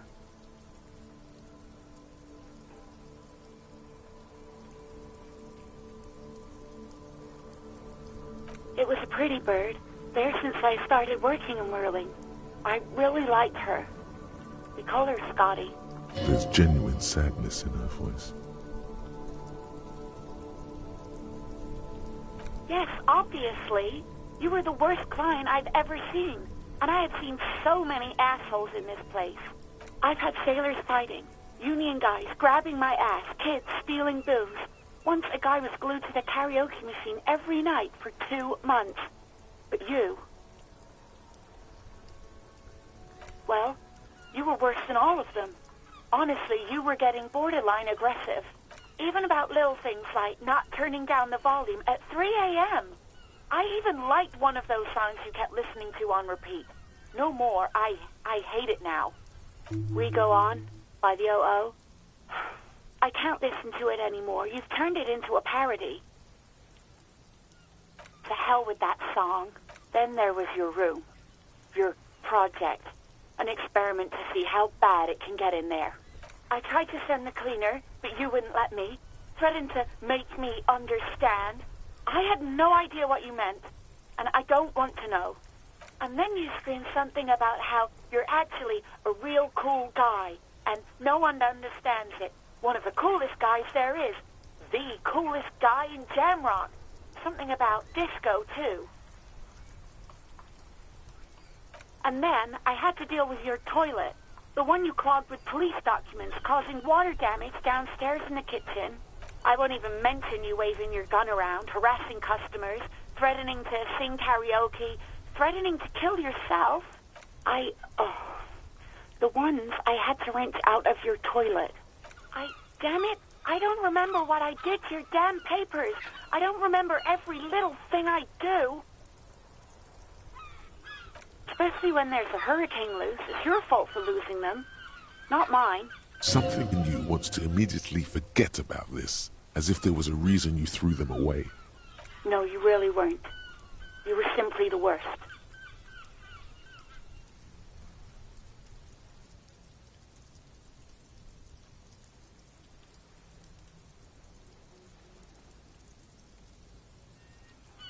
God, I knew I shouldn't have brought it up.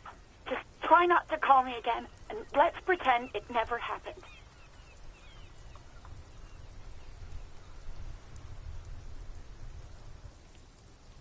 Wait, really? No, this is absolutely not true. I like Guard. I really do. No, I was actually flattered. I've always liked him. It was just bad timing, with the corpse and all that. There's a pause. You can almost see her on the other side, the telephone cord coiled around her index. I didn't know what to say to him later. Then you came and destroyed the place, so I left without explaining. I should have told him, maybe. Okay, but please don't mess it up. Please don't take out your gun or something. All sorts of things. Some disco, rock too. So much disco and rock. Which one would that be? Sad? I think the one you mean is the smallest church in Saint-Saëns. Butchered that right up. Interesting. You still have to find it, however. You hear a sigh of relief on the other end of the radio. Wordless, the call breaks. Then, the already familiar voice. Anything else I can help you with, officer? Just a second.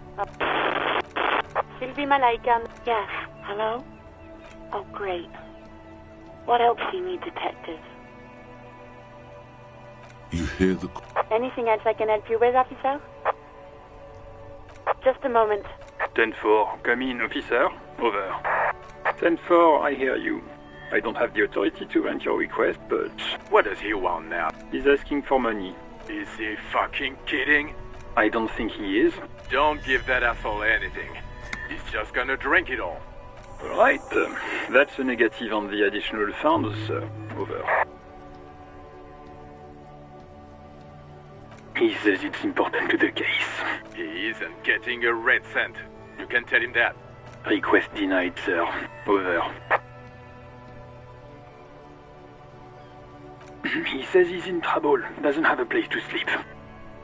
Well, I guess he'd better crack the case before sundown then. Vicmar said... Who cares what this Vicmar said? Pull on their heartstrings.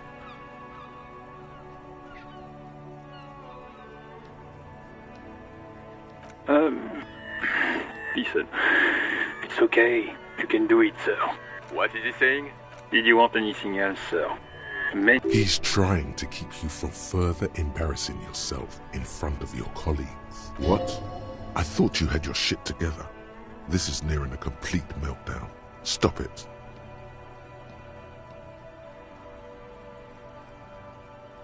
He terminated the connection. I guess he was in a hurry. The radio falls silent and... What was that? It's okay, detective.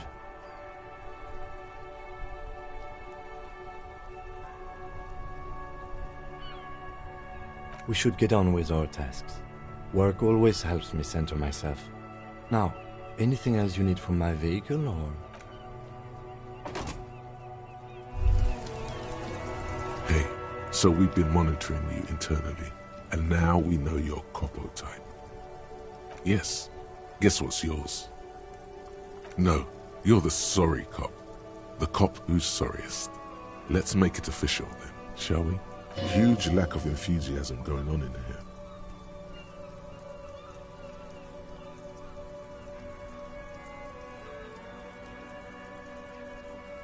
Yes, impotent rage and lamentation.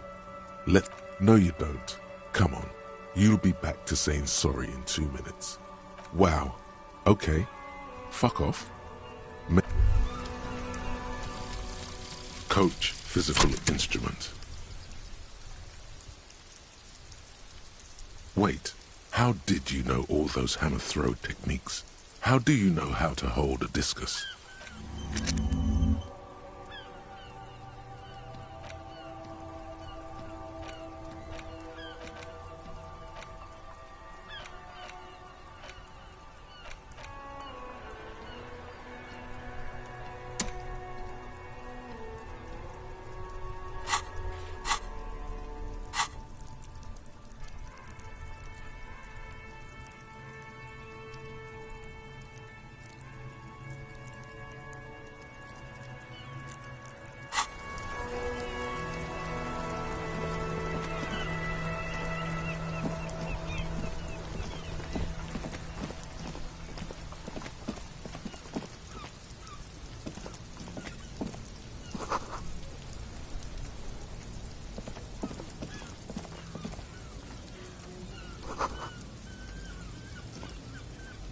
Yes?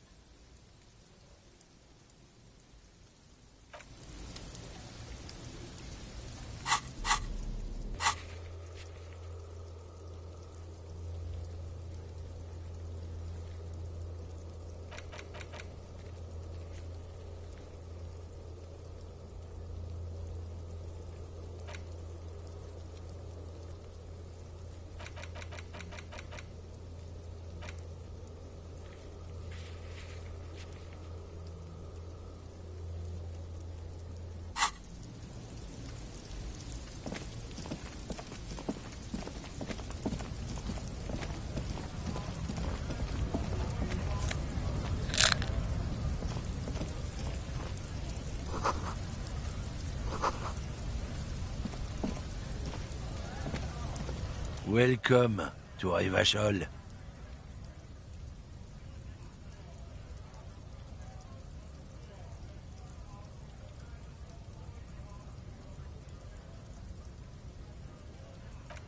Don't you welcome to Revachol me. My grandfather came here from a 3,000-year-old racist isolationist culture, while your ancestors came to this island a mere 300 years ago. Every school of thought and government has failed in the city, but I love it nonetheless. It belongs to me as It's men like you who keep Revachol divided, making it that much harder for everyone to climb out of this post-war limbo. What he means is, fixation on the Revacholian nation makes it harder for Revachol to actually attain self-determination.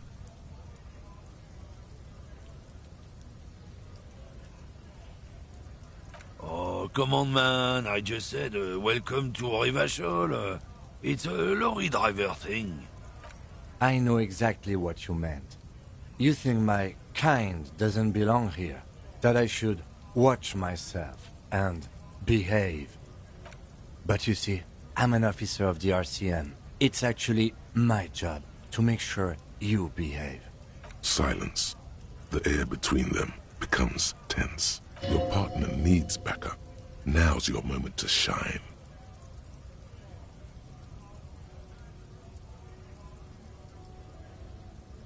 You two make a cute couple. You know that? Whatever you say, officers. It's about biological determinism, natural law, the source. Not the most popular topic nowadays, with the coalition in charge and all. You might want to change the topic. I'm not just racist. Look, I've read books, huh?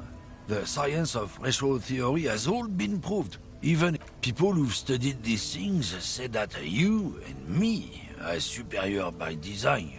So, naturally, we Occidentals should be in charge. Obviously, you can see the merits in that.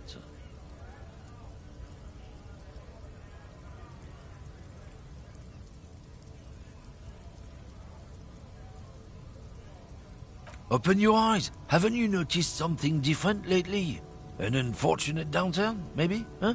When members of the superior race cease to believe in their innate superiority, they stop competing for resources. This concerns you, policemen, so you better be vigilant. The damn kips are showing up good lately. Same with the mosquitoes. And the other intruder species too. They're on the precipice of cultural victory. Cultural victory? What is this then? It's what the kips of Boogie Street are going for, right under our noses. And the others too, on the radio. Heard any chansons lately? Heard any motetos or leader? No. Dominating culture is how they plan to win. They say so themselves.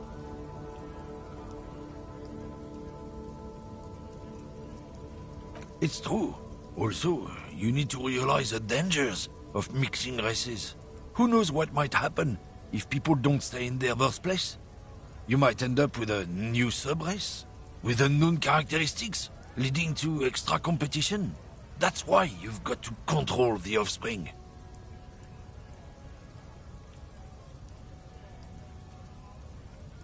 Go right ahead. You may be a cop, but that won't help you avoid... Lieutenant Kisaraga's stern expression remains unchanged. Not a lot of moral fiber on this one yet, he thinks, wriggled out of it. Oh, not much anymore. I'm here to pick up some cargo, but the dock workers are on strike, so it's a sit and wait on your ass situation. The strike?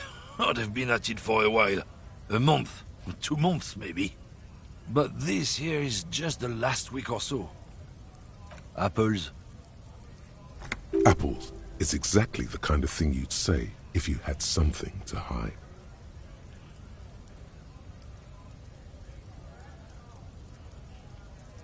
Yeah, apples. I take it you had other questions? Drugs? They're shit, man. I don't let anything pollute my body. You know where that shit comes from? Sarah Miriza, Safre, Ilmara. They take the money. They know they can't beat us in a fair fight. So they have to get us to weaken ourselves somehow. It's racial sabotage. Racial economic sabotage.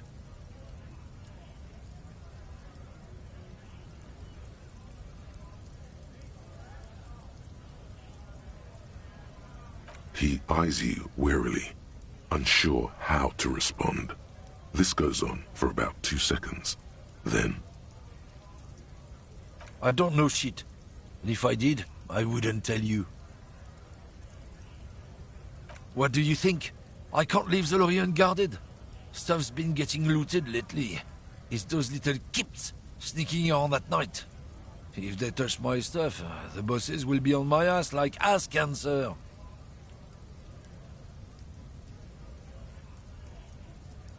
Yeah, I knew that guy. He was an honest driver who loved this country. We were having a good debate about genetics at the Wheeling in Rags, when some Kip boys smashed his luck and took damn near everything. Lost his fucking job over it. Since he left, I haven't had anyone to talk to. If they were getting drunk inside the Whirling in Rags, how could they know who broke into the lorry? What? Aren't we allowed to say that he's the Kips who do all the stealing around here? That's not road science, man.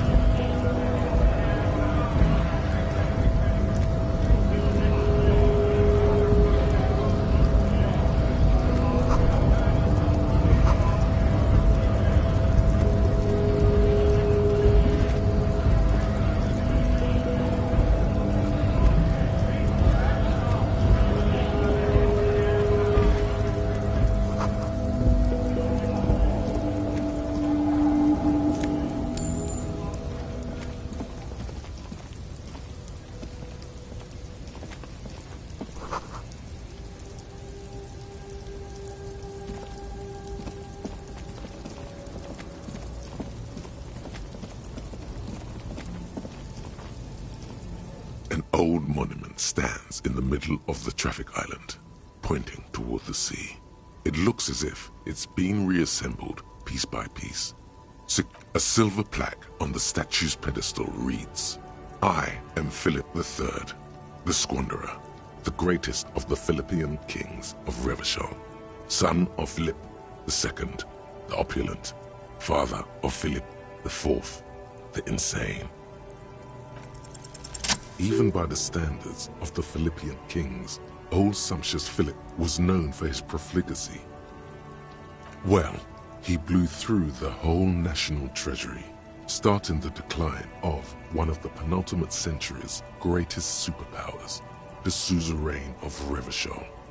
His own maladministration foreshadowed the fall of the monarchy. During the anti-centennial revolution, an end to his family line and the monarchy on the Insulindian Isola. Stories have it that he had his bedroom converted into a treasure chamber, where he stored unfathomable wealth. Krugerrands, bars of gold, ornate. He called it the Sol Aurum. It was obscene. There were whispers he slept on a huge pile of gold-dipped feathers, like some obese dragon, instead of a bed, like a normal person. But wait, you haven't even heard about his fabled cocaine addiction. You see, old Philippe wasn't just good at squandering the national treasury on gold and ceremonial weaponry, he was also a prodigious snorter of nose candy. That's what the revolutionaries said 150 years later. right before they emptied out the royal mausoleum and dumped His Majesty's mortal remains beneath the cold waters of the Insulindian Bay, thrown there by the revolutionaries after they cleaned out the royal. The original was blown apart by communards, then further damaged during the landing of the coalition's airships during the turn-of-the-century revolution. Most historians think the coalition's hasty landing. Some years ago, a group of liberal, artistically inclined individuals. The statue is supposed to capture the moment it was blown apart, like an instant frozen in time, a rare butterfly trapped in amber, float. People in Martinaise tend to disagree, as do many prominent art critics and thought leaders with more nuanced social awareness than the young ironists. Those critics might have it wrong, though. There's more to it than just ironism. But you can't say Philip III, the squanderer, however, with his bronze face, not that he ever did in life either. A silver plaque on the statue's pedestal reads, "I am Philip III."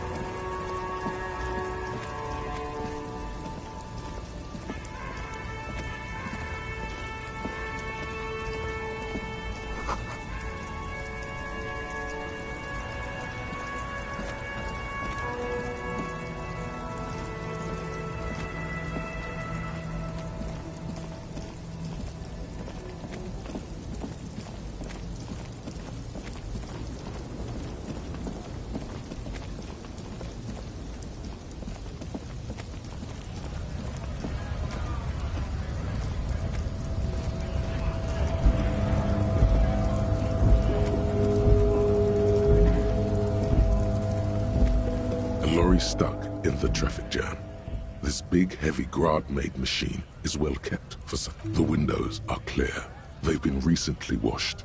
You can see a lorryman's cabin with personal belongings, stickers, insignia. The back end of the cabin has a small perch to sleep, large ashtrays. There is a book with ragged edges catches your notice. The front cover features a large, muscular man. The title reads, "Man from Eamdal." Racist nationalist paraphernalia. Not unusual in this part of town. This is our guy.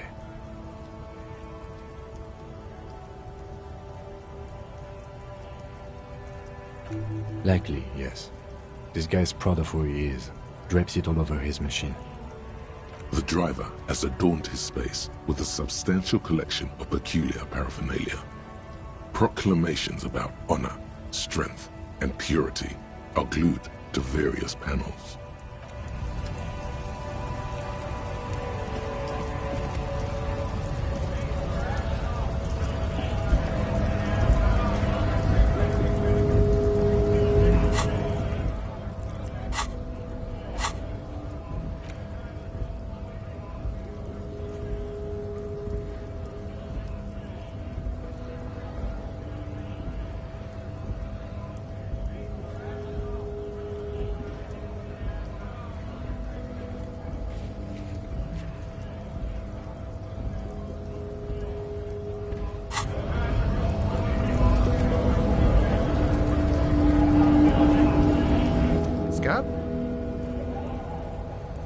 You're hazy on the notion of a scab.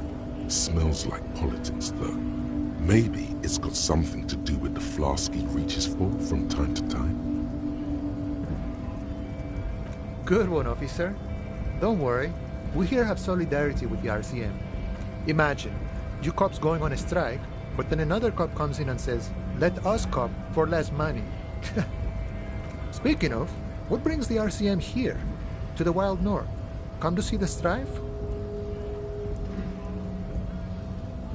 Murder, huh? That sounds like a lot of hard work. You'd never see me investigating a murder.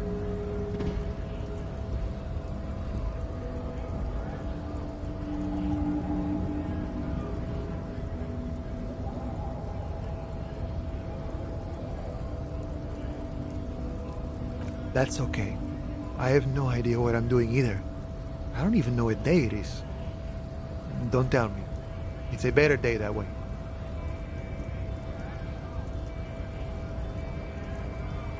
My friend, I respect the right to roam. The open range awaits. I don't operate in that capacity. I'm not a granter of passage. The passage grants itself. If it's all so simple, why don't the strikebreakers just go up the stairs?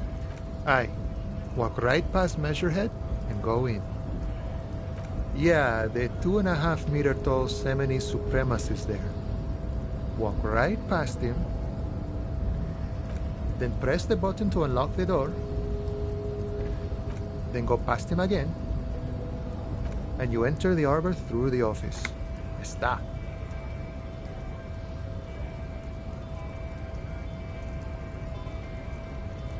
The man whispers a jaunty tune. A coastal breeze ruffles his hair. Sure thing, my friend. I can help you out.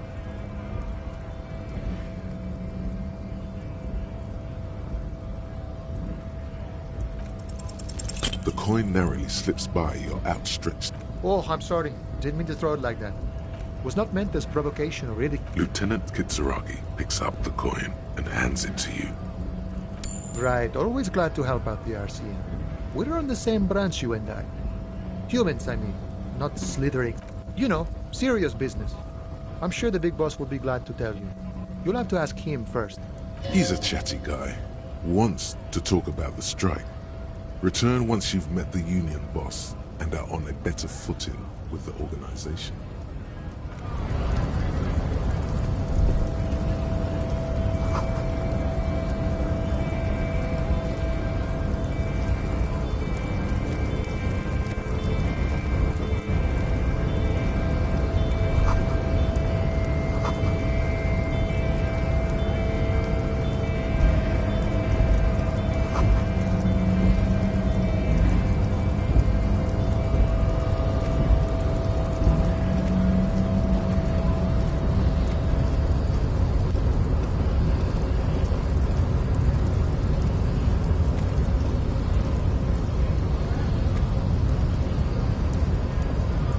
Body betrays your degeneracy. Yeah, Measurehead. His body totally betrays his degeneracy.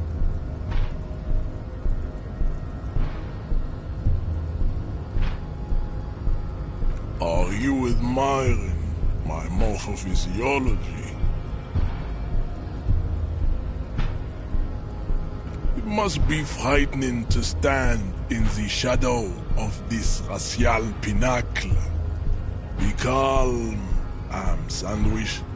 You are not in danger, because you are not a threat to me. What is this androgynous display of sexual maturity? Merely standing up makes you sweat profusely. Your breathing is erratic. Your own heartbeat in your ears grows frantic, and you feel your blood pressure rise. Stop it! You are embarrassing yourself in front of this woman and your pedomorphic friend. This display of weakness may appeal to older women with a stronger maternal instinct, but it is a liability here on Battlefield Martinez. Jean-Luc, his body is betraying his degeneracy pretty hard. Maybe you can ask him to leave.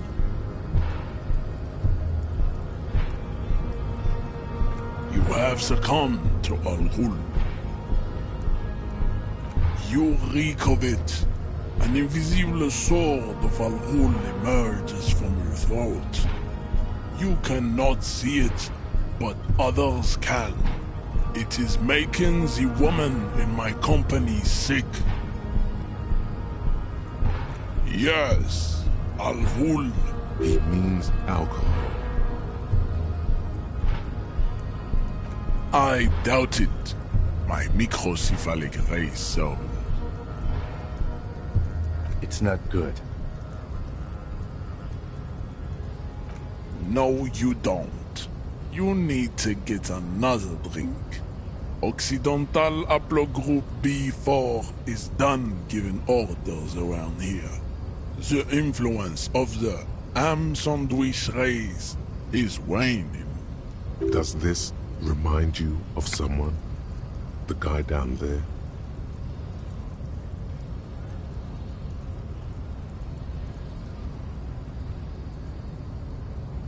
Look at my craniology. I am the pinnacle of my haplogroup. The pink blob is a bad example, even of yours. It saddens me. You were once a noble and powerful race. You gave the world eugenics, electricity, and powerful weapons of war like missiles and aerostatic aircraft. You made great gains in metallurgy, race theory, and statecraft. You dominated lesser cultures, like the deformed Hemians and the inexplicably potato-obsessed Khoikos. But now your ascent to the genetic summit has halted. You are obsessed with sadness and with frivolous pop culture. You will be superseded. It is, baby, yeah. You know it. There is a button right behind him, just out of reach. It must be the one that opens the door to the harbor.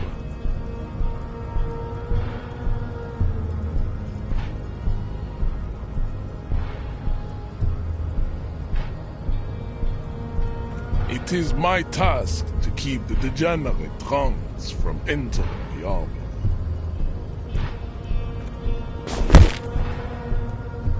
That is right. You should leave the stage of history with dignity by inviting the other races to a great world war. Bring your troops to the Seminine Islands and to Boogie Street, and we will pulverize you. When you are gone, we will build a museum for you. The walls will be lined with bottles of Al-Ghul, your beloved beverage. Inside, we will store the odes to homosexuality you call art, and your microcephalic skulls. There may be a peaceful solution to this. You could internalize Meshached's race theory. He would take you as one of his own.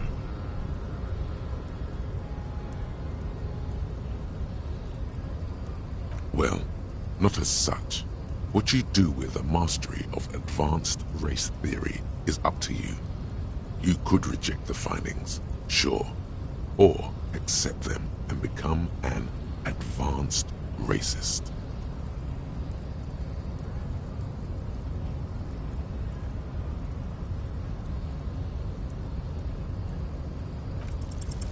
Go ahead. Don't be shy. Just ask for race secrets.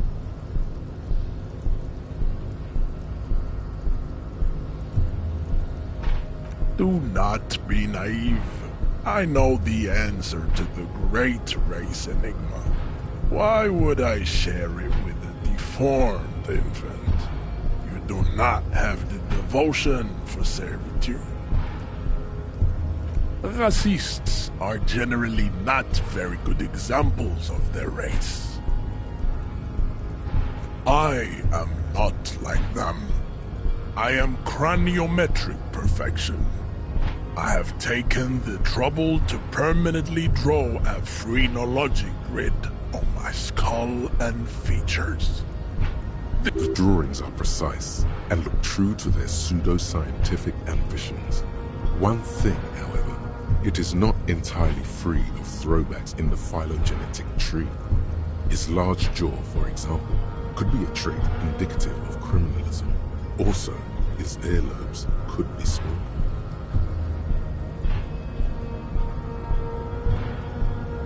Correct.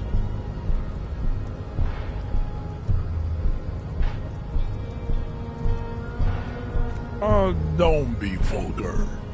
White or not has got little to do with this. The race enigma runs much deeper than that. Mr. Clare is a man of vision and means. He has the will to confront polycultural capital. Also, to serve is noble. It takes discipline. Your petulant individualism has only contributed to your race failure. Jam. Individualism. You have gotten these ideas from degenerate youth culture, have you not? You have picked them up from offshoots of the Seminoles people invented disco while having sex under the influence of cocaine. I am not surprised you enjoy it so much. This has happened to many of the side products of the inevitable cultural victory of the Seminoles race. The South Island race, haplogroup A4A. We are the rightful masters. We are the future. I am a descendant. The narrow streets of Ulimbuir are with me in my genetic dreams. I see young Seminoles women walk into the grey mass on Ile de Fantôme, waiting on immaculate... No.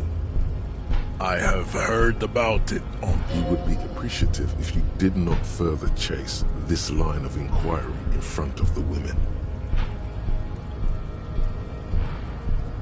I'm from Couronne, and no, it is not just in Revachol. The city is centre. You have heard enough about our phylogenetic secrets for today. You have extinction to come to terms with, and never getting into the harbor. I think this racist is better than the last, but the next racist will be the really good one. That will be the...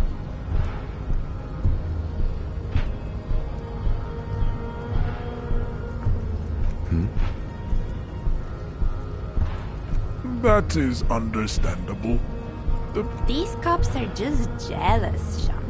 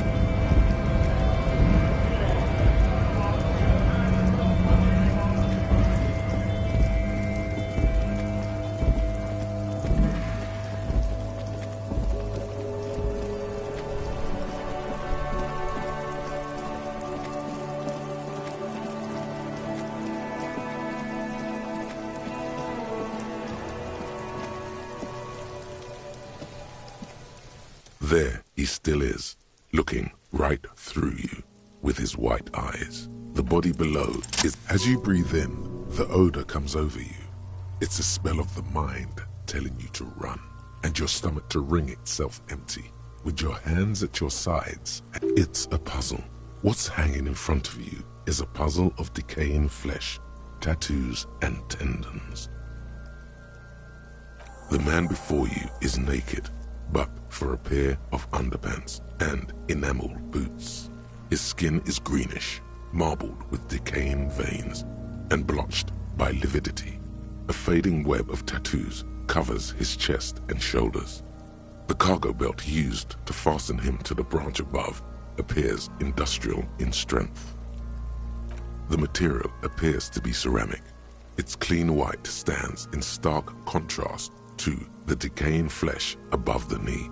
The man wore thick polymer socks, probably for padding. Delicate and fragile, they feel alien to the world around you. These are clearly not boots. They're armor, possibly part of a larger set. Indeed. Technically speaking, these are sabatons, not boots. Ceramic plate, zirconium dioxide, most likely. This is where the make would be. Under the heel, Fairweather. Fairweather model T500 VE. I'm guessing that's vitreous enamel. This is advanced stuff. Piece by piece. He's been out here for 7 days. It would be odd if they didn't. We should keep a lookout for these pieces. The armor could yield information. Maybe he'll know something.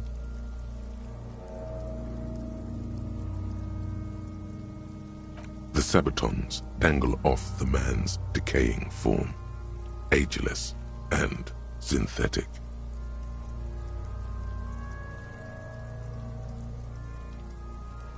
This feels dangerous.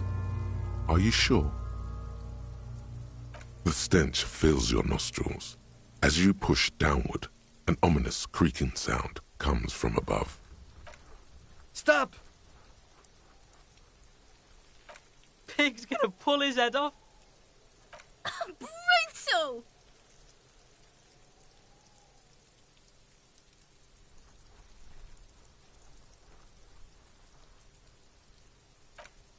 You're going to pull his head off. Do it, homo! Yes, that's what I said. You'll compromise the coroner's case if you do. So please, don't. Indeed, from this angle, it does look like the neck isn't going to take much more. Being dead for a week has all but liquefied his muscles. What are you trying to achieve anyway? Why are you hanging on to that boot?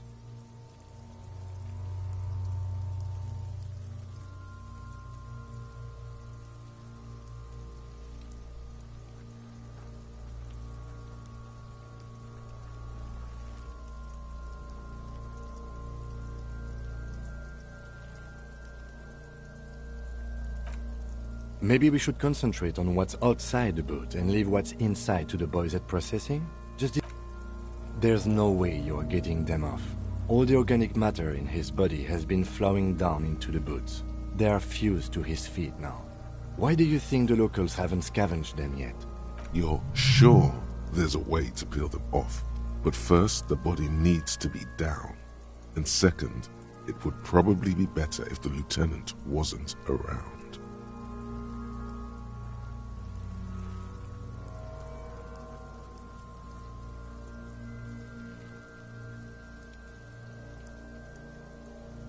The anticipation makes you crack your fingers. Feels nice. Nice and cracky.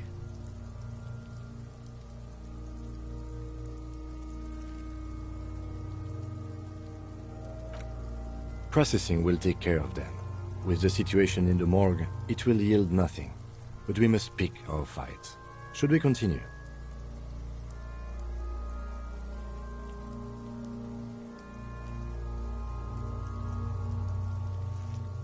A small bell-like sound fills the air, like tapping on the side of a porcelain cup. The pry bar in your hand is itching for some action.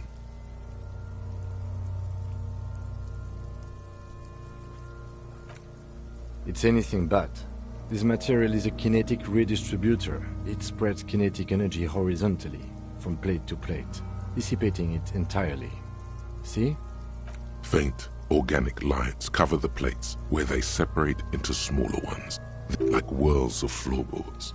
The design looks organic, influenced by highly resistant wood material. If trees were made of porcelain, this is what their cross-sections would look like. The smooth, glossy surface fractures into ever more intricate interconnections. The whirls are in the shape of a letter and number combination: E50, 100, 1000. Good. Can you read it to me? X5415 6745 678222. That doesn't sound like a serial number. Where's the structure and logic of a line of manufactured products? Well, no matter. We should run it anyway. True. It didn't have the cadence and logic of a real manufactured item.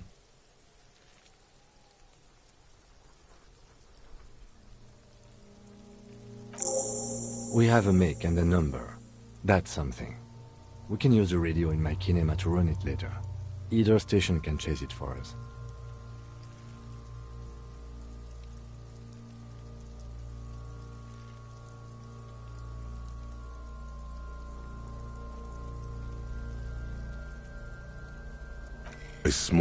The pry bar in your hand is itching for some action. The metal connects with the same ding. Did you hear that? A click? This is a kinetic redistributor. It spreads the incoming energy horizontally, from plate to plate. When the plates... Faint, organic lines cover the plates, like whirls of floorboards. The design looks organic, influenced by if trees were made of the whirls are in the shape of a letter and number combination. Good. X5415 67. That doesn't sound like a serial number.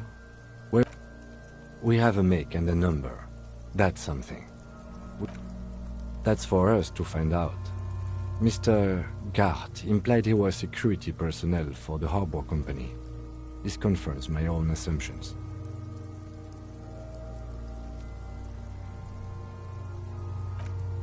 I agree. This equipment is way beyond what a guard can afford.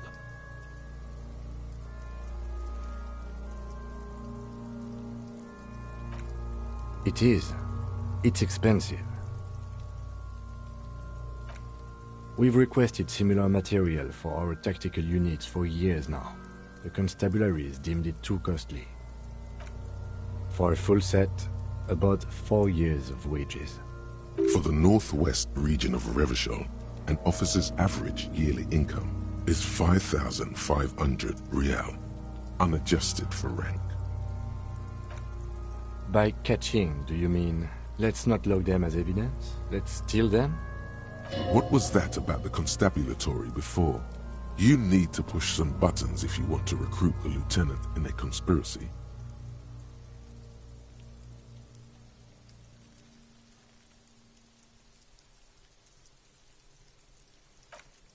So they don't get shot in the foot? I think our extremities are fine without a dead man's boots. Oops. Well, no one said it would work. Back to detecting now.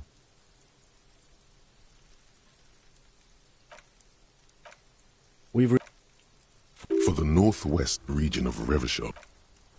What was that about the constabulary before? You need to push some buttons if you want to recruit. Mm-hmm. It means disciplinary hearing.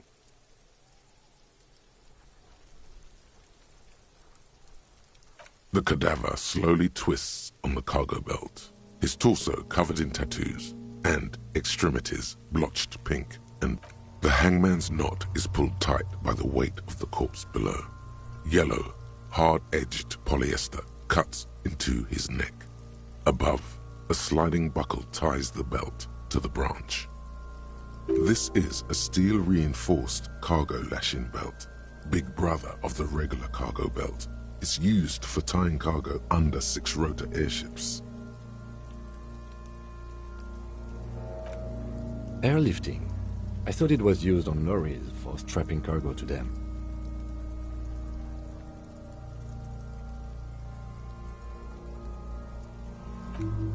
The local harbor uses 6 rotors to shuffle containers around.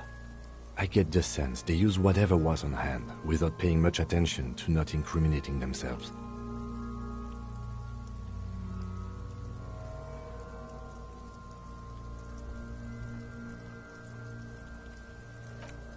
I was afraid it would be. Thin steel wiring, parallel strands. This makes getting him down more problematic than I had assumed.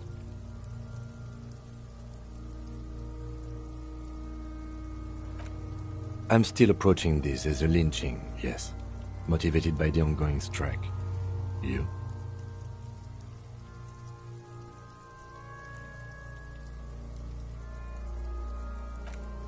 Yes, it often is. This bell worries me.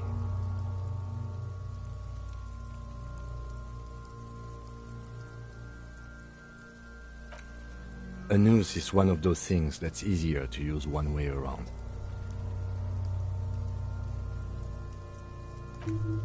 That ladder can't carry a grown man. I didn't see any splintering either, did you? I think they lassoed the branch, then pulled on the bell to close the buckle. Could be. The shape of the branch supports the theory. The cadaver hangs from the cargo belt. An intricate web of blue lines stretches across the torso, from the right shoulder to the solar plexus. Each time they intersect, a small white star is formed in their crossing. Hundreds of fading asterisks riddle his skin. Their concentration is highest around his heart.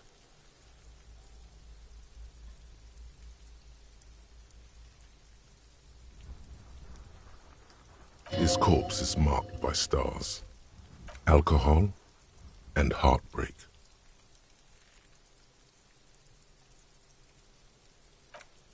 Of no nation that I know of. If anything, it reminds me of religious illumination, last or penultimate century. Men who live harsh lives often turn to innocentic worship. But which one? I see no trace of a humanoid figure. I agree.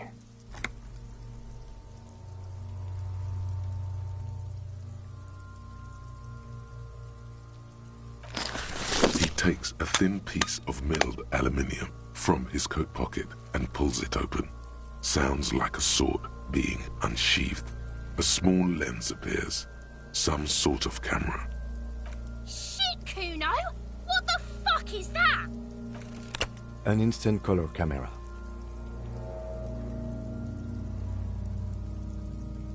This is the first time he openly acknowledges the kid's existence. I have only 2 ampoules, so nobody move. I don't want to waste one. A sound, a shrill flash, followed by the breaking of a small ampoule of glass. You see streams of color pour onto the thick, glossy piece of paper. In case we need it.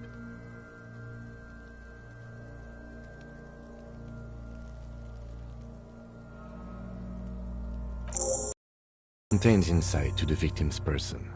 By his build, I'd say silence. The story he wanted his body to tell was important to him. It is his letter. To us. Someone should decipher it. We'll need to show it around.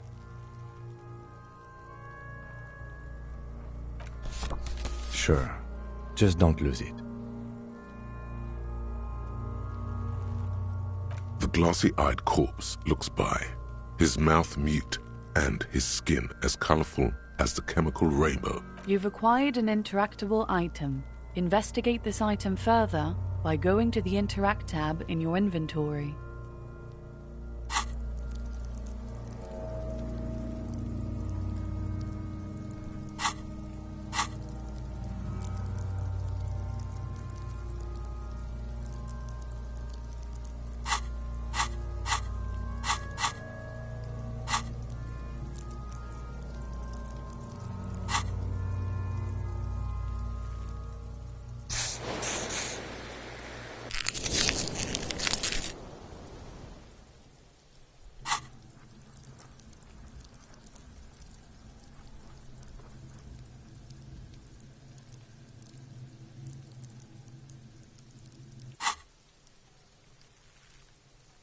His eyes are milky white and blind to the world, protruding comically from their sockets. There is no one home, just subaquatic terrors there. Dark brown hair grows on his head. His face is ready to explode from the organic processes inside. The death's head grin. I'm gone.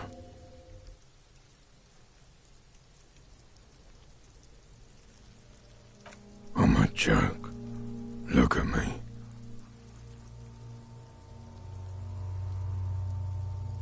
There is nothing funny about jokes either.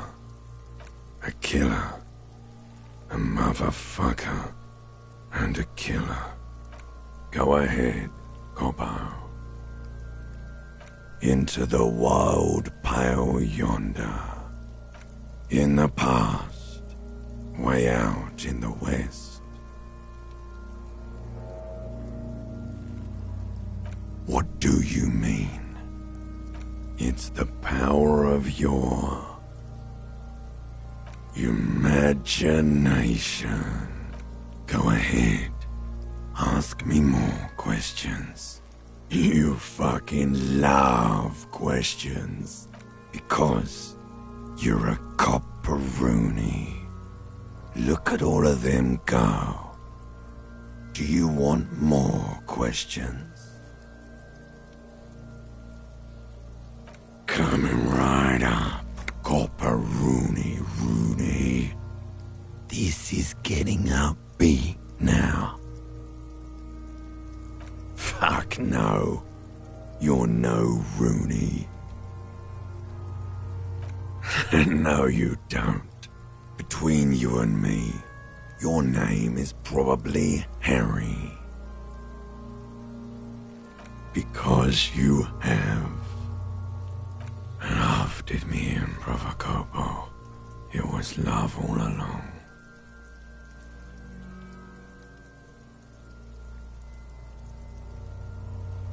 Sure, Lobo. I can ask you a question. Why are you doing this? Looking at my face, motionless. Looking into my eyes, standing here. Why are you investigating my murder?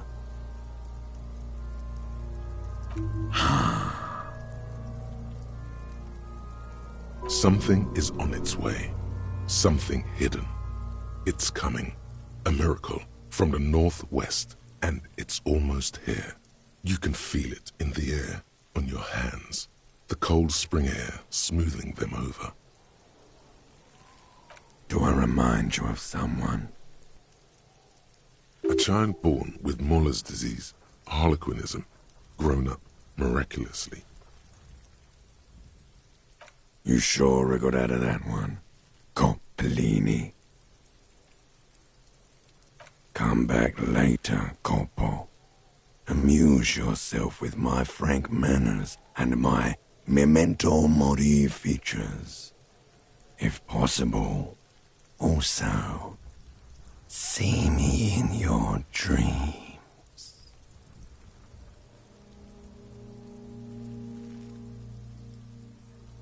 Of course, you have questions, don't you? The power of your imagination is at your service. Fuck. Between you and me, your name is probably...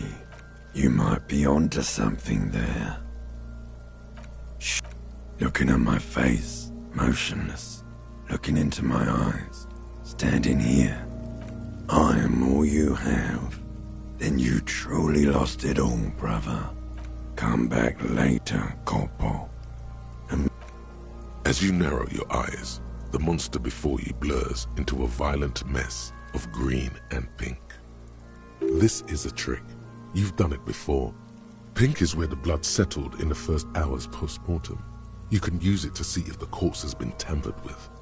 Does his position at the time of death match the discoloration? Only the lower extremities are pink with a dash of blue. His fatted hands, thighs, and his neck, just above the noose. The rest of the corpse appears dark green in the cold spring air. I see it. His neck too. The lividity goes right up his chin. We have good, well-pronounced discoloration here. The monster comes back into focus, an explosion of color, coursing with dark marbled veins. His stomach appears pregnant with something.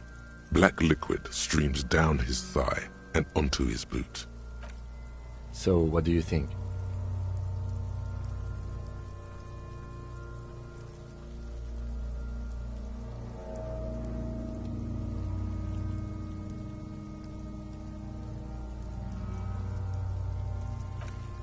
Agreed, especially on the neck.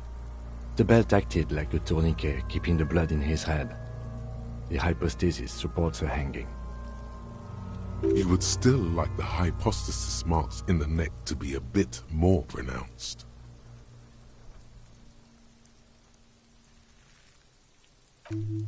Maybe it looks faint to you? It could be more pronounced, actually. Dûment noté.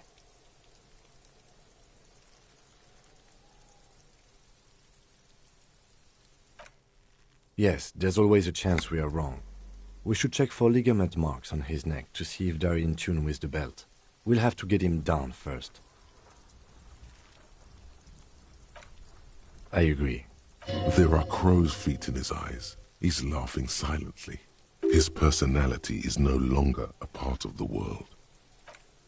Totally dead.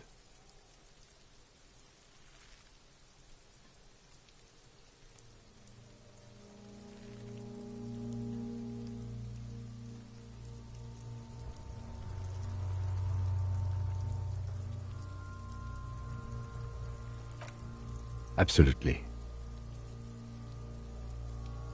A pool of blood and feces has eaten into the frozen mud below the man's feet. Purge liquid is dripping into it, drop by drop. The victim appears to have contained no more than half a kilogram of digestion at the time of death. The fuck he's saying? Talking about shit.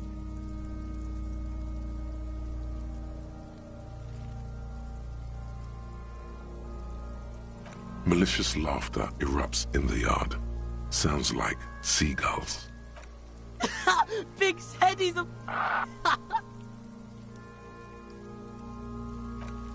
The lieutenant's face is made of stone. I do. Most of them are post-mortem. Maybe even all of them. The delinquents have made our jobs harder with their little sport. Stop talking in riddles, coin slot. He means you fucked him up good, Kuno. Fucked him up brutal-like. But there is no breath to catch. Are you sure we finished the preliminary examination of the cadaver? We might miss some of these things once he's done.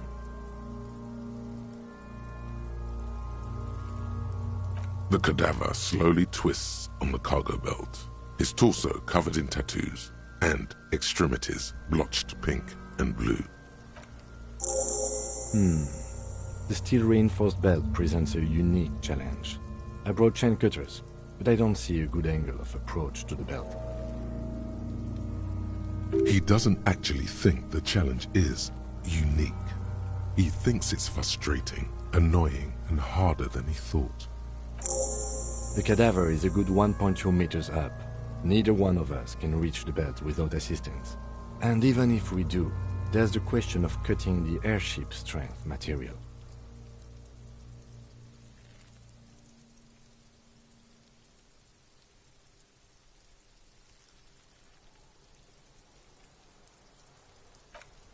Climb up there and saw the branch? There has to be a less risky way, with less falling down of trees.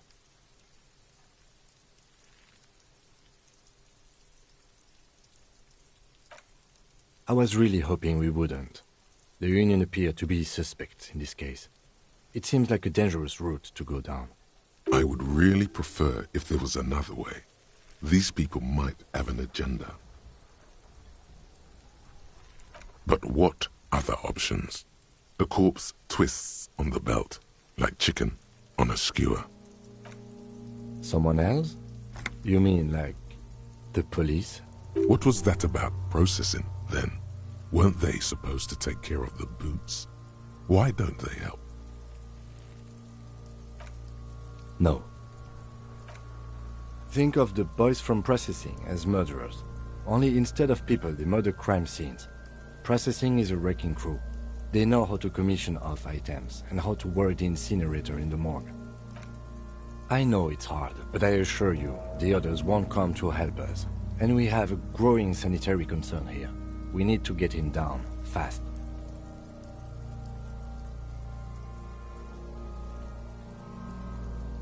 Yeah! Bang bang time, pig! Shoot his head off! How? Where the buckle ties the rope to the branch. That's a good spot to aim.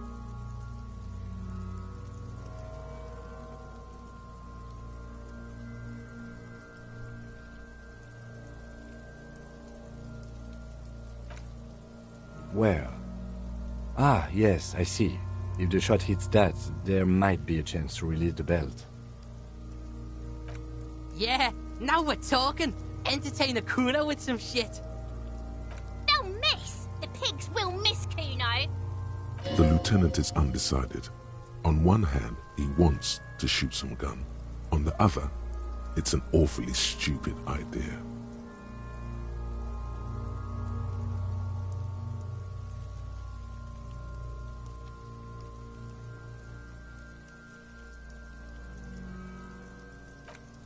Silence. With his elbow sharp, the lieutenant unzips his jacket and produces a lightweight firearm. He drops a paper cartridge in the barrel, separates the scouring stick, and gives the cartridge 5 tucks. That's a Kiel A9090 Armistice, mass-produced muzzle loader, ascetic, frugal, one of the most common firearms in the world. He then steps back and assumes the fellow's desk position, taking aim. The corner of his eye twitches. His finger is on the trigger. He's gonna fucking miss! The kid's voice is drowned in a shrill blast that echoes off the walls of the surrounding tenements. A cloud of smoke slowly parts in the air as the lieutenant steps back and says to himself, God damn it. He feels bad about it. About his eyes mostly. Just having bad eyesight. Probably from a young age. Whatever you do, do not console him. Fucking idiot! Mookabat asshole! Kuno could have hit it easy, but then Kuno's not fucking handicapped, is he?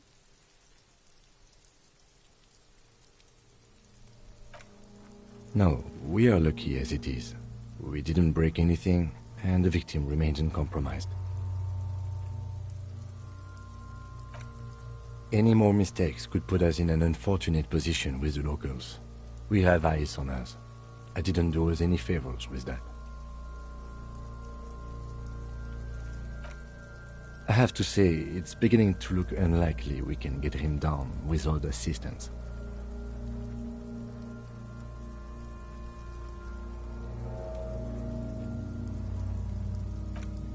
It's bad as it is, us shooting firearms like punks. Go ahead, I'm not stopping you. Just don't lose it. They only have one gun!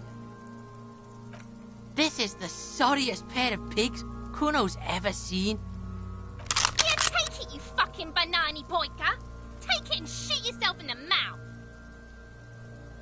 The cold piece of bakelite and gunmetal is surprisingly light. Your fingers fit right through the guard, instinctively resting on the trigger. The fuck are you waiting for, Kuno? Tell him to shoot himself in the mouth! The buckle comes into focus in your sights. You stand with your feet planted firmly in the ground and your left hand supporting your gun arm. Why don't you just shoot yourself in your mouth? At least you won't miss.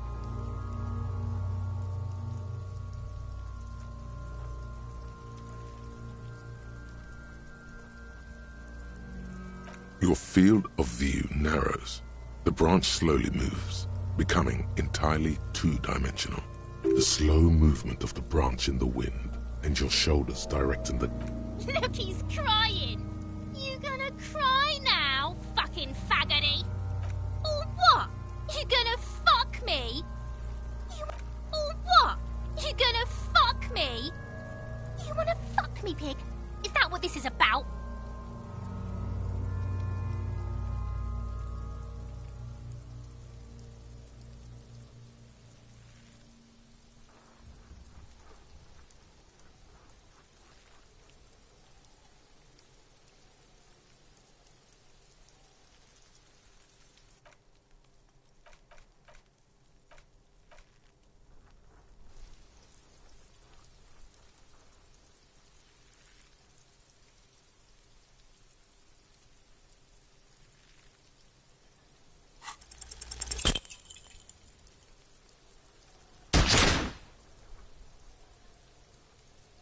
A plume of smoke erupts from the barrel.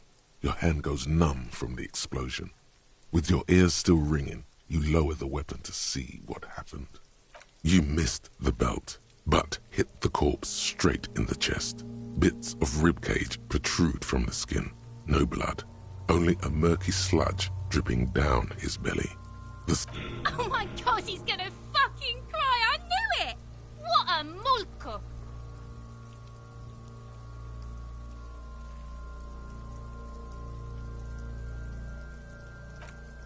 The armistice is sufficiently precise, officer, especially at close range. It's not the gun's fault you can't shoot. It's your pig hands. Pigs don't have hands. They have, like, fucking hooves or something. Kuno has hands. Kuno can shoot that shit down for you.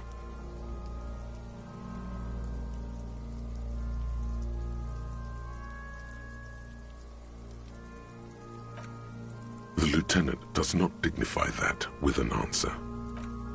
We still need to get him down somehow. The bad way. The way I didn't want us to. By asking the harbor for help. They have the tools and the men. If they put him up there, they can take him down too.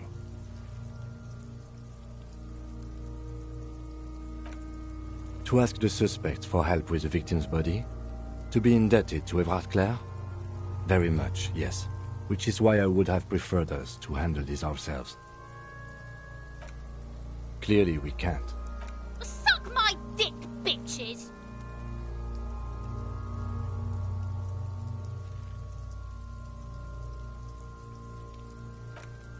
From the gates, by negotiating or fighting. I'm unenthusiastic about fighting. Or we can try to find some secret third path. It's unlikely though. To the gates. Let's negotiate.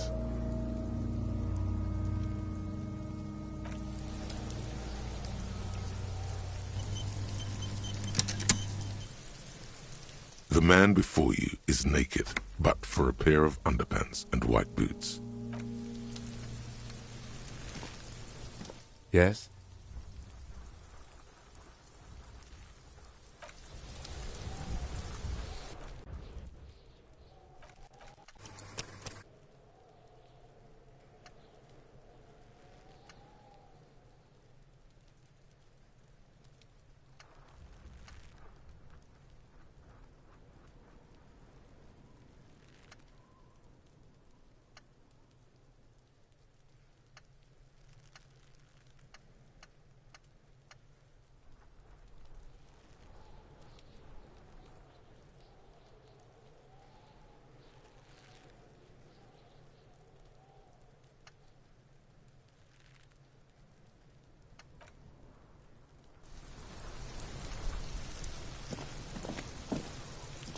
Fuck does Kuno care?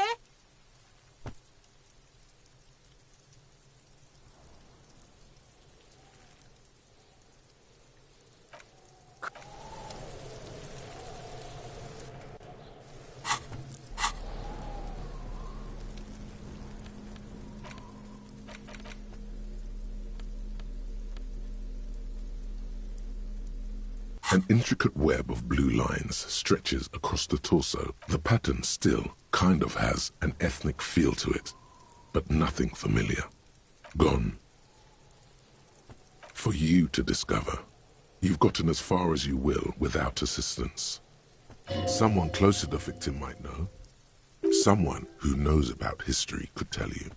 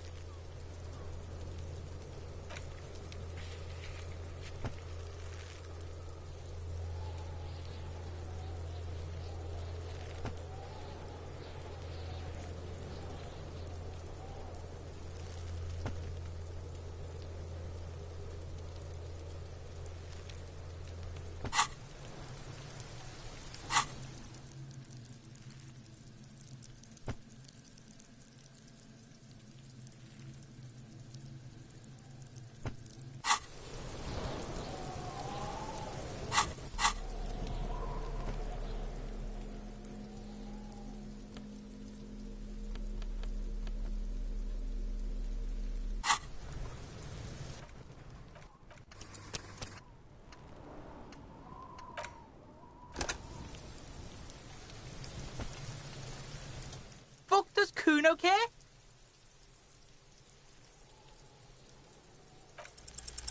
What's going on is an ungovernable youth on your crime scene, throwing around incendiary language.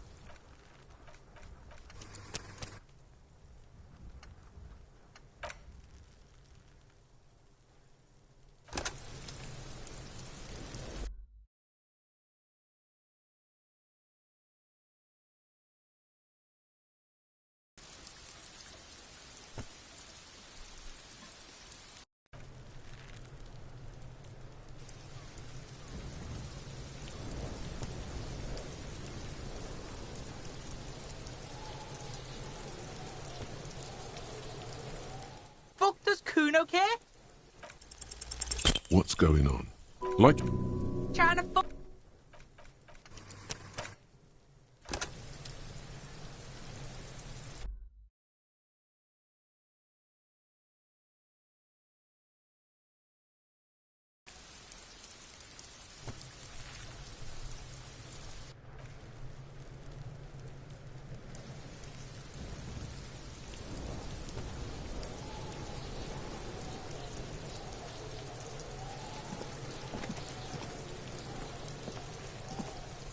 Fuck does Kuno care?